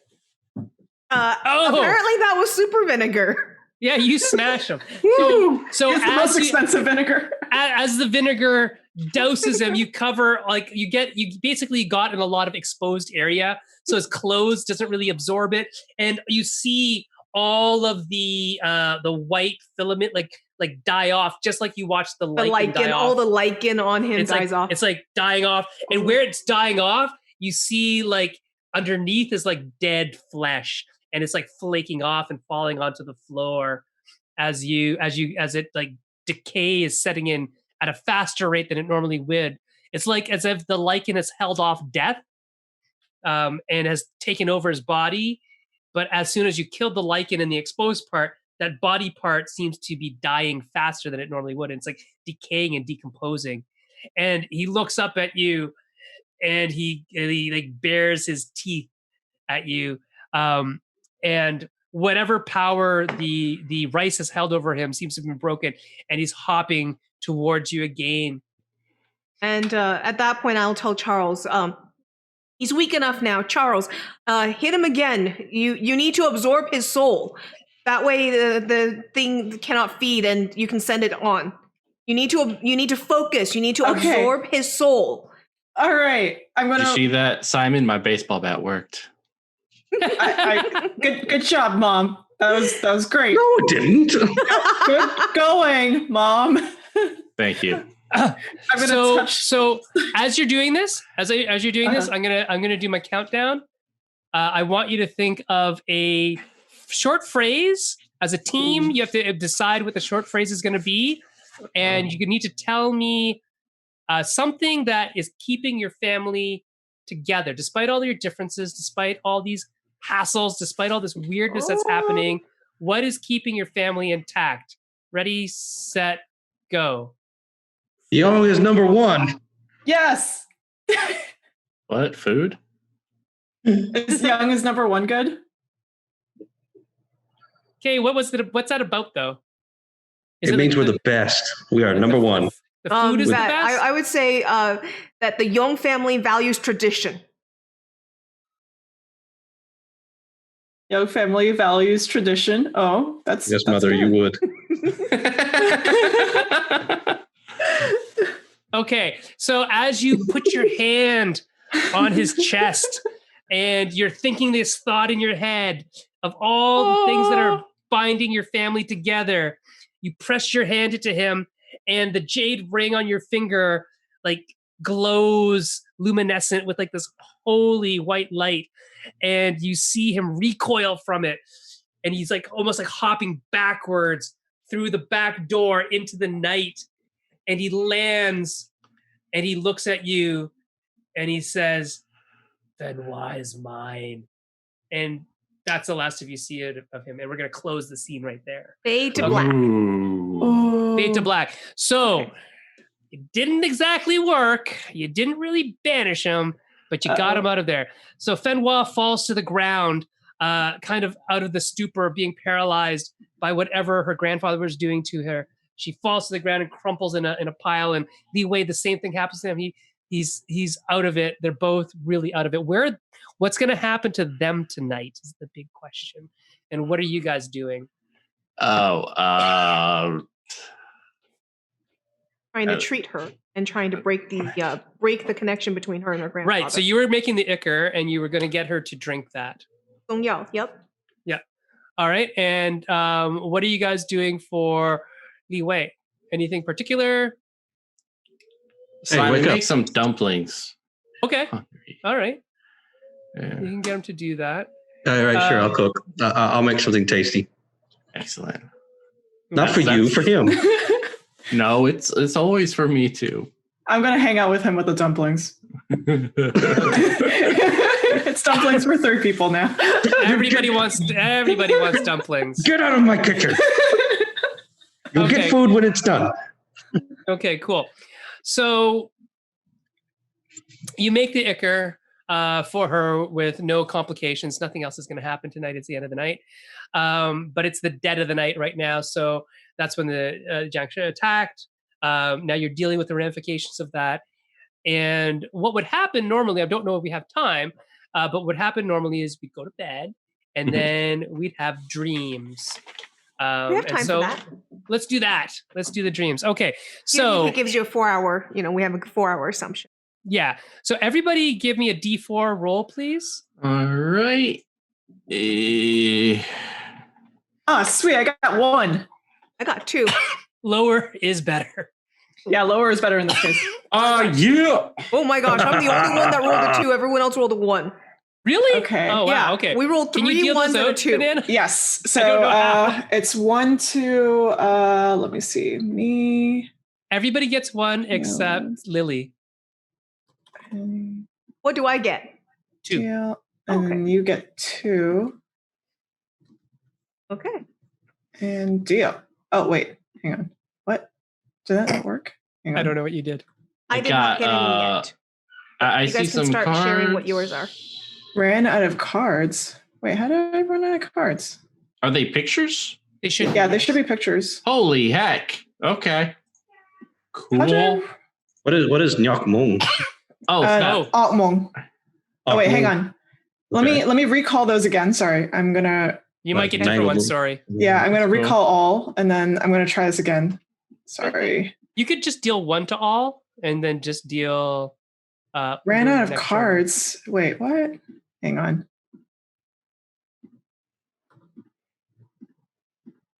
There we go. Okay, I think that worked. I need to shuffle it to make sure it worked first. Weird. Yeah. There we go. There we Okay. go. Okay, so everybody should have a card. If your cards are full color, they are good dreams. If they are black and white, they are bad dreams. Okay. And upon waking, what you're going to do is you're going to, you can take your bad dreams and you will cover up the first slot. Or if you have 2 of them, you might cover up your second slot. So if you look at Charles's picture right now, he has a bad dream and he covered up the first slot on his player board with that. So he no longer has access to that, whatever power was under there. And he also loses an hour of resilience to do tasks with. So he now can only do 5 hours of work instead of 6 hours of work. And I've covered up my first 2, my everyday item of handcrafted mahjong set, and I covered up the my jiaobei. So I am no longer able to use either of those because I got 2 bad dreams. Did everybody get bad dreams? I got a bad dream. everyone- Yeah. Yeah. I got Oh, 2 wow. bad dreams. Way to shuffle, Banana. Okay, We don't so- have that many good dreams. So interestingly enough, so what will happen today is that now you have a lot less time between the whole family to do all the tasks. So we're going to bring out all the tasks. So Banana will deal out another 8 tasks. So 2 to everybody. And you hopefully you can do them all. If you don't, then we're going to start covering up stuff on the restaurant board. Now, as you're doing that, as you're deciding that, just let me tell you, there's two new mechanics that come in now that you have some bad dreams and you might have some stuff on the board. Instead of doing what you're supposed to do, like serving customers and whatnot, you might say, I'm going to talk to somebody about my dream. And that might be your scene for that time period. Or you might say, I'm going to spend that time repairing the restaurant in whatever way I have to, like fixing the stove burner or whatever. And that can also require that you're doing, instead of serving customers, that you're doing that. And remember, again, the job of your staff is to do all those things, right? You can't let the restaurant falter, but you might have to let some of it go. And you can't let your personal self falter, but you might have to let some of that go in order to serve your customers, because serving your customers allows you guys to survive in a world that didn't really want you here in the first place, right? Okay, so we are in this period of time where we have a bunch of stuff to do. So you guys can discuss what tasks you got, what needs to be done, and how many hours you have between all of you. So I noticed that, wow, you guys have like even just like. I have 5 hours of tasks, but I believe that I still at least can cover 5 hours of tasks. Yeah, same no, here. I have 1 hour. You can cover 4 hours of tasks, I think. Okay, I can cover 4 now? Yeah, Okay. because you have 2 hours covered up. Okay. 2, 3, 4. Yeah, you only have 4 hours. Okay. So I Okay. have clean front of restaurant for 3 hours. So I would like to delegate that to someone. And yeah, I would like to delegate that to someone. Charles. I could take 1 more hour. There you Okay. go. I've only got 1 hour. I can take that 3-hour task. Okay, you'll take the 3-hour task, and then I will spend 2 hours making dumplings, which I already have the dough made from yesterday from the. Oh, we never got You to go do. celebrate the long life noodle. Have long life noodles. We didn't We need- celebrate your birthday, Simon. Oh, sorry. Hey, you know what I got for my birthday? Superpowers. I got meaning. Superpowers. Oh. Get back in the kitchen, Simon. I am a It's perfect, Jiangshi too, that he Slayer comes- now. It was his birthday, and he had that superpower come Oh. realization. There you go. You came of age on your birthday. Wonderful. That's Yeah, right. It only took me 40 years. Simon, All can you right. take 2 more hours? No. Fine, I guess I'll do these 4 hours myself. Are you trying to like shuffle off your work to other people even though you have full slots? Yeah. Oh, you're hilarious. That's awesome. So Caleb, take the clean front of the restaurant from me then. Do this for your mother. Go clean for your mother. And I have 2 hours of making dumplings, which means I have a little time to talk to somebody about my dreams and try and clear it out. Good. Okay. Nice. All right. So everybody's tasks are taken care of, you think? Yes. I'm pretty sure they Yeah. are. Yes. We didn't roll too badly. Nope. We didn't get too, No, too not too much bad. cards. Okay. So that's your morning. We'll talk about the dreams later. The morning is always just doing the house tasks. Okay. So all the rest of you could try now. There's really no restriction that says you shouldn't. But it's like if you are doing tasks and everybody else is doing tasks, you probably don't have time to do that. Yep. So let's see. Oh, you also where did Fen Hua and Li Wei stay, by the way? Oh man. They're staying upstairs in this upstairs in the restaurant. Upstairs of the restaurant. That's where everybody else stays though. Mhm. So Yep. Yeah. Okay. Are they Which just is like, on also the where floor, guests stay. probably? yeah, you Okay. just made room. Okay. Yeah. That's fine. And so they're down there and they offer to help as well. Excellent. Which let me just okay, so that will allow, because you have 2 hours left. Who do you want to talk to about your dream? Because we'll say that can happen because you have those two working for you. They're glad to help I will you. talk to my son about my dream. All right. Aw. And your son can also talk about his dreams if he wants to, right? So Sure, I'll talk about it with my mom. Yep. okay.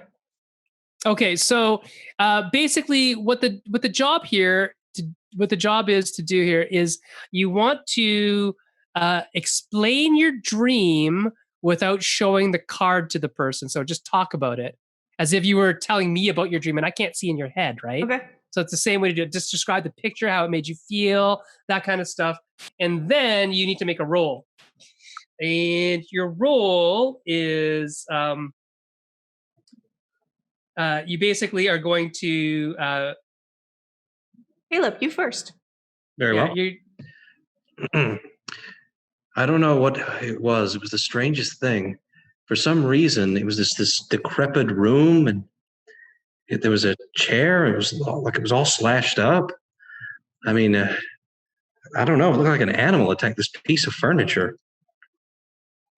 It smelled bad. It looked bad. It made me feel bad. It was just bad. What do you think, Mom? I think that I think that is a very bad dream indeed, and you need to meditate and clear your mind of it. Okay, think that well, may- I everything think- else worked, so I may as well do that. I think that maybe some of what we were doing yesterday, it had a residual echo of qi that entered you, and you need to clear it. Dark chi. Okay. Okay. So remember, on the new day we have 48. So go ahead. So the listener on this one will roll the 48. So go ahead, Lily, and roll 48. Okay. Roll 48. Oh, nice. Great. Okay. So I cleared it for you. There you go. Yeah. So Yay. you Thanks, can Mom. remove up to Yeah. 2, Simon, but there's only 1, so that's great. And how does that feel, Lily, listening to your son tell you some deep, intimate things? Well, the imagery that he gave was creepy and icky, but it did not. So it didn't make me feel very good. It also makes me very sad that he has to suffer this path of of fighting the darkness now, like his father. But I understand that he has to. But clearly, this is going to come with a lot of bad dreams going forward. So it is a burden, and the burden is weighing on me. Okay. I'm not. I'm gung ho. Okay, Lily, go ahead and tell Simon about your dreams. Okay. Can you give me 2 minutes? I'm just trying to figure something out. Yeah. Okay. So to move on to someone else for a second. Okay. Pearl, what are you doing during this time? What jobs did you have to do? I am preparing the meat, so I'm just in the back, like pounding away at the meat with my baseball bat. And then afterwards, I'm receiving so bad for the restaurant. deliveries. So I'm just out in the back smoking a pack of cigarettes, waiting for this delivery. Okay. So eventually what happens is the delivery boy from the local Chinese grocer, you call him Little Shrimp. He's always the delivery boy. He always is. And he brings you like baskets of stuff. And he tells you, hey, Mrs. Young, you send Chao Ying around to the store later with the truck. And we can get you all the vegetables you need for this week. Okay? Sounds good. Okay. But my question, Little Shrimp, is do you have time to hear something I have to say? Oh, no. And Little Shrimp says, I don't know, Mrs. Young. What do you want to talk about? And he's like looking over his shoulder. Can he get out of here? This is weird. Sit down on the little plastic chair there. Okay. So he pops a squat. What do you tell him?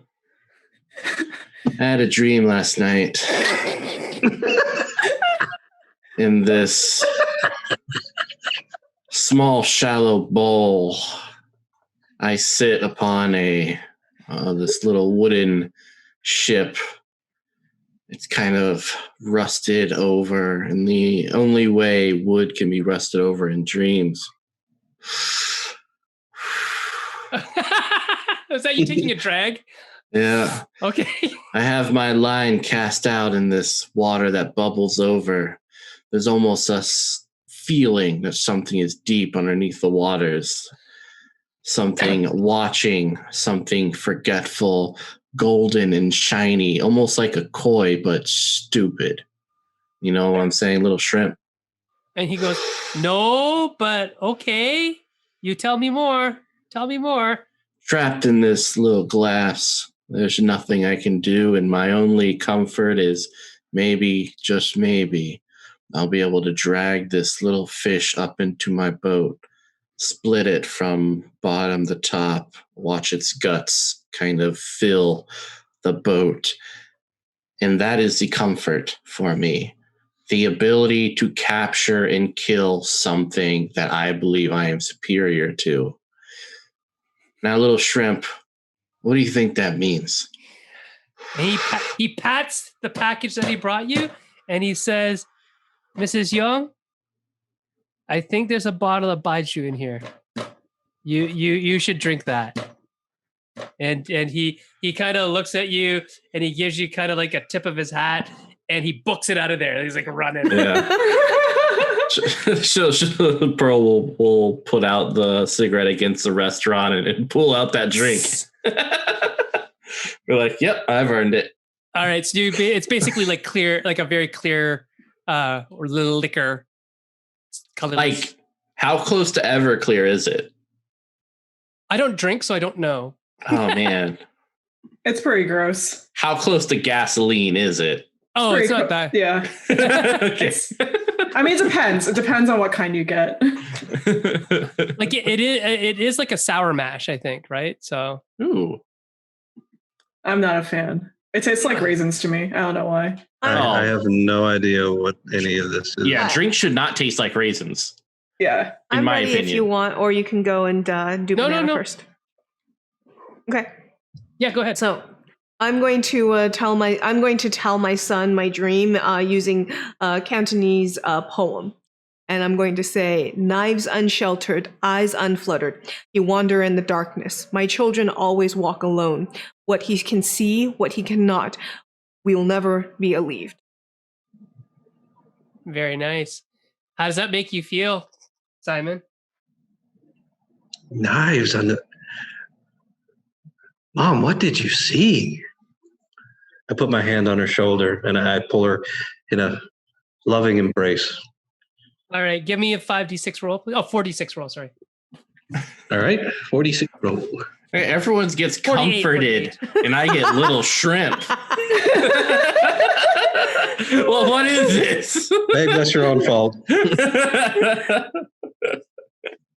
You rolled. All right. Hold on. You told him to roll 4d6, not 4d8. No, 48. You need 48. Sorry, yeah. Oh, 46 is hard mode. Yeah. Much better. Oh my! All right. So He loves his mother. Yeah, so you can remove one of your Sure. Hmong. Okay, I'm going to remove the one I described. Yeah, perfect. you're the magic mom. Yep. Oh yeah, she's a magic mom. Great. Okay, so good. Banana, what are you doing in the morning? I'm on pest control. So I think instead of like pests as in like bugs and whatever, I think it's like the lichen is just like cool. sort of grown everywhere, and I see like bits and pieces of it. Nice. So I'm just like trying to scrape it off, or like try to find like bottles of vinegar, cheap bottles of vinegar, to just like, try and get rid of it where I can. Nice. Good job. Good job. And as you're doing that, Li Wei and Fen Hua are helping with the general prep for the lunch service. And when you check on Fen Hua, Lily, you notice that the wound hasn't healed, but it's not progressing. So yesterday when you looked at it, it was like raw and like angry and red and like wet. And it seems to be at least somewhat drier and a little less vivid in color. So you think whatever you did is working. All right. So lunch service rolls around, and there are several people coming in for lunch. Your friends, the Tong members, actually come in for lunch as well. And put them to work and feed them. Put them to work. Okay.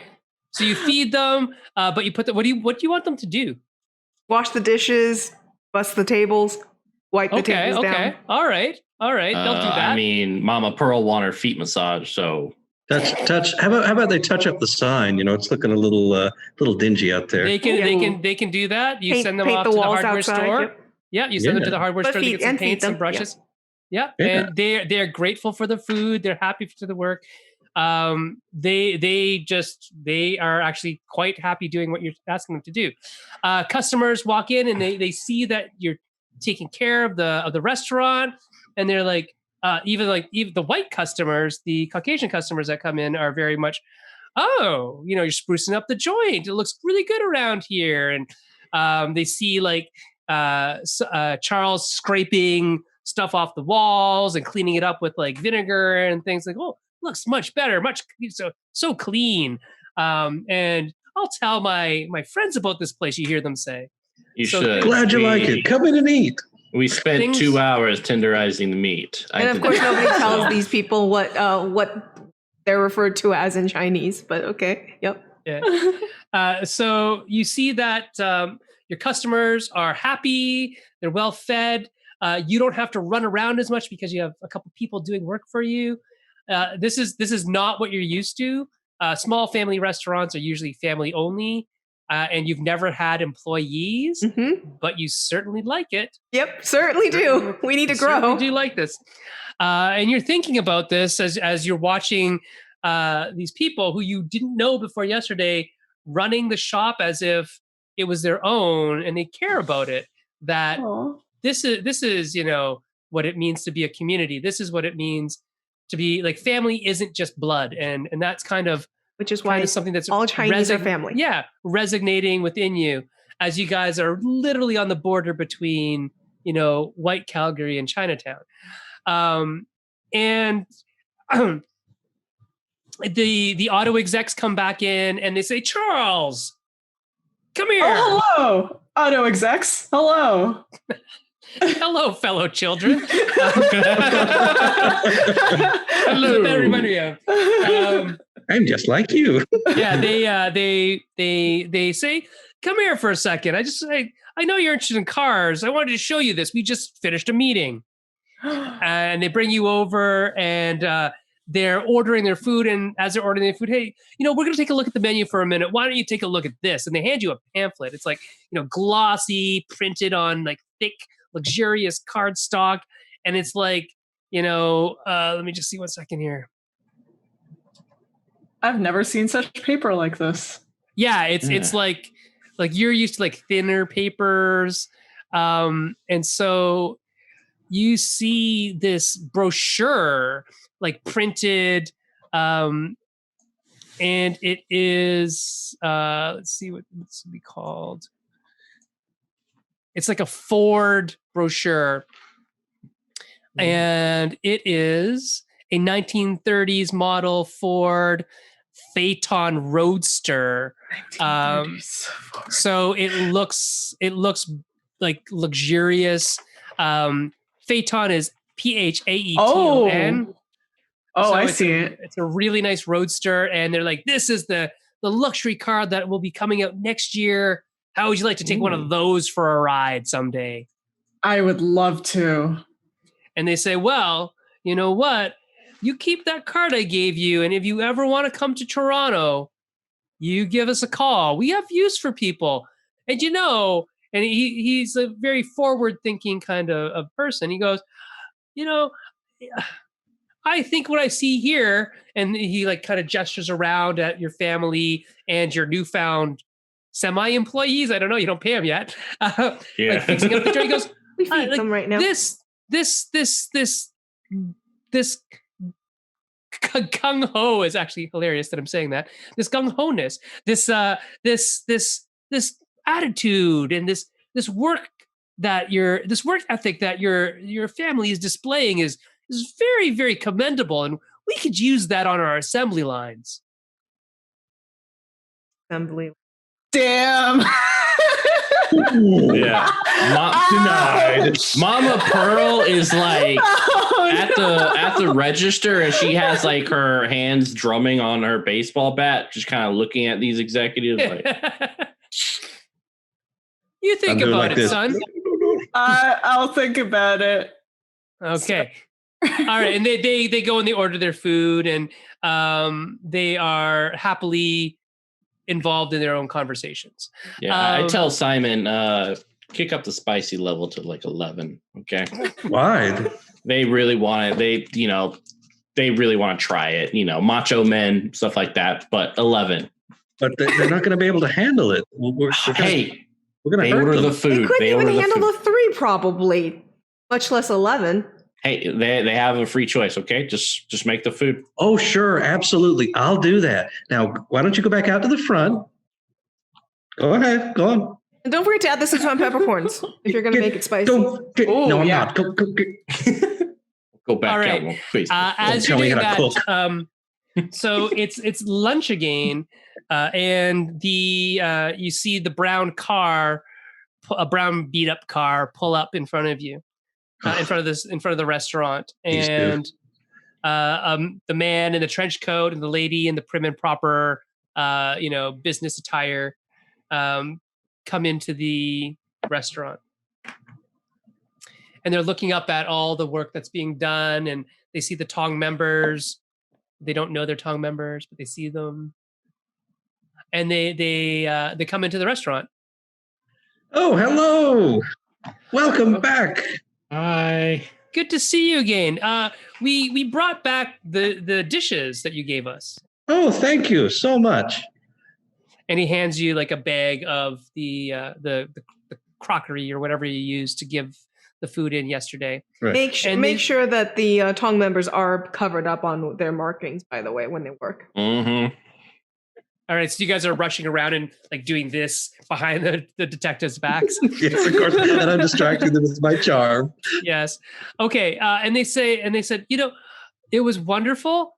And Dr. McGill comes up to you and she puts her hand on your arm and she says, that was wonderful. But you know what? I bet it's even better fresh. We'd love to come to dinner if there's any tables left. I was come to lunch. Sorry. Oh, of course. Now, remember, just the first one was free. Oh, we wouldn't think of it any other way. Of course. Come on in. Have a seat. Okay, so where do you sit them? I sit them as far away from the Tong members as I can get. Oh no! Oh no! Patio seating. All right. So and I tell them in Cantonese, okay, these guys are cops. Stay away from them. We're gonna wait on them. Keep yourselves covered. Got it? Like yes, boss. Yes. Great. They're out there. They say we have stuff to do outside, so they're outside. Sweeping the front.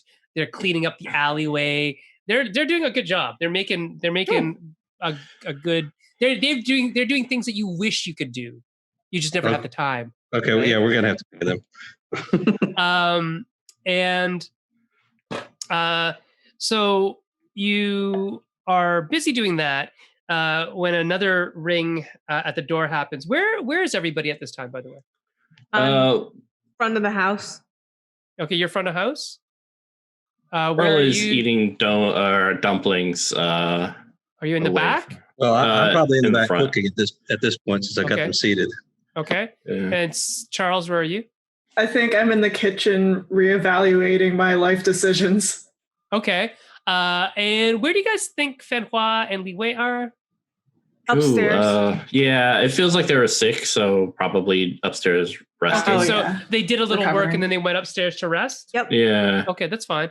And all the Tong members, like we said, are outside now. Great. So you're at the front of the house, Lily, when the door opens. Ring.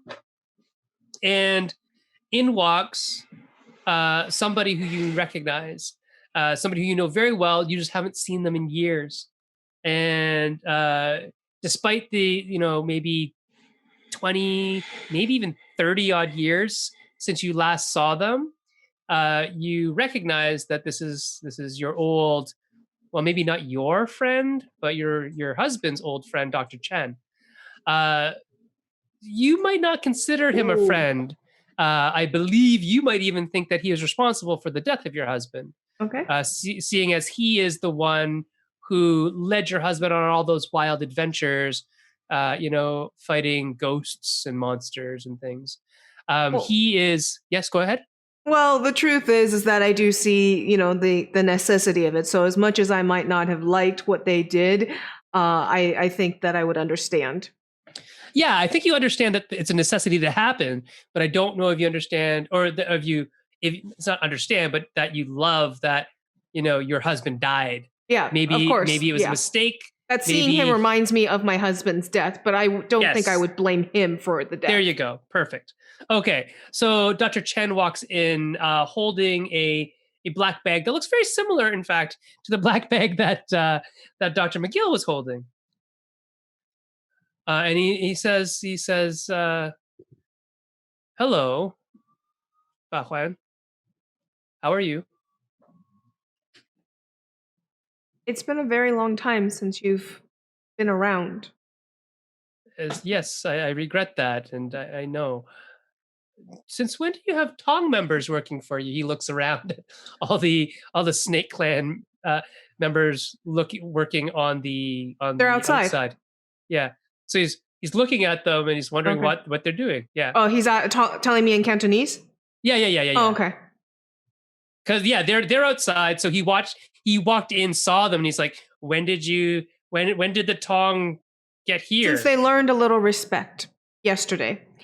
Oof. You showed up a day late and $1 short like you did last time around, but this time at least I was here to protect my family, unlike when you showed up late to protect my husband. Unfortunately, Ouch. Oh, snap. He is Shots fired. He is demurring to you, and he says, "Yes, I understand, and that's why you haven't seen me in so long. I could not bear to face you after your husband died. I understand my part in that." unfortunately, we need, or fortunately for both of us, we need to put that aside and behind us. My son and my grandson are in need of your teachings, and we are in need of you dealing with those two out there. It seems you work with them now. We need you to send them away. My son and my grandson are going to follow in their father, in my husband's steps, but I do not have all the knowledge required in order to teach them. I am going to need your help. Those two, who are you talking about? The two officers outside, the two officers sitting over there. Officers? What do you mean? I mean that they work for they work for law enforcement. That's what they advertised. Well, I don't know anything about that. Why are they here? I don't know, but it seems that you have the same type of black bag as Dr. Miguel over there. I figured that you could find a way to get rid of the two of them. Oh, she's a doctor? Yes. Well, that's interesting. I don't know many women doctors. That's fascinating. And he proceeds to kind of wait for you. He's like kind of hesitantly waiting for you. And he says, "Oh, are you going to invite me in?" I'm going to look him over before I invite him in. Does he look safe to invite in? Yes. Okay, I'll invite him in. Okay. And he comes and he thanks you, and he takes his hat off, and his hair is like, it's white as snow, and he has like a long beard, and he is pretty classically old Chinese guy. But he seems to be dressed in like a Western suit, and carrying that black bag. And he is he's not tall, he's not short, he's sort of in between. But he seems pretty remarkably hale and fit for a man of his age who has done the things that you know that he's done. And he says, "Do you still make those noodles?" Of course I do. And he says, "Well, if you would be so kind, I would be honored to be your guest at your restaurant one more time." Of course. Aw. All right. So you take him to a table and you sit him down. He is eyeing the RCMP officers, like wondering about them, maybe fascinated that there's like a woman doctor. He's kind of old school. Maybe doesn't think women should be doctors. I don't know. And the detectives, Constable Lebrun and Dr. McGill, are asking who's serving them. I would be. Okay, so they signal to you, Okay. and they. I'm also going to teach them how to signal with manners. Okay. If you need tea, just move this. If you... Okay. Can you roll me 3d8? 3d8, sure. I am a negotiator. Hey! Great. Okay, so with what little English that you can speak, and you can speak some, so it's good. You're very well able to, point to the menu, point to the table, show them very how delicious. to turn over the pot lid if they want, tea, all those things. And you teach them some customs really, really quickly, and they catch on, and they're enjoying themselves, and they point to some food, and you like, yes, that's good, and they order it, and so you have a full conversation without very many words with them. So things went really well. That's good. Pearl, what are you doing right now? Pearl is eating dumplings by the register, just kind of glaring at the people who are underutilizing her son. So okay. Oh, so you're glaring at the white business people. Okay. Mhm. Great. All right.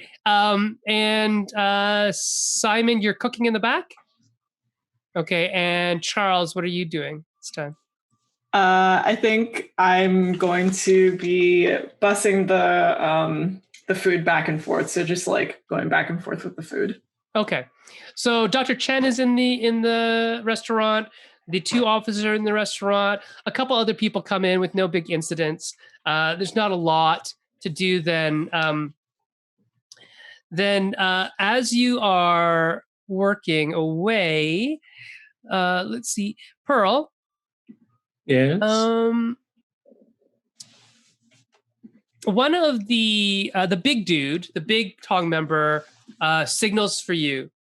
It's like, you come here. All right, I'll come over. Kind of use the baseball bat to help myself up. Okay.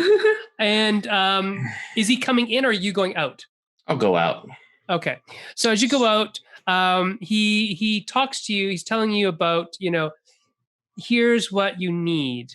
And he gives you a list of things that you're going to need to get to him in order to get your family to Canada.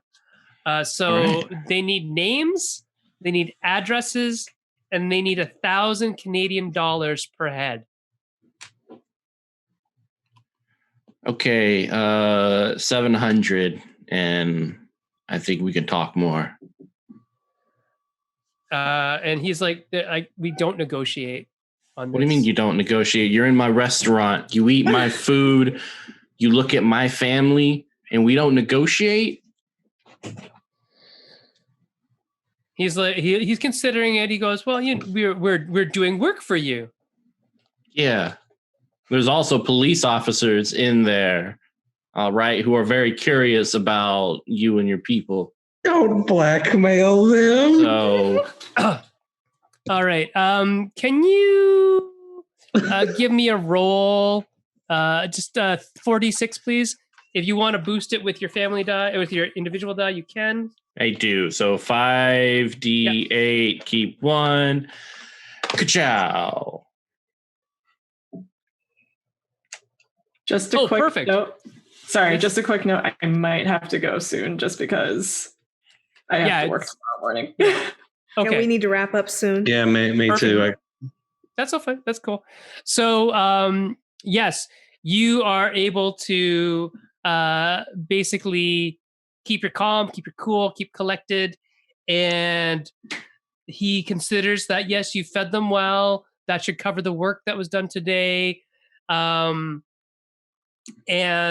if you continue to feed them while they're here waiting for Fanhua to get better, then they should be able to work out some deal. It may not be 700. Yeah, it'll probably be around 600. You're right. That's fair. It'll be better than 1,000 is what he's saying to you. Yeah. Okay. So things are looking better. You might get your birth family here. That's good. How many people are in your birth family? 12. 12.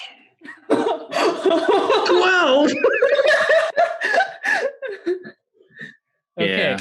So there's he says to you, we can't bring them all. We can't bring them all over at once. You're going to need to prioritize. Oh man. Oh, that's easy. I have a list of the ones I like the most and the ones I like least. So then you put them in order and you get me their addresses, and we will see what we can do. And what were we talking about? Buy 2 get 1 free, or is that what we're doing? No. To kill a friend. Okay, you think about that. Let's get you some noodles and some dumplings, and you think about that. Okay. So, Simon, what are you doing in the back? Are you still cooking? Oh yeah, yeah. I mean, as far as I know, everything's fine. And my lovely wife just didn't agree to pay $12,000 to a criminal organization to smuggle her family. Everything's just fine. Okay. As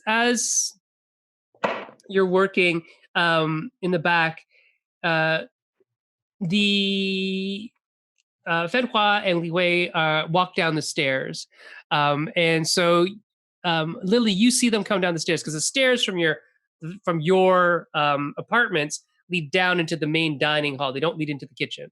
They lead into the dining hall and then into the kitchen from the side door. So they're coming down the stairs, and you see them come down, and they are in direct line of sight of the doctor and the constable. What do you do? The two from the car. I will have the two of them seen them yet? No, not yet. Okay, I'm going to go and basically shoo them off and take the attention of the two people. Okay, so you go over to the table with the RCMP. Yes. And behind your back, you're like waving off the way. Yep. Okay. So what are you talking to the detectives about? I'm going to say I'm going to offer them some free food. I will say that we cook special for family meal. We have extra. You want some?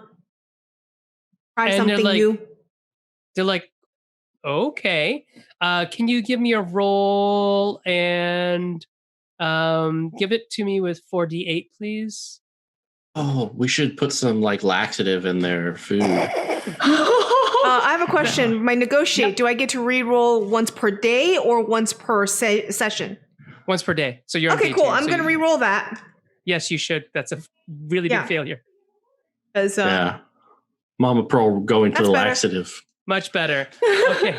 So they're like, yeah, sure, let's try that. And they're busy, looking at the menu while you describe what you're cooking. And it's a combination of this and a little bit of this. So they're really interested as you're talking to them.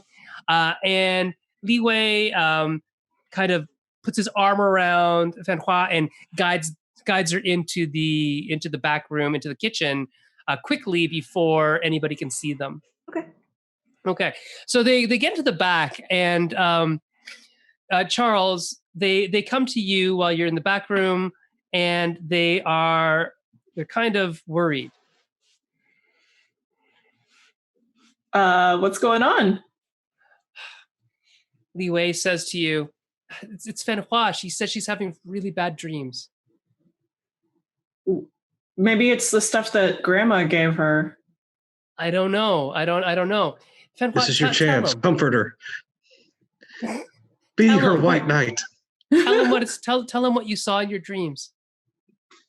And Fenhua tells you that she saw, her grandfather, but she saw more things like her grandfather behind him as they were like coming towards her. And she was like in the middle of, she doesn't know where she was, but she just felt like advancing towards her was like a wave after wave of these hopping dead people. So that's what's on her mind right now. And as she's saying that, you feel your hand kind of warm up a bit. I want to try and talk to my grandfather. Okay. Or try to have some sort of line of communication with him. Okay. So we can use your ring to do that. Okay. Your ring is connected to your great-grandmother, but it's your father's mother.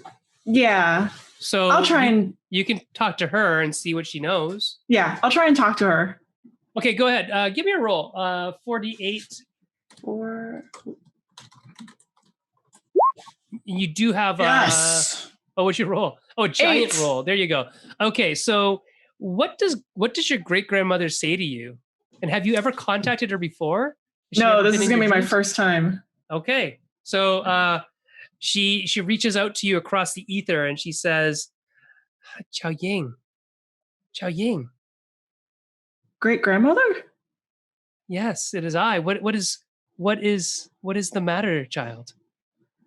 Well, a lot of things have been happening lately that I just don't understand. Like, what's going on? There's, these hopping, I don't know what they are. And You hear her spit in spiritual spit. Oh. Chew and like Jiangshi. She like curses. Wait, what'd you say? Jiangshi. What's that? Hopping corpses. And Oh. she goes on and explains to you this whole story of the history of the Jiangshi, of how some wayward priest, a lazy, tried to make corpses that were dead. He had to take them from place to place, and he said, "I'm going to animate them and make them move on their own." And unfortunately, what happened was the talisman that he had used didn't stay on, and so the corpses remained animated but out of his control. And that's how they first started. And then even more and more, she says that the folklore goes on to talk about how people would get infected by breathing in the breath of a jiangshi, which they don't really breathe, but whatever is coming out of them would infect other people in some way. And so they were never sure, even way back then, how did this happen? And you learn from your great grandmother that you come from a long line of demon hunters, of which she was one as well. And she passed down all the knowledge and the traits to her son, and therefore to you. And she looks at you lovingly. You see kind of a spiritual vision of her looking at you, and she says, "Oh, you're wearing my ring." Yeah, this? Yeah. And she says, "I'm glad it's lasted that long." She said, I would have expected, your father to have used it by now. Used it how? Well, it's jade. Don't you know about jade? No. Oh. And she kind of looks at you funny and she goes, "Oh." And she realizes that she says to you, "You're not rooted anymore. What does that mean? You're not tied to the Middle Kingdom." And she looks sad. What? Not disappointed, just sad. What? What? Tied? What does that mean? I'm still sort of. Well, I mean, where are you? You're not in the Middle Kingdom. I mean, we're in Canada right now. We're in Calgary. She says, "Canada?" Yeah, it's not anywhere in China. It's somewhere else. Oh, well, it's cold here. It is. Because that explains a lot. She kind of nods in her sagely spiritual way, and she says, "Well, then, did your father never tell you, or your grandfather never tell you about jade?" No, neither of them told me anything. I mean, my dad talks about cooking a lot. Cooking is important, she says. Yeah. But keep my ring near you, and it will protect you. Jade is protective, she says, and it's because it's tied to me, I will protect you. And she like looks almost behind her shoulder. She says, "My dear, my time with you is almost up. I can answer one more question." And she keeps looking behind her shoulder like somebody's calling to her? I don't know what happens in the spirit world. Well, what do I do? It seems like my friend here is having nightmares. I mean, friend's a loose term. Acquaintance is more like it. Future wife. Acquaintance. What is this dream? Dreams have meaning. Well, apparently she's having dreams about these Jiangshi we were talking about hopping everywhere. And she kind of looks at you with like eyes wide and like kind of shock and disgust at the same time. She goes, "You must be ready then. You must ready yourself. Right. What? You need to find the sword. What sword? Where is the sword? My sword. Don't you have my sword? No, I don't have any swords. And I can ask Grandma. You can hear her saying like "Aya" in her head, but she's not saying "Aya." And she I was trying to avoid doing that. I was really good. I stopped myself from doing it like 7 times. Okay. Broke it. You're It gonna have to happens every explain day in my life, so it's not a big what deal. is Aya? Oh, It's like- It's kind of like it's kind of a sigh. cross between the F word and disappointment. It's when you would say the F word while disappointed is the best way for me to describe it, but it sort of Yeah, But I I just heard it a heard- more lot. like SH word. It's kind of like semi-swearing, but Yeah. also Yeah, like just disappointed Oh, swearing. It's only it's- used when it's disappointed or frustrated or just yeah. It's It's like hard to face explain. palming or like head desking. Yes, Yeah. sure. yeah, but, like- it's very much a facepalm thing for me. Facepalm, yeah, facepalm is a great way to describe it. It's like a mild, and facepalm is kind of, like a mild swear word kind of notion and such, but yes. Yeah. So, All right, I think I understand. Mamada is Thank you. another one, by the way. Yeah. Which is actually at that point a swear word. yeah. Yeah. But she says to you, you have to get ready. You must find my sword. And she says, if you don't have it, you need to find it. Okay. It might be the only thing that stops them if there's that many. All right. I won't let you down since I'm no longer becoming a vehicle salesperson. So She says, vehicle? it's a long. They have horseless drawn carriages now. Horseless carriages? Horseless carriages. That sounds Yes. like magic. It kind of is. It's You're sort of- blowing her mind. Anyway, maybe one day we could sit down and talk more about this. I would love that, my child. And she says, I have to go. And she fades out into nothingness. And your eyes kind of clear. And Fenhua and Li Wei are looking at you really strange. Oh, well, that was new. They said, your eyes rolled back into your head. Oh, Chao Ying, did are you not okay? see the thing that just What? happened? I was No. just talking What? to. No. You didn't see. Okay, No, what? it's okay. Anyway, something is happening. I gotta find a sword. You'll be fine. A Everything will be sword? fine. Yeah, it's all good. I'm no longer becoming a vehicle salesperson, so Vehicle salesperson. this is what I'm doing now. They're with like my just all life. confused about what's going on. Yeah. All right. Okay. So it is roughly 11:30. So I'm just Yep. wondering Oh, shit, where yeah. people are feeling like we should stop. Yeah, we should stop, we especially since need we to. also do at BWK. We also do a quick feedback segment at the very end. So Sure. like 5 minutes. Okay, Yeah, perfect. cool. Awesome. So let's start at the bottom of the list and go up this time. So Mitch, you were the last introduced. So Mitch, you get to go first on feedback. Oh, snap. Okay. Yeah, on the spot. I mean, it was a really cool game. I love kind of no one plays in the 30s. I don't know any other like role playing game that plays in the 30s. You like Capers. hop. I thought Capers was the 20s, the swinging 20s. You can Capers has like late 20s, early 30s stuff too. Yeah.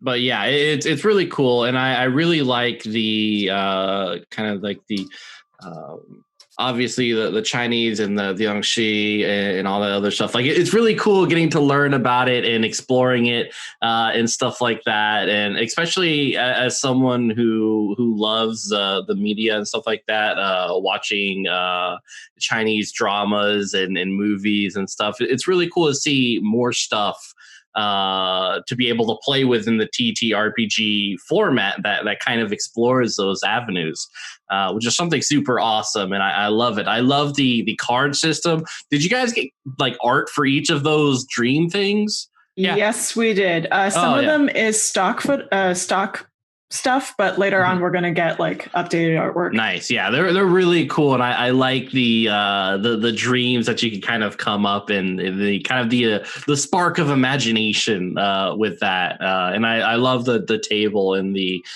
kind of cycles, and I think my favorite part is the dichotomy of this weird supernatural stuff going on, but it's like we still got to take care of this restaurant. Like obviously both are equal. And they are both important, which always speaks to me. And then I think my final thing is I think it's actually a critique. This game makes me hungry. From the moment we started talking about it till right now, I have been very hungry and been trying to get some Chinese food. Yeah, I think I'm going to go make some 韭菜盒子 after this. So, yeah, I don't know if you guys want to partner with like local Asian restaurants to be we'll like, make you hungry. We're actually thinking about, a few of our friends who run Chinese restaurants were actually like, hey, you can use our restaurant to play in. Oh my God. That's awesome. And like record some actual plays inside restaurants. Yeah. So we're working towards it once, quarantine's over. All this is hopefully. We actually have a friend who has a restaurant. His family has a restaurant like pretty much in between where I live and Banana lives. So like about 5 hours from each of us in the same, like right in the middle of where we live. And you guys are both in the East Coast, right? Yeah, but I'm in Canada and she's in New Jersey. So we're still about we're like 10 hours apart. That's cool. Yeah, I'm just north of DC, Baltimore area, so that's really cool. I go through New Jersey sometimes. I try to avoid it, but the turnpike is confusing. So yeah, I thought it was great. I backed it when it first came out, so I'm super excited to see the final product and to play with my friends. So yeah, awesome job, guys. Thank you. Caleb, what about you? Well, one of my degrees is in history, so this was a treat for me to hear about all this historical information. Always good to add to my knowledge. Thank you for that. Had to admit that I thought that, okay, running the restaurant, I thought, I don't know, is that going to be kind of boring? Or no, that actually was quite a bit of fun, as well as the supernatural elements. Really enjoyed how you managed to make both the mundane and the supernatural interesting and enjoyable. And so, you were a wonderful husband. Definitely the second best husband I've ever had. Whoa. Well, that destroyed what train of thought. Thank you for that glowing recommendation. That was fun too. Just the dynamic between the group, of course. Banana, you've been a lovely son. Thank you. I try very hard. Not really. Still a disappointment. I know. I'm very disappointing. No. Overall, though, I think this is an excellent game. I think it's very well done, and it deserves to be sold, and it deserves high sales. I think you've done very well. Thanks. Dude, any awards, was it 2021? Woot woot. We'll see. Nice. If we're still around in 2021. Right. Oh God. Yeah. Sorry, I mean, that was a downer. But the way that things are going in 2020. Oh my gosh. It's like the finish line just looks like spikes in a pit. Yeah. That's So we'll get through it. I know that you created the game, Banana, but you can. But it's your turn on feedback. You can also feedback on your experience with BWK and say, "Oh my gosh, I hated this. I never want to come back to BWK." Stuff like that works too. I thought this was super fun playing with all of you. You're all such a great dysfunctional family. And I am also very jealous that Mitch is eating right now. I'm just like, I want food too now. But yeah, this is great. You are all awesome to play with. And Sen, I'm very happy to play your scenario. instead of running it this time because normally I think, Banana's been running them. My technology almost always does something weird.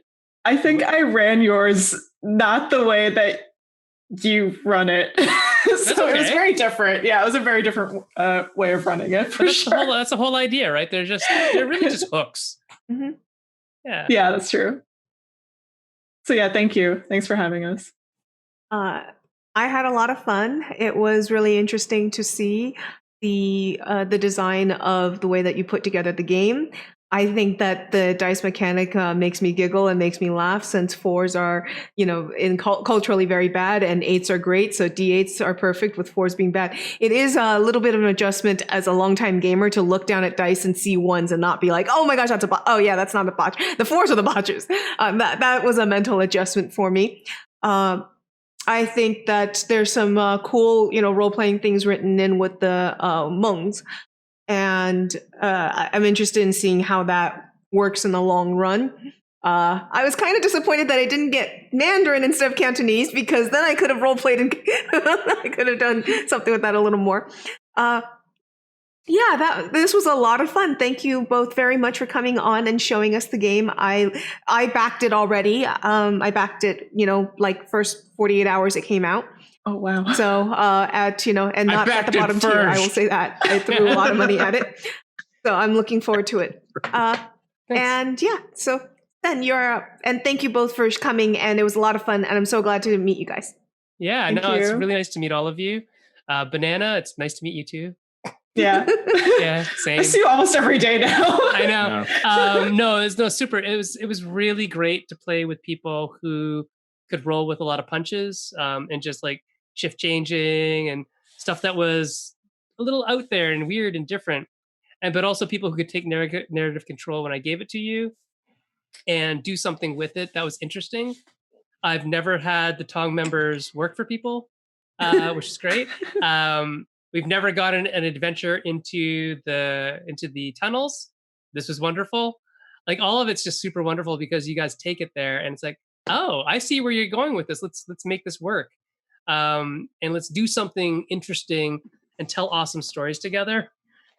I mean, that's what I think role-playing games are. They're just awesome story engines, right? Absolutely. And so I'm fully invested in this story. I liked what was happening. I loved where you guys were going with it.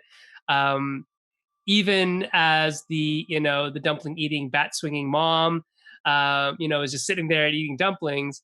When she got into it, and I like that Charles's character was having a, conflict of interest between, you have a calling and you have a desire. And I like that, Simon's character was always trying to get his son engaged. That was good. And then, we always, so we know this always, that the grandmother's usually going to be the star of the show, just by nature. And it was really interesting to see how you played her with a lot more knowledge than a lot of people who I've played with in the past, which is good, which is very interesting, because it's like, oh yeah, that's exactly what would happen. And just things like that. It's interesting. So there are no rules for a lot of the stuff that you guys did, right? There's no rules for that. There's no rules for Fulu. That makes me sad. Well, for something like this. But that's his thing, right? You can do anything. It's just, are you telling a cool story? And let's make a challenge rule for that, and let's see if you can do that. So you could do whatever you want. It's just like, we have no combat rules either, right? There's no real combat rules. It's like, you hit them, and what's that going to do? Oh, let's tell a story about that. I think we could, if people wanted more details on things, we could probably write little supplements eventually about, if you really want to get to the nitty gritty of this stuff.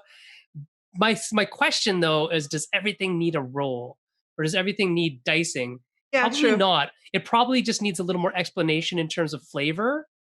And that, if you really want to do this, you should probably, like chicken blood or human blood, and write it. And then, you stick it to their head, and those types of explanations, and head flavor, or walls or doors, or throw it out and it flies and boom. But I think explanation is good, because it is something very core to this this mythos, this culture, and to this particular the genre, of this whole thing. So I'm waiting for the cookbook. right? Fine. So yeah, I think that there's a lot that that you added to it, Alice, in terms of acting like a character would, who knows that stuff is of the in that genre. It was like a movie, right? So that was really cool. Thanks. And it's making me think right now of how could we? Is there room to incorporate some of that stuff? Maybe I get to play test it. Yeah. Or, Banana and I could talk a little bit about, maybe somebody named Alice should write it. Yeah, maybe we could have like a little like separate pamphlet or something specifically for like the character who knows everything about the Jiangshi themselves. Yeah. Yay! So that might be really interesting because, and it's that thing that sometimes you don't want to dump so much culture on people, but and that's kind of how I felt about it. But tonight you showed that, it's actually not that much. And it's actually not that hard. You can write a couple paragraphs. I can, right. give some ideas. Yeah. Yeah, flavor and things like that. Yeah. Cool. Yeah, I think that's a good idea. Well, because we'll explore that. as someone who doesn't know much about it at all, it was very helpful to get that data. Mm-hmm. Cool. So we'll talk Thank you so much for coming and running. I'm so glad you had fun, and thank you guys. Yeah. I had a lot of fun, and I look forward to this being the start of adventures amongst all of us together. Yeah. Yay! Thank you. All right. Thanks, Good night, everyone. Bye. Bye. Yeah. Bye-bye. Jiajian. Hey Blades! Thank you so much for watching another Babies with Knives video. If you liked what you saw, please don't forget to subscribe to the channel. Go follow us on Facebook and Twitter, and come join the conversation in our Discord server. If you want to keep content like this coming, come check out our Patreon and consider subscribing. All links for this is provided in the description below. And remember, come back next time to get honed!